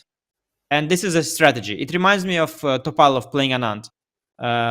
Topalov announced that before the start of the match that there were no Sofia rules in the regulation. He announced that I'm playing by Sofia rules, so I'm going to play all the games to the end, just so you know. That put a bit of pressure on Vishy, like, okay, there's not going to be easy. And Topalov also, he played out all the games. Like, he would not repeat moves. He would just play them out. He would trade everything. But Gukesh, by the way, yeah, you see, he's a little bit like, his position is a little uncomfortable now with knight c5 coming. Yeah, it is not. But I mean, obviously, on one wing, the knight is better than the bishop. It's known. Bishop is a better piece on two wings. So when you have a position like that with the knight against the bishop, only the knight can be playing for advantage. So here, actually, Gukesh needs to be a bit accurate, because, for example, how do you deal with knight c5? Of course, I see rook a4 and rook c4 idea, but that basically, I think this is probably what's going to happen. Otherwise, how do you deal with knight c5? I mean, you protect the pawn here. Yeah, I was wondering, like, how big a deal is a rook endgame? King f2, knight c5, king e3, knight e3, ed. I mean, that must be a dead draw as well. Like, your pawns are a little weaker, but... Which move you're suggesting? Yeah, so analysis board, so king f2, knight c5, and rook you said... King e3, yeah, I thought king e3. King e3. Yeah, for example. Knight d3, ed. Like, how knight big a deal d3, is that? x on d3. Yeah, but... Probably. I mean, I wanted to find a way to get rook on h2, but I think white is simply going to be fast over rook g1, rook g5, or even rook a5. Yeah. I mean, it's too little material. But black is a little bit on the good side, like a little bit. But yeah, nothing to worry about for Gukesh. His margin is enormous, like enormous margin. It is unlosable, this position. And yeah, he doesn't even mind, I think, to sit there a little bit and suffer ever so slightly, because he doesn't think it's a suffering. And okay, one blunder you can make, by the way, nice one, is king e1. King f2 instead. Okay, king e1, king d2. You wanted to give up the idea rook takes on d3 and knight b3, 4. Yeah, exactly. Yeah. I wanted to show a cheapo. Yeah, he does this, king f2, king e3. Yeah. Okay, now Gukesh is trying already agreed to a draw here. But I mean, one of the post-game interviews, he said, I think the question was about his fighting spirit, and Gukesh answered, I just like to play chess. Like, again, this is basically what you said. I like to fight it out until very end, figure things out. I think it's a state of mind. Yeah. I think it's a very, very healthy state of mind when you play chess, to really like realize that you love playing chess. You want to play chess. You don't want the game to end. You don't want to look for move repetition. You don't want to make a draw. You love to play chess, and this is a state of mind. And sometimes in that state of mind, you make some funny funny, weird decisions like he did. But what you do avoid is you avoid this miserable looking for draws in positions where you are slightly better. You avoid this miserable trying to get rid of the tension. You avoid also over worrying. You avoid overthinking. It's a very good state of mind, and the only downsides is what we have seen so far, but there are also a lot of upsides to that state of mind. And I think it's a very good state of mind, and a lot of young players are adopting it, and I think it makes them stronger. So I think here also the big idea for white is now to activate the rook at a1 without the rook a5 and the rook g1. And I try to imagine some hypothetical scenarios when the Ding could press it a bit.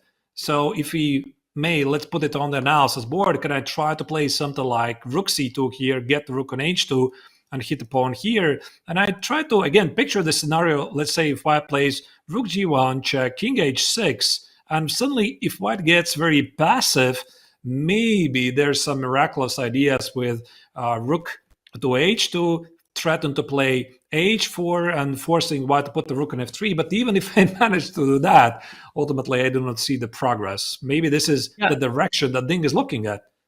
Yeah. No, I agree. I also think exactly the same. That like that isn't like this like a micro. Isn't this like a little bit, a little bit better for white? Yeah, the question in this position is like, how are we going to, like, basically, are we going to try and make a draw from position of weakness, or are we going to pretend that we are totally fine with white? And you can probably choose. Like, you can probably start begging for a draw with like f5 and panic, which I don't think is needed. And you can probably start to play like king e4, rook e3, and pretend that you are like on the good side of it, you know, because you have a more active king, rook e3 even. So yeah, I think you can just choose how you make a draw here, and yeah, I don't imagine there's and also already before that I don't like rook g3 actually. If you go move earlier, I think there probably is some better way for white as well. Mm-hmm. Though I can't say I see it. Yeah, maybe rook g3 king e4 is the most precise looking. Because otherwise, if you play something like king f3, rook d2 might be a problem. Sorry, rook a5 is a rook g1 check. Maybe that's more forcing. Okay, let's put it from the very beginning. So after rook goes here, rook a5, hit the pawn here. I play, let's say, king, I don't know, where do I go? King g6 or king h6? Maybe g6 is smart, yeah. Because king h6, I had maybe f5 check. Sorry, king h6, I had f5. I mean, now I don't have f5. So king h6, f5, we just liquidate. Maybe, yeah. And here, and takes, and yeah, takes. And then I have rook e5, rook e6 check, yeah. And a pawn is losing. Yeah, but maybe indeed after rook a5. Yeah, king g6. King g6, and Ding sort of pretends he's pushing on. Yeah. What's the most drawing position, Anish, you have ever won? So I don't really have... It's so many great experiences myself, and at the GM level, there's one game I recall myself.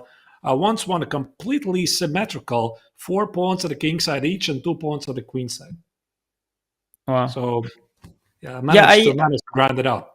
The ones that come to mind in like serious, because okay, online a lot of things. I once lost 4 against 4 online quite recently in Title Tuesday. It was quite funny how I lost it. Like I lost it on the board slowly. I was so tilted that it was a draw. My opponent was lower rated. I was so annoyed at this draw that I completely stopped paying attention. And I first blundered something, which made it into like a 3 against 4, which is still a dead draw. And then I mouse slipped as well. And then I again blundered. So like somehow I managed to lose 4 against 4. But from like a real classical chess, I remember 2 instances that are somehow most memorable. Probably there must have been more. But one was that I beat Ganguly. I beat Ganguly in like a 4 against 4 rook end game, with him having 3 pawns against my 4 on one wing, and him having a side pawn as well, which was weak. He should have given up the side pawn and just gone for 3 against 4, but he tried to insist on keeping it. And while keeping it, he got the bad structure on the other side. And slowly, somewhere, I kept playing and playing and playing. I was very, very young and full of energy. And like now, I would already not even hope for anything. But back then, I was full of hope somehow. I was playing it with so much energy, and I was sure like I have great chances to win. And he was sitting there like completely mesmerized by what's going on. Why is this kid trying to win? That I actually won. And the other instance, which is maybe more remarkable, I won a position which is already a draw. Like it is a draw, and my opponent resigned. It was the Shankland against Sam Shankland. Oh, He I wrote remember that. Yeah, he wrote many endgame books after that, trying to somehow redeem himself. But to be honest, that was quite remarkable. He just resigned in a position which is already like that. But I'm sure, Anish, you have never resigned in a stalemate position, which is something I have done.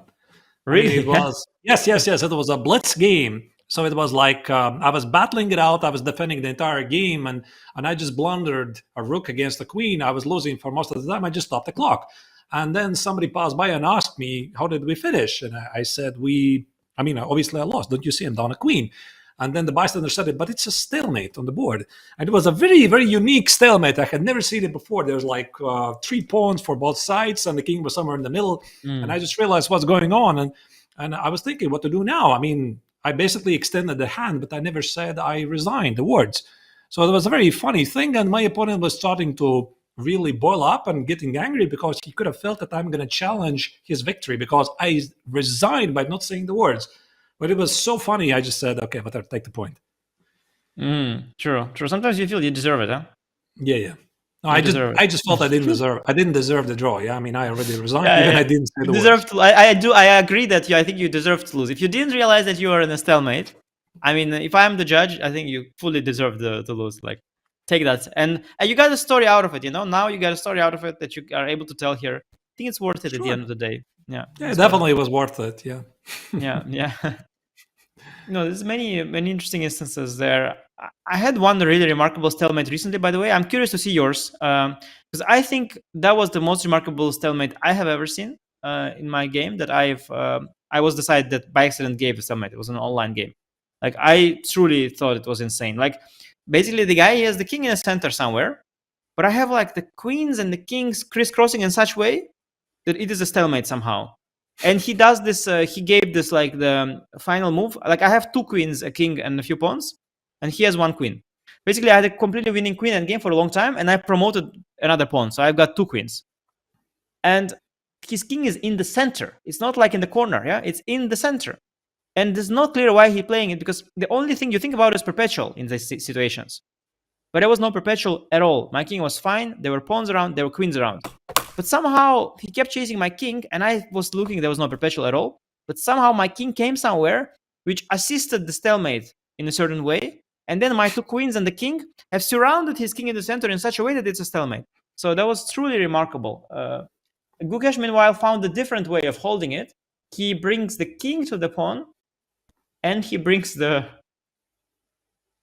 rook to the d on pawn. a3. What does he want to do on a3? Super passive. Let me think if you can somehow pose a problem there, because he's really trying to. The position is so drawish. Yeah, it doesn't look very impressive, but I mean the margin for a draw should be so huge here that it doesn't really matter. It's huge. It's huge, but okay, let's see. So because I see also the bar, I see it slightly down. You see, it's slightly down. It's not fully in the middle. Can I play like f5, h4, and rook h2 and try to tickle the pawn on h3 somehow? Yeah, but I think f5 is rook a7 is always direct draw because I'm attacking one of your pawns. I think that's always the issue. Rook a7, rook a7, rook h7. Yeah, so f5, rook a7, king g6, rook e7, king f6, rook h7. Time to shake hands. But yeah, if I play h4, it's king g4. Yeah, so I'm the most intrigued about rook h2, king g3. Yeah, maybe let me put it on the analysis board. So here. Oh, sorry. Start. No, rook d2 first. Rook d2 better. Rook d2 first is better. All right. Rook d2. Yeah, rook you h3. have to. You're gonna go rook a3. Yes. So this. No. I don't want to go rook h2 now. No. I want to bring the king now first. So I bring the king to, let's say g6. I don't know why. Okay. So let's say you go rook b3. Yeah. What else? Yeah. Now f5. Like that. Okay. That's one. That's one. What else? Let me think. Because if you get f5, h4, rook h2, rook h3, there might be problems. And I have another idea. So I have also one other idea, something like h4. And I want to go rook g2 check. Oh, that's a nice one. Yeah, king f5. Okay, rook b4 is for sure a complete draw, but No, somehow White might run out of moves here. Yeah, but they don't. No, they don't. But yes. Rook d2. Okay. Well, there are some. I could try the same with pawn already on f6. I could try also your f5 move. It's very clumsy. It's so funny. Like the. I mean, this will be like the greatest irony, Anish, so far in the match. I mean, Ding has agreed to a draw, like in much better positions in the match. And imagine this: he grinds out this endgame, 4 points each at the king side. No, what kind of story it would be? Yeah, no, that would be kind of funny, but it's nothing to grind. There's nothing to grind there. I mean, we saw I think we saw the sort of the ultimate maximum black can extract. So I think king g6, f6 is maximum you can put. Yeah, if you put f5, I can even play king g3. Yeah, I think. Can we try it again? So on the analysis board, you were saying rook a3 here, right? Yeah. And king g6. Yeah. So that f5 and h4 becomes a thing. And let's say rook b3. Yeah, actually, king g3 may be a bit more accurate. Okay. King g3 instead. G3. Okay, I think f6, king f5, and e5 might be a small improvement of black's position still. So let's say f6. Yeah, I cannot move those. Yeah, just okay, let's say I just stand and do nothing. Yeah, I go king. Okay, maybe king f5. Let's say let's say rook b5, e5, fe. Oh no, fe I have. Yeah, but there's a check. There's a check here. Intermezzo. Yeah. Yes, no, this is actually interesting. Okay, so you don't do this. So you keep waiting. Oh, but wait, no, actually you are. So yes, you are a little bit. You are worse here a little bit. How do you? And there's the h4 also threatening, right? I have it. Yeah. Now h4 is now a big threat. No, h4 is already like he was already half lost. H4. Okay, king f3. No, king f3. I'm joking. King f3, of course. Rook h2, rook a5, and take d4. Yeah. But you have to see one line already. Calculate one line. So it's something. Okay. But okay. So the game continues. Yes, I think the rook endgame is interesting. The rook endgame would be interesting if white was missing one of the pawns, especially the f pawn. Because if white is missing the d or the h pawn, it's probably still a dead draw. But if white, yes, but for right now with 3 pawns against 3, it's only symbolic. Yeah, it's only symbolic. It's a little embarrassing, I think, if you are Gukesh, that you got here in the first place. A little bit embarrassing, but not a big deal. I think that Gukesh cannot just believe it, what's happening here, because he was like thinking to play out the same game like it's going to happen under my terms, and now it's suddenly Ding, right? So this game normally at any highest level tournament should have been finished like about half an hour ago, and yet it still continues. Yet it's Ding who pushes here with king g6. Very fascinating stuff. And I think he is also trying to psychologically return the favor for rejecting the draw in the first games, because I mean ultimately a world championship match is also a psychological battle between the two players, and you want to score some points on the psychological part, right? That you are the one who is going to make a draw under your terms. You're not going to beg for a draw. Let your opponent do the work. Yeah, though I think Ding is, in that sense, he's given such a head start to Gukesh that psychological battle is long lost for him. It's like he is like down 20-0 in terms of psychological situation. But I mean, from the very start, even that game I had with Lazavic in that Out Tuesday 2 days ago, frankly, it was also the same kind of thing as I mentioned. It was the same pieces. I also sacked the c-pawn. I also gave then the bishop for it and won the knight. We also got knight against bishop, 4 against 4 in the same wing. And against Lazavic 2 in the blitz game, I was a bit more hopeful in the blitz game. But there too, I was on the good side in the end. And it was a draw finally. But black is in the good, because the side with the knight is on the good side. So you have to, as white, you have to be a little alert always in these situations.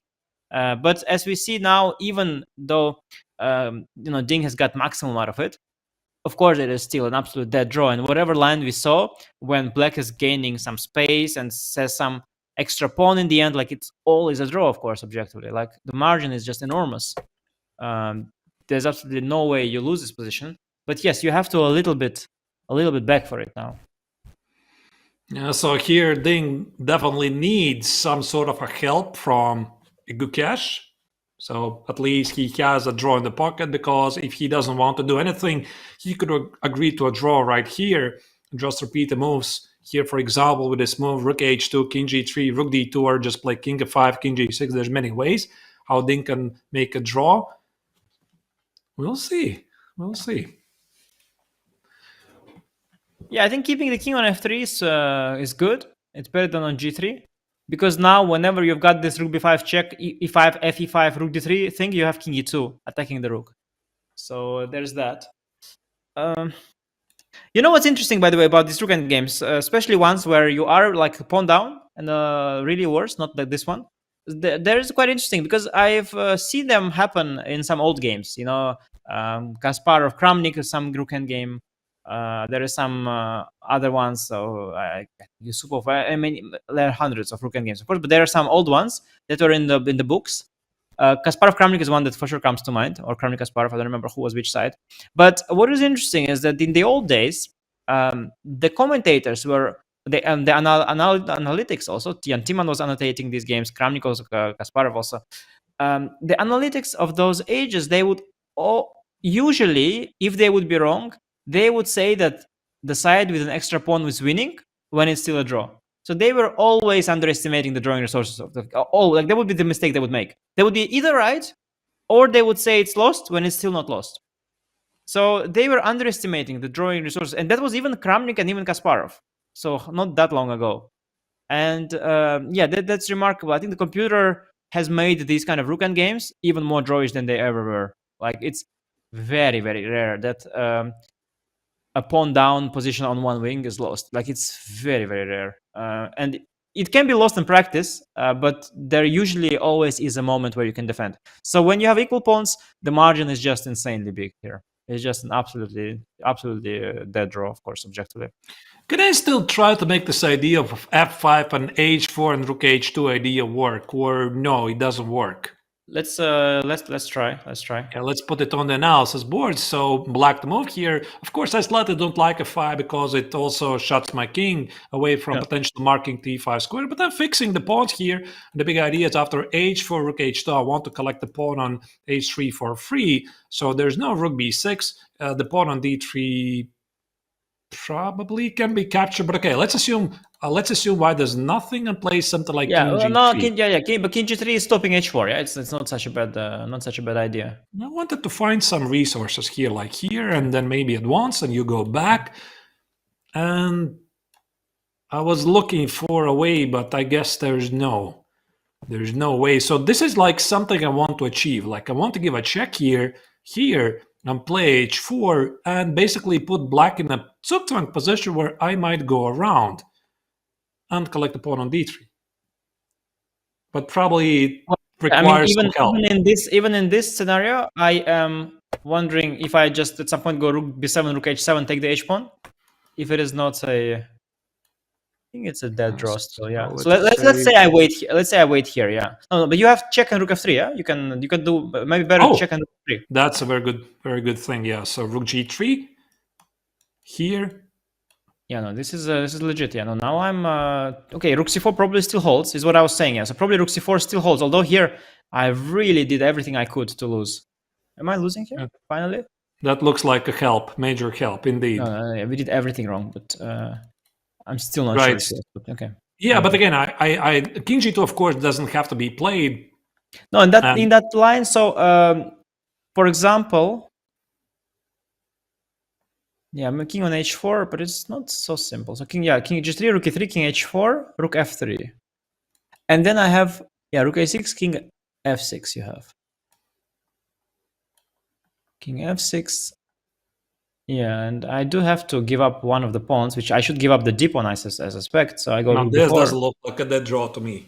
No. This is not a dead draw at all. No, this is suffering. So rook b4, rook d3. You threaten rook e3, rook e4. So at some point I have to leave the. Yeah. You really want rook e3, rook e4. And if I leave with the rook, you go rook e4. I go king g3, you go h4. I go king f3. How is this even a draw? I think in a practical play, black will win this game most of the time. Yeah, it depends on the opponent and the time control, but definitely. Now here, if I play Title Tuesday with black, I think I am going to win, yeah, for sure. For sure. All right, so how great is the chance we might get here? Now, instead, Ding played f6. He doesn't really rule out the idea I of have f5. I have to say that practically your f5 idea, it was counterintuitive to me at first, because I do want my king on f5. I want to activate my king. But practically speaking, I do think your f5 idea is not so bad. But maybe f5, maybe h4 is safer for white. Yeah, that's the point. I mean, after f5, again, going back to the analysis board, f5, h4. Yeah, white can sell the pawn here. Let's say here, Yeah, here. rook h2, rook h1, rook, yeah. Okay, There's now no I have way. few ways to try. Yeah, I mean, I can, yeah, rook g1 check. Yeah, king f6 first. Rook g1 check. No, now I have to decide. I don't want that. I don't want that. No, this is tricky. This is tricky. Although king h3, rook g4, rook b4 is better than the other version, but yeah, you have also rook d1. It's a little annoying, a little bit annoying. So the game continues. So by the way, f6 doesn't really eliminate Doesn't the ruin it. possibility that the 5 is going to No. happen. Doesn't ruin anything. Yeah, he's in a bit of a tank. It was really the worst way to defend possible, I have to say, for Gukesh. Like,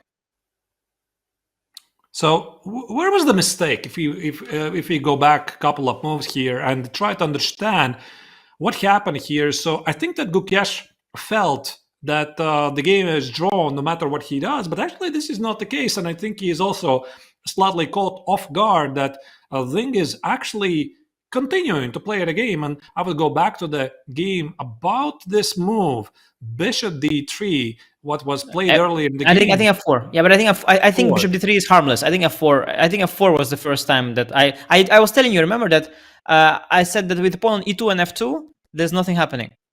But exactly pushing the pawns is how it can start happening, because you weaken a bunch of squares. So f4 is definitely the first moment he went slightly wrong. And now going for the rook endgame, it is too desperate. I think there should be something more accurate. Let's see. Yeah, I think something like rook a4, rook c4, maybe trade off the rooks and then just fix it to draw. Like yeah, rook a2, here. rook c2 maybe. Yeah, also. Rook a2, rook c2 as well. Maybe nicer to keep the bishop on the c2 on the diagonal. Yeah, rook a2. Right. Either way, the game continues. So this means we're going to be here slightly longer than anticipated. And John, I mean, you've been following the game so far silently. Are you surprised that this game still continues, or how do you feel? I think that the computer and I think that strong players such as yourselves look at this position and draw them all day long. In fact, probably some moderately strong players draw them all day long as well. I'm looking at this position thinking it's completely drawn until I get given the white pieces or until I get given the black pieces. There are still ways to mess this up, and it is far from trivial. So it's interesting to see that they keep going for now. We are going to take that opportunity, though, because it is a rook endgame, and all rook endgames are drawn, right? To go to our final break before the game ends and we go to the press conference. We'll keep the game on the board at all times, but we will catch you back here in a few minutes. Top up your teas and coffees, and we'll see you in a bit.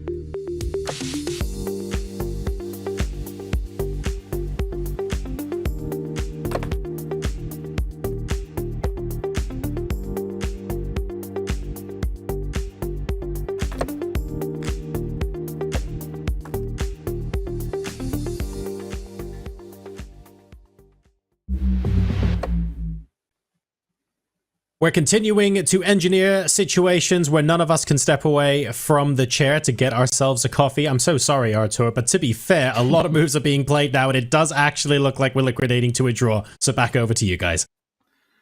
Yeah, I'm actually a bit disappointed by this choice that Ding decided not to seek out the chances, even though objectively, of course, as Anish said, the margin for the draw there, John, is really huge. But if you already got to this position where there's suddenly some realistic ideas to create chances, there, I think we're about to see the handshake in a moment.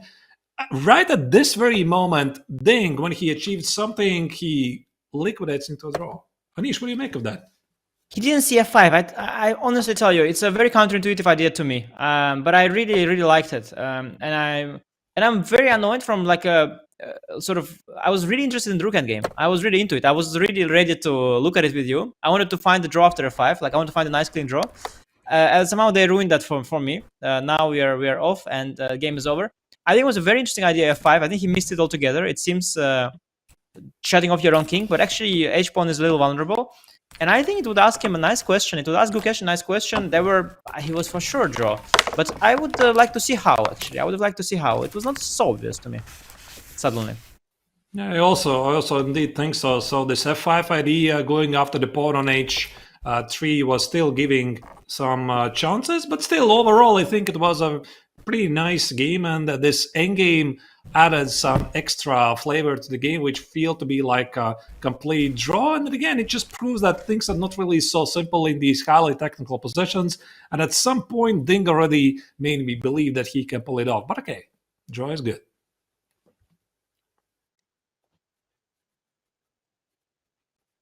I've deliberately undermined ad guide. Not a problem. We take that all day long. There were a lot of moves on the board. 4.5. The current score after game number 9. The players will now be going to the rest area, maybe having a bit of a snack, hydrating, heading to the bathroom as need be, and then they will be heading to the press conference straight after that. So we're going to make sure that we are on board to get the start of that. Very quickly before we do actually break this time, Anish, if there was one question about the game that you wanted to ask either player right now, what would that question be? I think two things interest me. Like one thing interests me is when was each one of them out of book. I'd be curious to know as a professional. Yep. And the other question is in the critical moment when Gukesh played Queen B5, which computer pointed out as the moment that missed the advantage. Yeah, what was going through his head? Was he considering other moves? Did he evaluate it slightly better? Did he miss something after Queen B5? Or was he thinking there's nothing? Like, so I'm curious what was behind that small mistake. Was it a miscalculation, misevaluation? Like, as professional, that would interest me. Without judging him, but just more like just out of curiosity, you know? To understand his thinking, yeah. Artur, same question for you. Are there any other moments you want to ask the players about? I actually would be curious to hear the take of both players about the very end game we're discussing with Anish.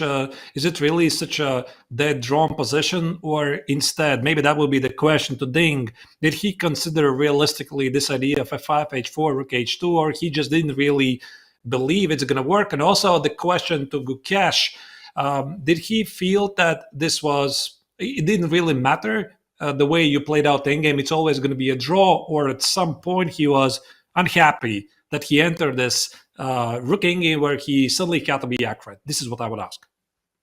Okay, well, the players are making their way to the press conference area now. It is 600 meters away, so it will be at least a couple of minutes. I'm sure Maurice doesn't have to sprint today, and he's already there.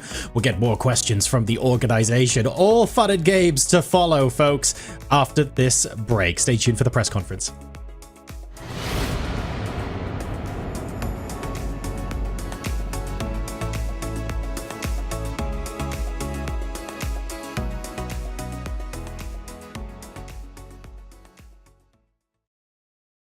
This is the Google Pixel 9 with Gemini.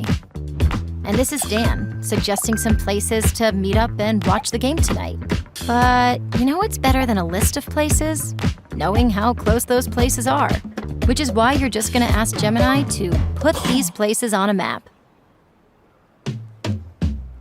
Whoa, how's that for teamwork? Why can't you cool? Just let me cool. This December, the world's top chess minds clash in the heart of New York City at the FIDE World Rapid and Blitz Championship. Witness world number one Magnus Carlsen and other stars from across the globe. Rapid and Blitz, chess in its most thrilling form, unpredictable and unforgettable. Fast moves, tactics and blunders, and moments that will keep you on the edge of your seat. Witness the pinnacle of chess excitement. Get your tickets now at worldrapidandblitz.fide.com.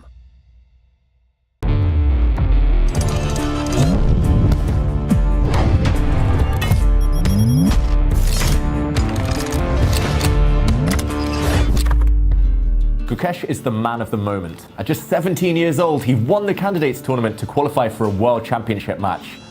He'll face Ding there. What do you think? Will he be able to win? Either way, Gukesh is impressive for such a young player. Gukesh's openings are versatile. He knows when to take risk and when to step back and play more solidly.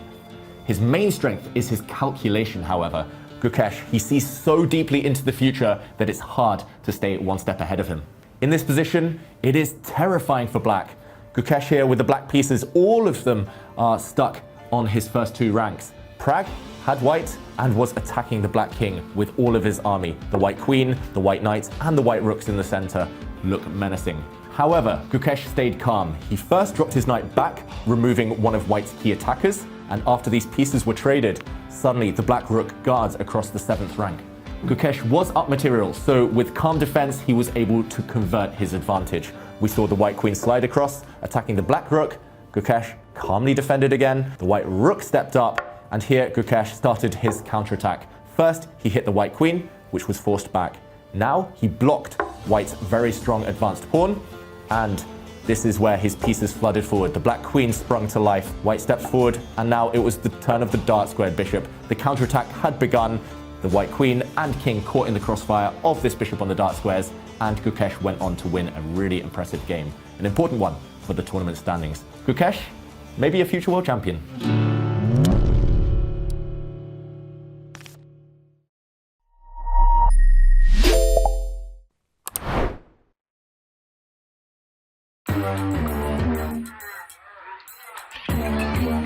Gemini, can you help me plan my 3-day vacation? Generate a photo of a muscly capybara. Explain the concept of supply and demand with OpenStax. Hi Gemini, quiz me on the rise of industrialization. Can you help me find an email? Yeah, I can help with that.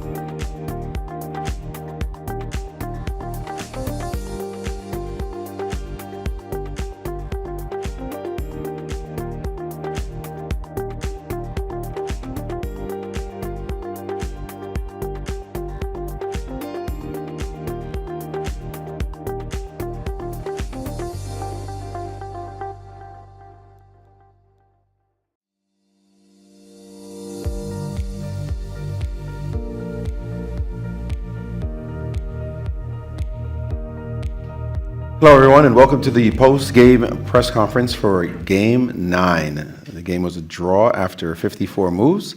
The kind of excellent chess. You see at the very highest level. It feels like the players are fully settling to what has been an incredible battle. My first question will be for you, and sorry, as a reminder to the press, you can ask your questions, line up at the microphone and ask your questions. Please restrict your questions to just one, and we'll see whether or not we can get you to go around a second time if we have time. My question is for the challenger. It was a terrific fight in terms of the kind of precision we see at the highest level. What is your feeling, overall impression of the game itself as you came in and what actually transpired? Yeah, I think it was just a very, very precise game from both sides. Maybe I had some edge after bishop a5, and maybe this queen b5 was a bit too fast. Yeah. I mean, the next few moves.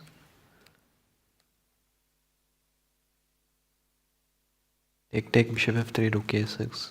Yeah, maybe here instead of queen b5, I can do something like e3 or knight e5. But okay, it should be a small edge, I guess. But I thought this queen b5 was actually working concretely. But I think rook a2, knight b6, queen a7, and then rook b8 was very precise.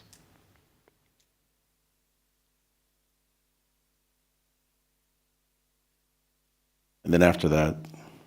Yeah, I mean after that, okay, I guess I didn't play precisely, but okay, I mean it should just be a draw. Question to you, same question to you, your overall impressions of the game. I thought I was under pressure out of the opening. I know this line was played by Giri, and yeah, he always has some ideas in the opening. But I just forgot it, which was the line I checked. I think I played normal and c5, I think it must be played, otherwise he has c5 and structured very dangerous for black. But after that, I think white is slightly better. And here he can also take with the pawn. I can take here. Yes, and just slightly better for white. This came as a surprise. I have many moves, rook b8, queen b6. Rook b8, I don't like queen a1. And my queen doesn't have a good square. Or maybe my attacking play can compensation for that. Also, if I close queen b6, I'm worried about knight b3. Bishop a5 in the air. Yeah, this line I calculate, but I don't know if it work or not. I take the bishop, and if a4 here, I have queen b4. Maybe queen b6. Maybe this line working for white, for black. Maybe this is also playable. If we go here, I can go here. Maybe this is more safer way. And here, after the game, my second told me that I can actually take here. And this was what I missed when I played knight b6. And here I calculate bishop f8, knight d5, king f8, but not knight d7. More to stay in the game. And black is not worse at all. I think both, in general, it was a high quality game. Yeah. I definitely had that impression for everyone watching. 9 rounds. I mean, 9 games have passed now. There's only 5 left. What's your assessment of the games going forward? Tied match. Maybe even a lot of people didn't expect it, especially after the beginning of the first 3 games, fireworks. It seems like you two have kind of measured each other and are fighting like heavyweight fighters at the moment, punch for punch. And that means we are at the same strengths. There are no one who will clear better at this match, so it's going to be tough to win. Same to you. 9 games in, your first World Championship, and toe-to-toe with the world champion. Still, though, 5 tense games left. Yeah, so far it's been a very interesting match. A few missed chances for me, a few missed chances for him. So overall, it's been we've both shown fighting spirit and some entertaining chess, and 5 more exciting games to go. All right, I'll open the floor to the press. First question, please.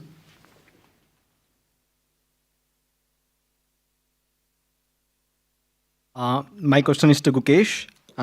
Sorry, Abhidaya from Chess Base India. My question is to Gukesh. When Ding played the move rook to a6, you played queen to b5.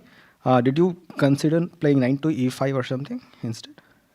Yeah, knight e5 and e3 both I considered, but oh yeah, it should give a small edge, I think. Yeah, knight e5. I think I thought he can go bishop f8. Yeah, something like this. I thought it's like a small edge. I should have done this, I think, or e3. But when I played queen b5, I had just missed this idea that he can go queen a7 and rook b8. And there were like a lot of tricks in the position, but somehow it's just working concretely for black. Yeah, maybe knight e5 was the right way to go, but it anyway should be equal with precise play. Another non-chess related question. We have seen you carry the hoodie, but you never wear it. But is there any reason behind that? Or I mean, I keep it in the players' lounge. I guess it's. I mean, sometimes, for example, in the candidates in Toronto, first round I was basically shivering and I didn't take my jacket. So I just take my jacket whenever, like, going to the game, just in case if the hall is too cold. Yeah, but here it's fine. But anyways, it's just sitting happily in the lounge. just a small follow-up to Ding. This is your 6th draw in a row. Have you thought about if the match goes into tie breaks? Do you think who is the favorite in tie breaks? The draw could be broken at any point. The draw streak could be broken at any point. So it's still too early to think about the tiebreak. Thanks. As a reminder, please restrict your questions to just one question. It's a very long line. Vasudevan தரன்சியா மற்றும் Trinity mirror Gukesh அவர்களுக்கு அந்த A2 பானை கொடுக்கும்போது உங்கள் மனநிலை எப்படி இருந்தது? கொஞ்சம் ஒரு ஃப்ரீ பானை கொடுத்துட்டு இனிஷியேட்டிவ் எடுக்கிற மாதிரியான பொசிஷனில் போனீங்களா? எப்படி போனீங்க அது?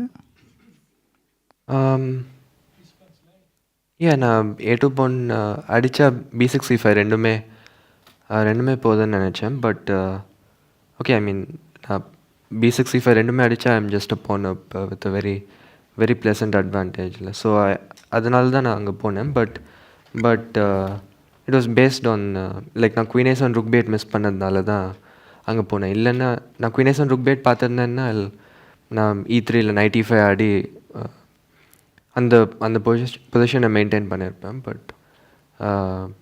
பட் யா, அது எனிவேஸ் ஒரு ரொம்ப சின்ன எட்ஜ் அதாக இருக்கும். அதே மாதிரி எல்லா ரவுண்டுமே ஒயிட்டில் வந்து உங்கள் டீம் வந்து ஒரு நல்ல ஒரு ப்ளஸ்ஸோ ஒரு இனிஷியேட்டிவ் எடுத்த மாதிரி இருந்தது. இந்த ரவுண்ட் கொஞ்சம் ஒயிட்டில் அவர் சுலபமாக ஈக்குவலைஸ் பண்ண மாதிரி தோணுச்சு. அதை பற்றி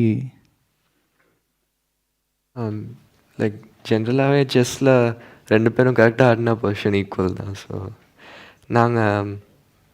நாங்கள் இன்றைக்கும் நல்ல ப்ரிப்ரேஷன் தான் நினைக்கிறேன். கொஞ்சம் டீப்பாக தான் ப்ரிப்பேர் பண்ணியிருந்தோம். பட் என்னோடய ஒப்பனண்ட் ப்ரிசைஸாக ஆடினார். So the position was equal.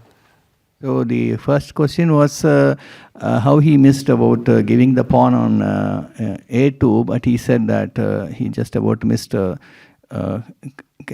little bit of a calculation whereby he could have got back the 2 pawns, but he couldn't get it back. And the next one was in all the whites, so far his team kind of got the upper hand a little early, but somehow he couldn't get it today, for which he said that when both the players play correctly, sometimes it ends in a draw. Thank you. There are a dozen more reporters online right now, so may I remind you to restrict your questions to just one question. Thank you. Asking on behalf of your fans on FIDE social media, this time from follower Stephen Porter, for you both. Is there any difference psychologically going into the last 5 games after already having played 9 hard-fought ones?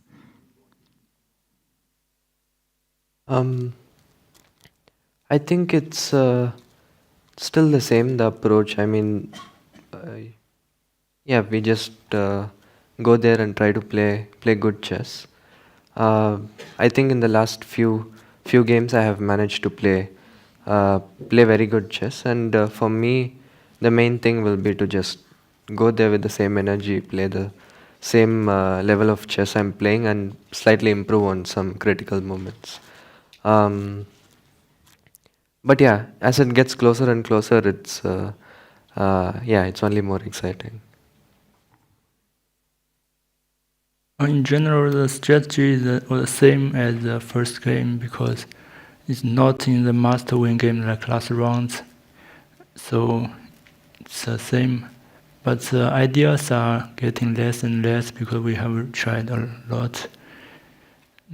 Yeah, that's maybe the main difference. My name is Atreo. I work for a website called Rev Sports. My question is for Gukesh. Gukesh, in the last 5 rounds, your opponent will have white pieces in 3. Does it, make things a little disconcerting, or does it, make you, preparations any different? Nowadays, I think I said this before. Nowadays, there's not much difference between white and black. I mean, it's because of the computers. Pretty much all the lines that were considered dubious now is able to. I mean, with black, computers make them work. So now it's just equal game with both colors. So I wouldn't say it's a huge advantage, but I mean, before this game, I had 3 whites. He had 3 whites, and now after this one draw, it doesn't change much really. Thank you. Hello, I'm Nemo on behalf of the Singaporean Chess Federation. We have seen that Gukesh has declined a repetition twice in this match so far. It has been discussed that in a position where one player repeats the position and the other declines it, the player declining the repetition is putting some kind of psychological pressure on the other, potentially. So for Ding, when Gukesh declined the 3 full repetitions, what were you thinking, and were you expecting him to take the draw in either of the positions? Today, there are no 3 full repetition or occur on the board. So for yesterday, yes, I was quite not so surprised because I also saw he can decline by check and go back, and I just play the moves, which seems very good to me, and I just did not evaluate. I just play. Fair enough, thank you. And same question for Gukesh. What are your thoughts about declining repetition, and do you think the statement is true at the highest level? You're trying to potentially put some pressure on Ding. No, I mean, yesterday it was basically that I didn't realize my position was worse, like I said. But yeah, I mean, it's more to just keep the game going. Yesterday, and also the game, I mean, this major piece ending where I declined the draw, it was mostly because I didn't think I was in serious danger. And yeah, I mean, I just thought I'll play a few more moves to see how the game goes. I mean, at this level, I don't think people get affected by avoiding 3 full repetitions. We are both very experienced, and I think that stuff doesn't really affect anyone. Fair enough. Thank you both very much. Harish from Malayalam Manorama. My question is for Gukesh. There has been quite some discussion going on the sidelines about your pawn moves, especially some G4 moves in the initial games, and in the last couple of games about some B4 moves as well. Some attributed to some Gajewski's effect. So you also played a move B4 today on the 13th move. Was that part of your preparation today?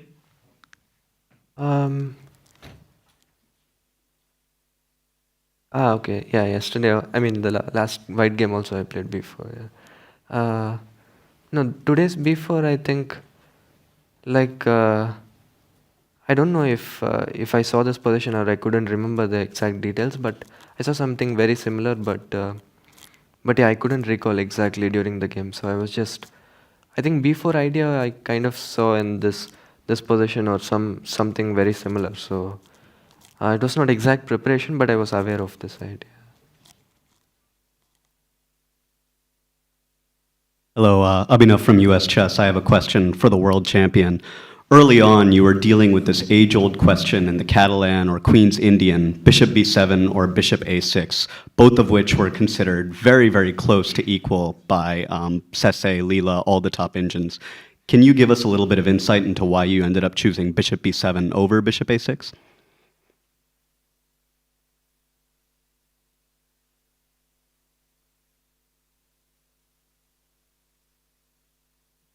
a6,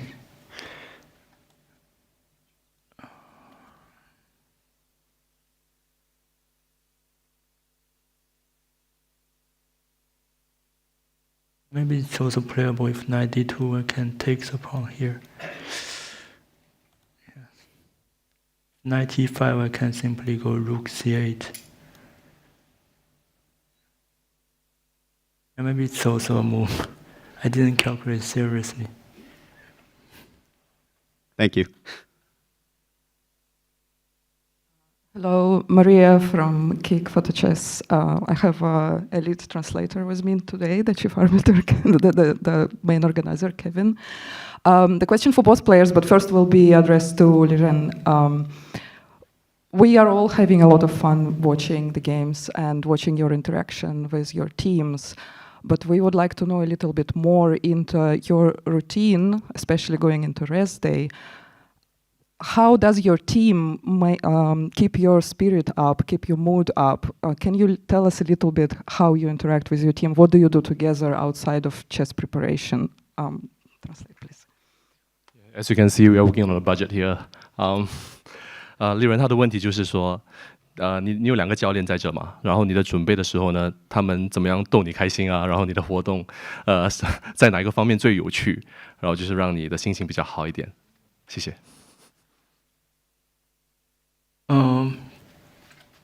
比赛前我们会打球，运动，然后在这里，更多的还是一起吃饭吧。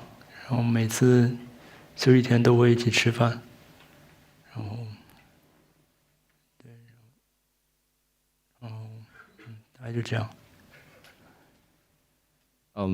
Ding says that basically lots of sports, lots of games, and having meals together. Thank you. And the same question to Gukesh, if you can tell us a little more.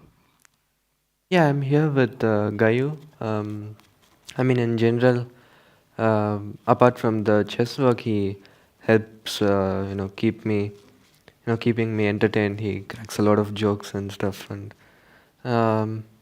yeah, I guess whenever on the rest days we try to play some sports and talk about some other stuff, and yeah, since we worked for a long time already, we are quite close, and it's yeah, it's like also talking with a friend. Hello, Matthew Griffin, the Saturday paper, Australia. During this match, you've got several high-level former World Championship players making comment and analysing the games online. I was just wondering if you ever tempted to look at any of those, that analysis, and if not, how difficult it is to stay isolated from the distraction of social media during the match.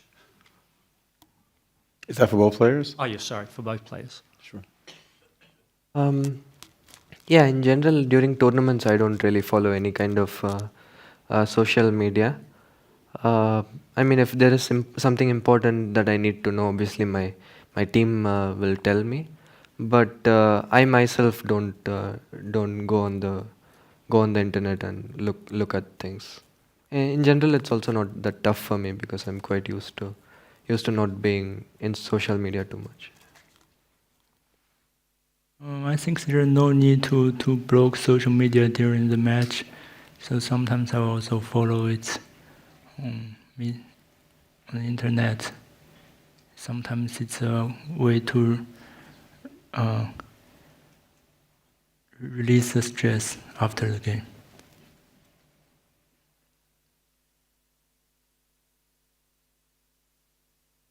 I'm Ajit Kumar from the... Closest to the mic, Yeah. please. Hi, I'm Ajit Kumar from the Hindu newspaper. My question is to Gukesh. Gukesh, you might have noticed that in the new FIDE rating list, Arjun Erigesi has crossed, your teammate at the Olympiad has crossed 2800.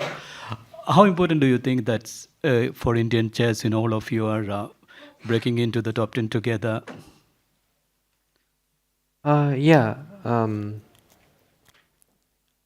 Yeah, first of all, congrats to Arjun. I mean, I guess he crossed live before and then he crossed the official rating. But yeah, I mean, it's fully deserved, and he's the second Indian after Vishy sir to cross 2800. So it's a very very important achievement, and it just motivates the others to work even harder, and yeah, we all compete against each other. We all have good relations with each other. So yeah, it's I'm also happy for him, but also it's a nice motivating factor.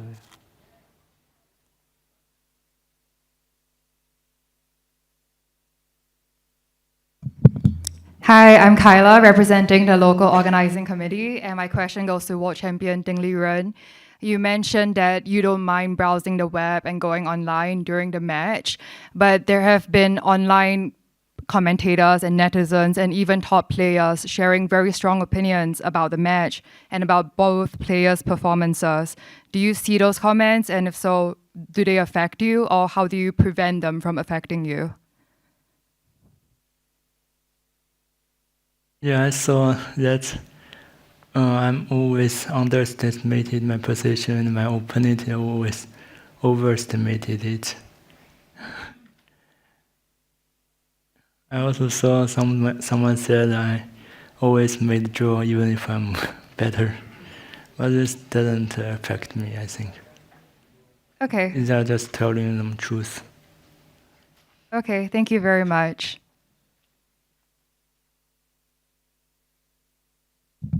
Hi, I am Prashant on behalf of Dopamine Media and ChessBase India, and my question is for Gukesh. Gukesh, this contest between you and Ding seems like, up till now, seems like a perfect demonstration of the Batman quote, which is, this is what happens when an unstoppable force meets an immovable object. So after 9 games, what do you feel like? The one forcing or the one resisting? I guess in few games it was the one I was the one fighting for a draw. Some games, especially in the last few games, I was the one pushing really hard. I mean, the last 2 games I had like winning chances. So I guess it's been a bit up and down, but overall I especially in the last few games I think I'm playing pretty well, and yeah, just hope to continuing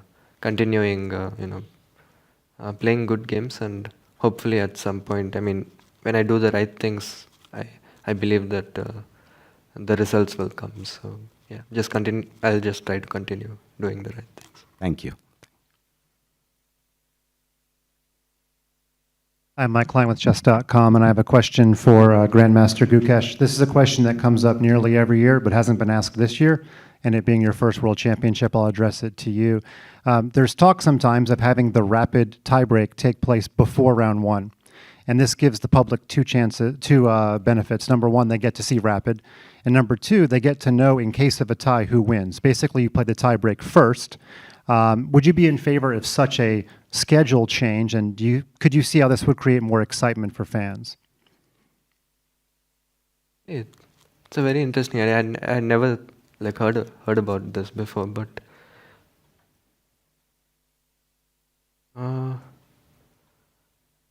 yeah, it's I don't know.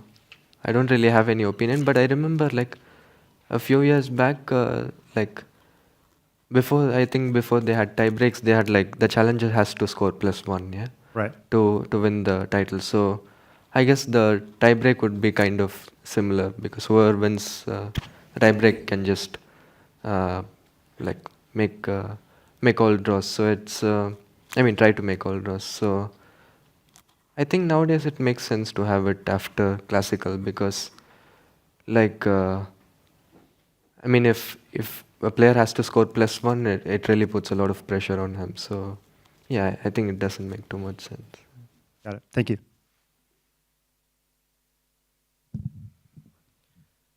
Michael Rahal from FIDE Media. My question is for Ding Liren. So, Ding, yesterday you said that you wouldn't be playing the Blitz and Rapid at the end of the year. Most of the top players are playing. There's quite a few very strong Chinese grandmasters playing. Gukesh is playing. You're a very good Blitz and Rapid player. The last time you played it was 2017 in Saudi Arabia. I think many of us are really surprised that being such a strong player as you are, also being world champion, you've missed this tournament 7 years running. Could you explain to us, if possible, the reasons why you're skipping this such an important event every year? Yeah, before I think I didn't take this as seriously as the Classical World Championship. And this year the reason is that I'm taking a lesson from last year, because last year I played in Romania immediately after World Championship match, and in a very tired situation. So this year I want to have some rest after this tense match. Are you planning to play in the future, in future years? Is it a tournament you'd like to participate in?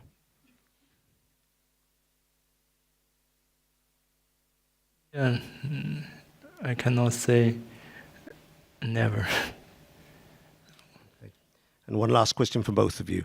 I've picked the most popular question from our FIDE Twitter feed from Moons Zawal. If you both had one opportunity during the game, during today's game, one opportunity to sneak at the evaluation bar and the engine, which would be your moment to check the engine? At what move during today's game? First Gukesh and then Ding Liren. One opportunity. I wouldn't want to cheat at any point.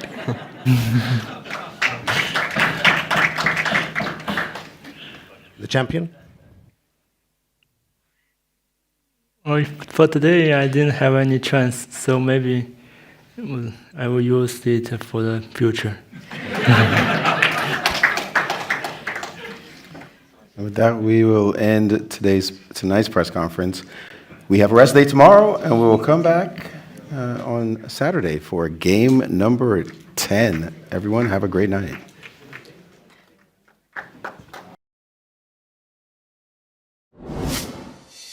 Thank you very much to Maurice, the players, and those who submitted questions. After game number 9, the scores are still level. 6 draws in a row, 4.5 to 4.5. But at the end of the day, Anish, maybe coming to you first, we've seen really quite different draws, if I can say that. Like, they've been really fighting, they've been all sorts of different openings, different kinds of positions. Both Ding and Gukesh have been pressing in different ways. So it does feel like that no one's sitting back and everyone's pushing and prodding, looking for an opening.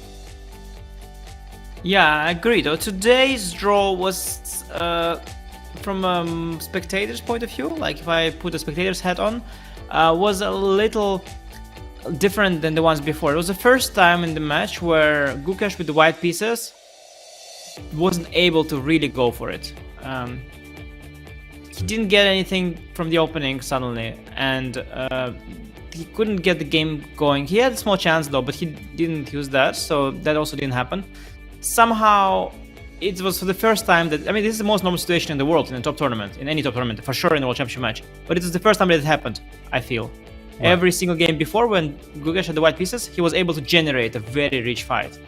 And so this is a slightly worrying sign. Did he run out of ideas, because repeating my idea that I played against Hans, I mean, I know exactly what he was hoping for because I was looking at it for a long time, but it's not the most creative idea in the world. And I don't know. I hope for him and his team that they have something more in the baggage, and perhaps they have to go back trying to find something against the French, because with little white games left for Gukesh, yeah, we might not be able to see as many fighting games as we had seen at the start. A similar theme on that question then, Artur.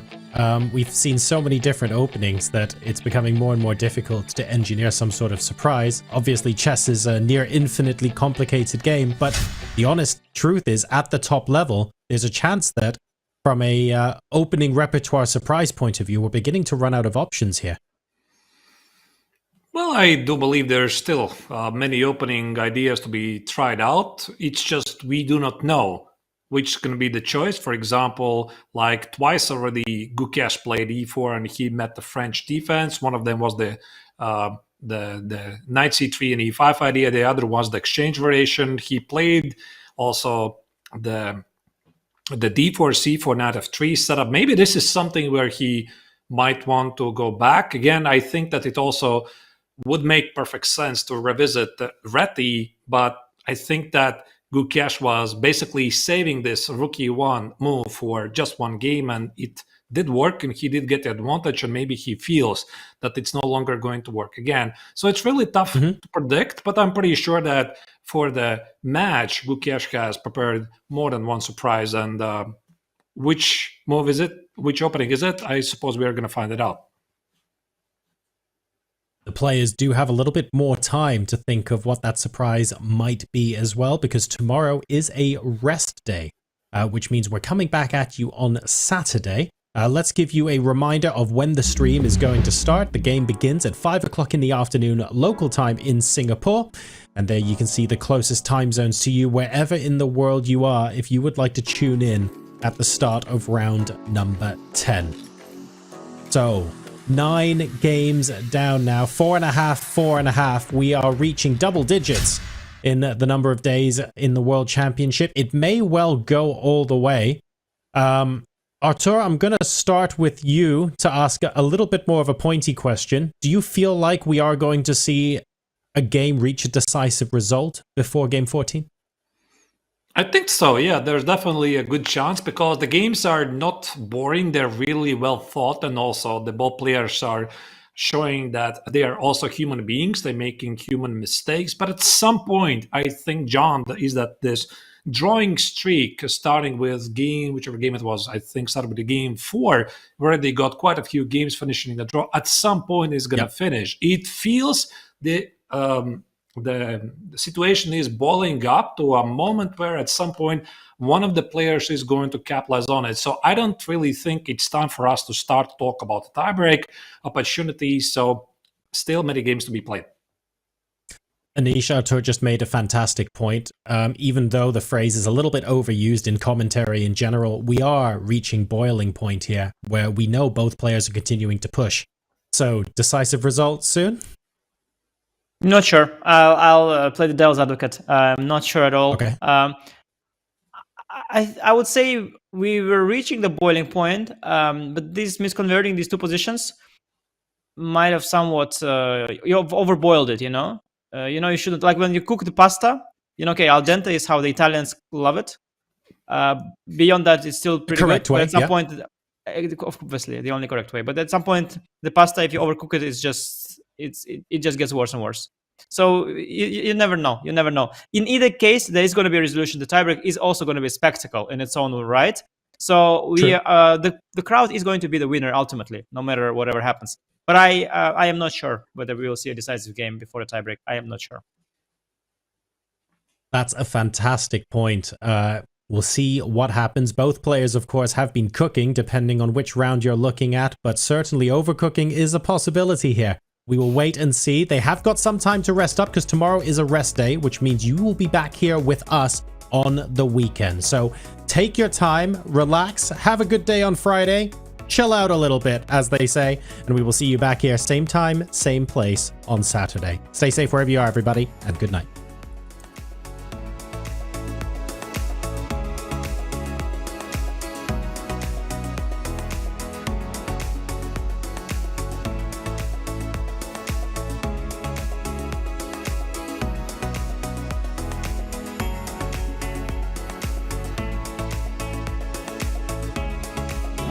I was thinking, where would Gukesh go next? There are a few still unexplored territories. They haven't yet played a Catalan, an opening that you would expect. I'm curious where Gukesh will go. And 1d4 is on the board. Well, it's the Catalan, right? I think I'm really glad I'm still able to predict some of the choices. Ding here is taking his time. Again, he's falling behind on the clock like 20 minutes. And it seems that Gukesh has made a move, and he did follow your idea of b4. This maybe is his attempt to complicate the matters. Ding's taking his time, by the way, and I think it's alright. Gukesh also spent half an hour already, and I think for Ding, in this kind of position, it is indeed fine to take a lot of time sometimes, because if you manage to release the tension well and trade everything correctly, then you will not need the time anymore. Look at this.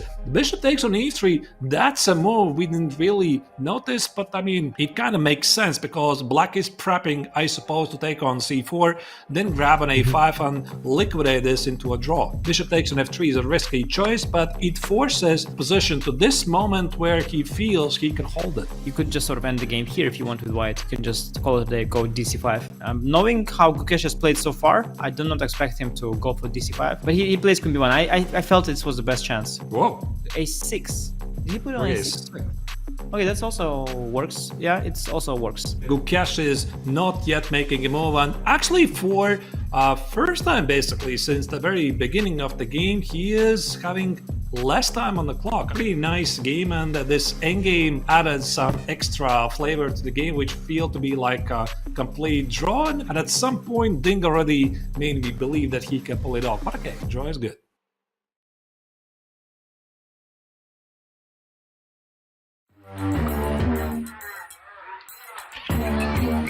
Gemini, can you help me plan my 3-day vacation?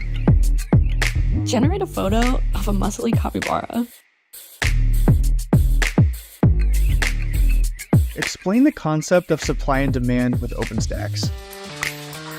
Hi Gemini, quiz me on the rise of industrialization. Can you help me find an email? Yeah, I can help with that. This December, the world's top chess minds clash in the heart of New York City at the FIDE World Rapid and Blitz Championship. Witness world #1 Magnus Carlsen and other stars from across the globe. Rapid and Blitz, chess in its most thrilling form, unpredictable and unforgettable. Fast moves, tactics and blunders, and moments that will keep you on the edge of your seat. Witness the pinnacle of chess excitement. Get your tickets now at worldrapidandblitz.fide.com. This is the Google Pixel 9 with Gemini, and this is a look behind the scenes of a heated Fantasy League group chat, where Gemini has already made an image of a quarterback with noodle arms, a running back that's a snail, a Swiss cheese secondary, that's a new one, and now coming in hot, some wide receiver gloves made out of butter. Oh, let's see how they come back from that one. Still anybody's game, or anybody that has Gemini.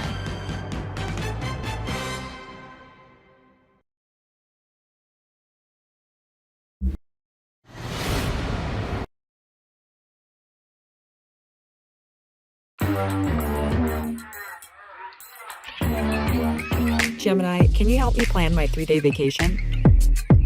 Generate a photo of a muscly capybara. Explain the concept of supply and demand with OpenStax. Hi Gemini, quiz me on the rise of industrialization. Can you help me find an email? Yeah, I can help with that. This December, the world's top chess minds clash in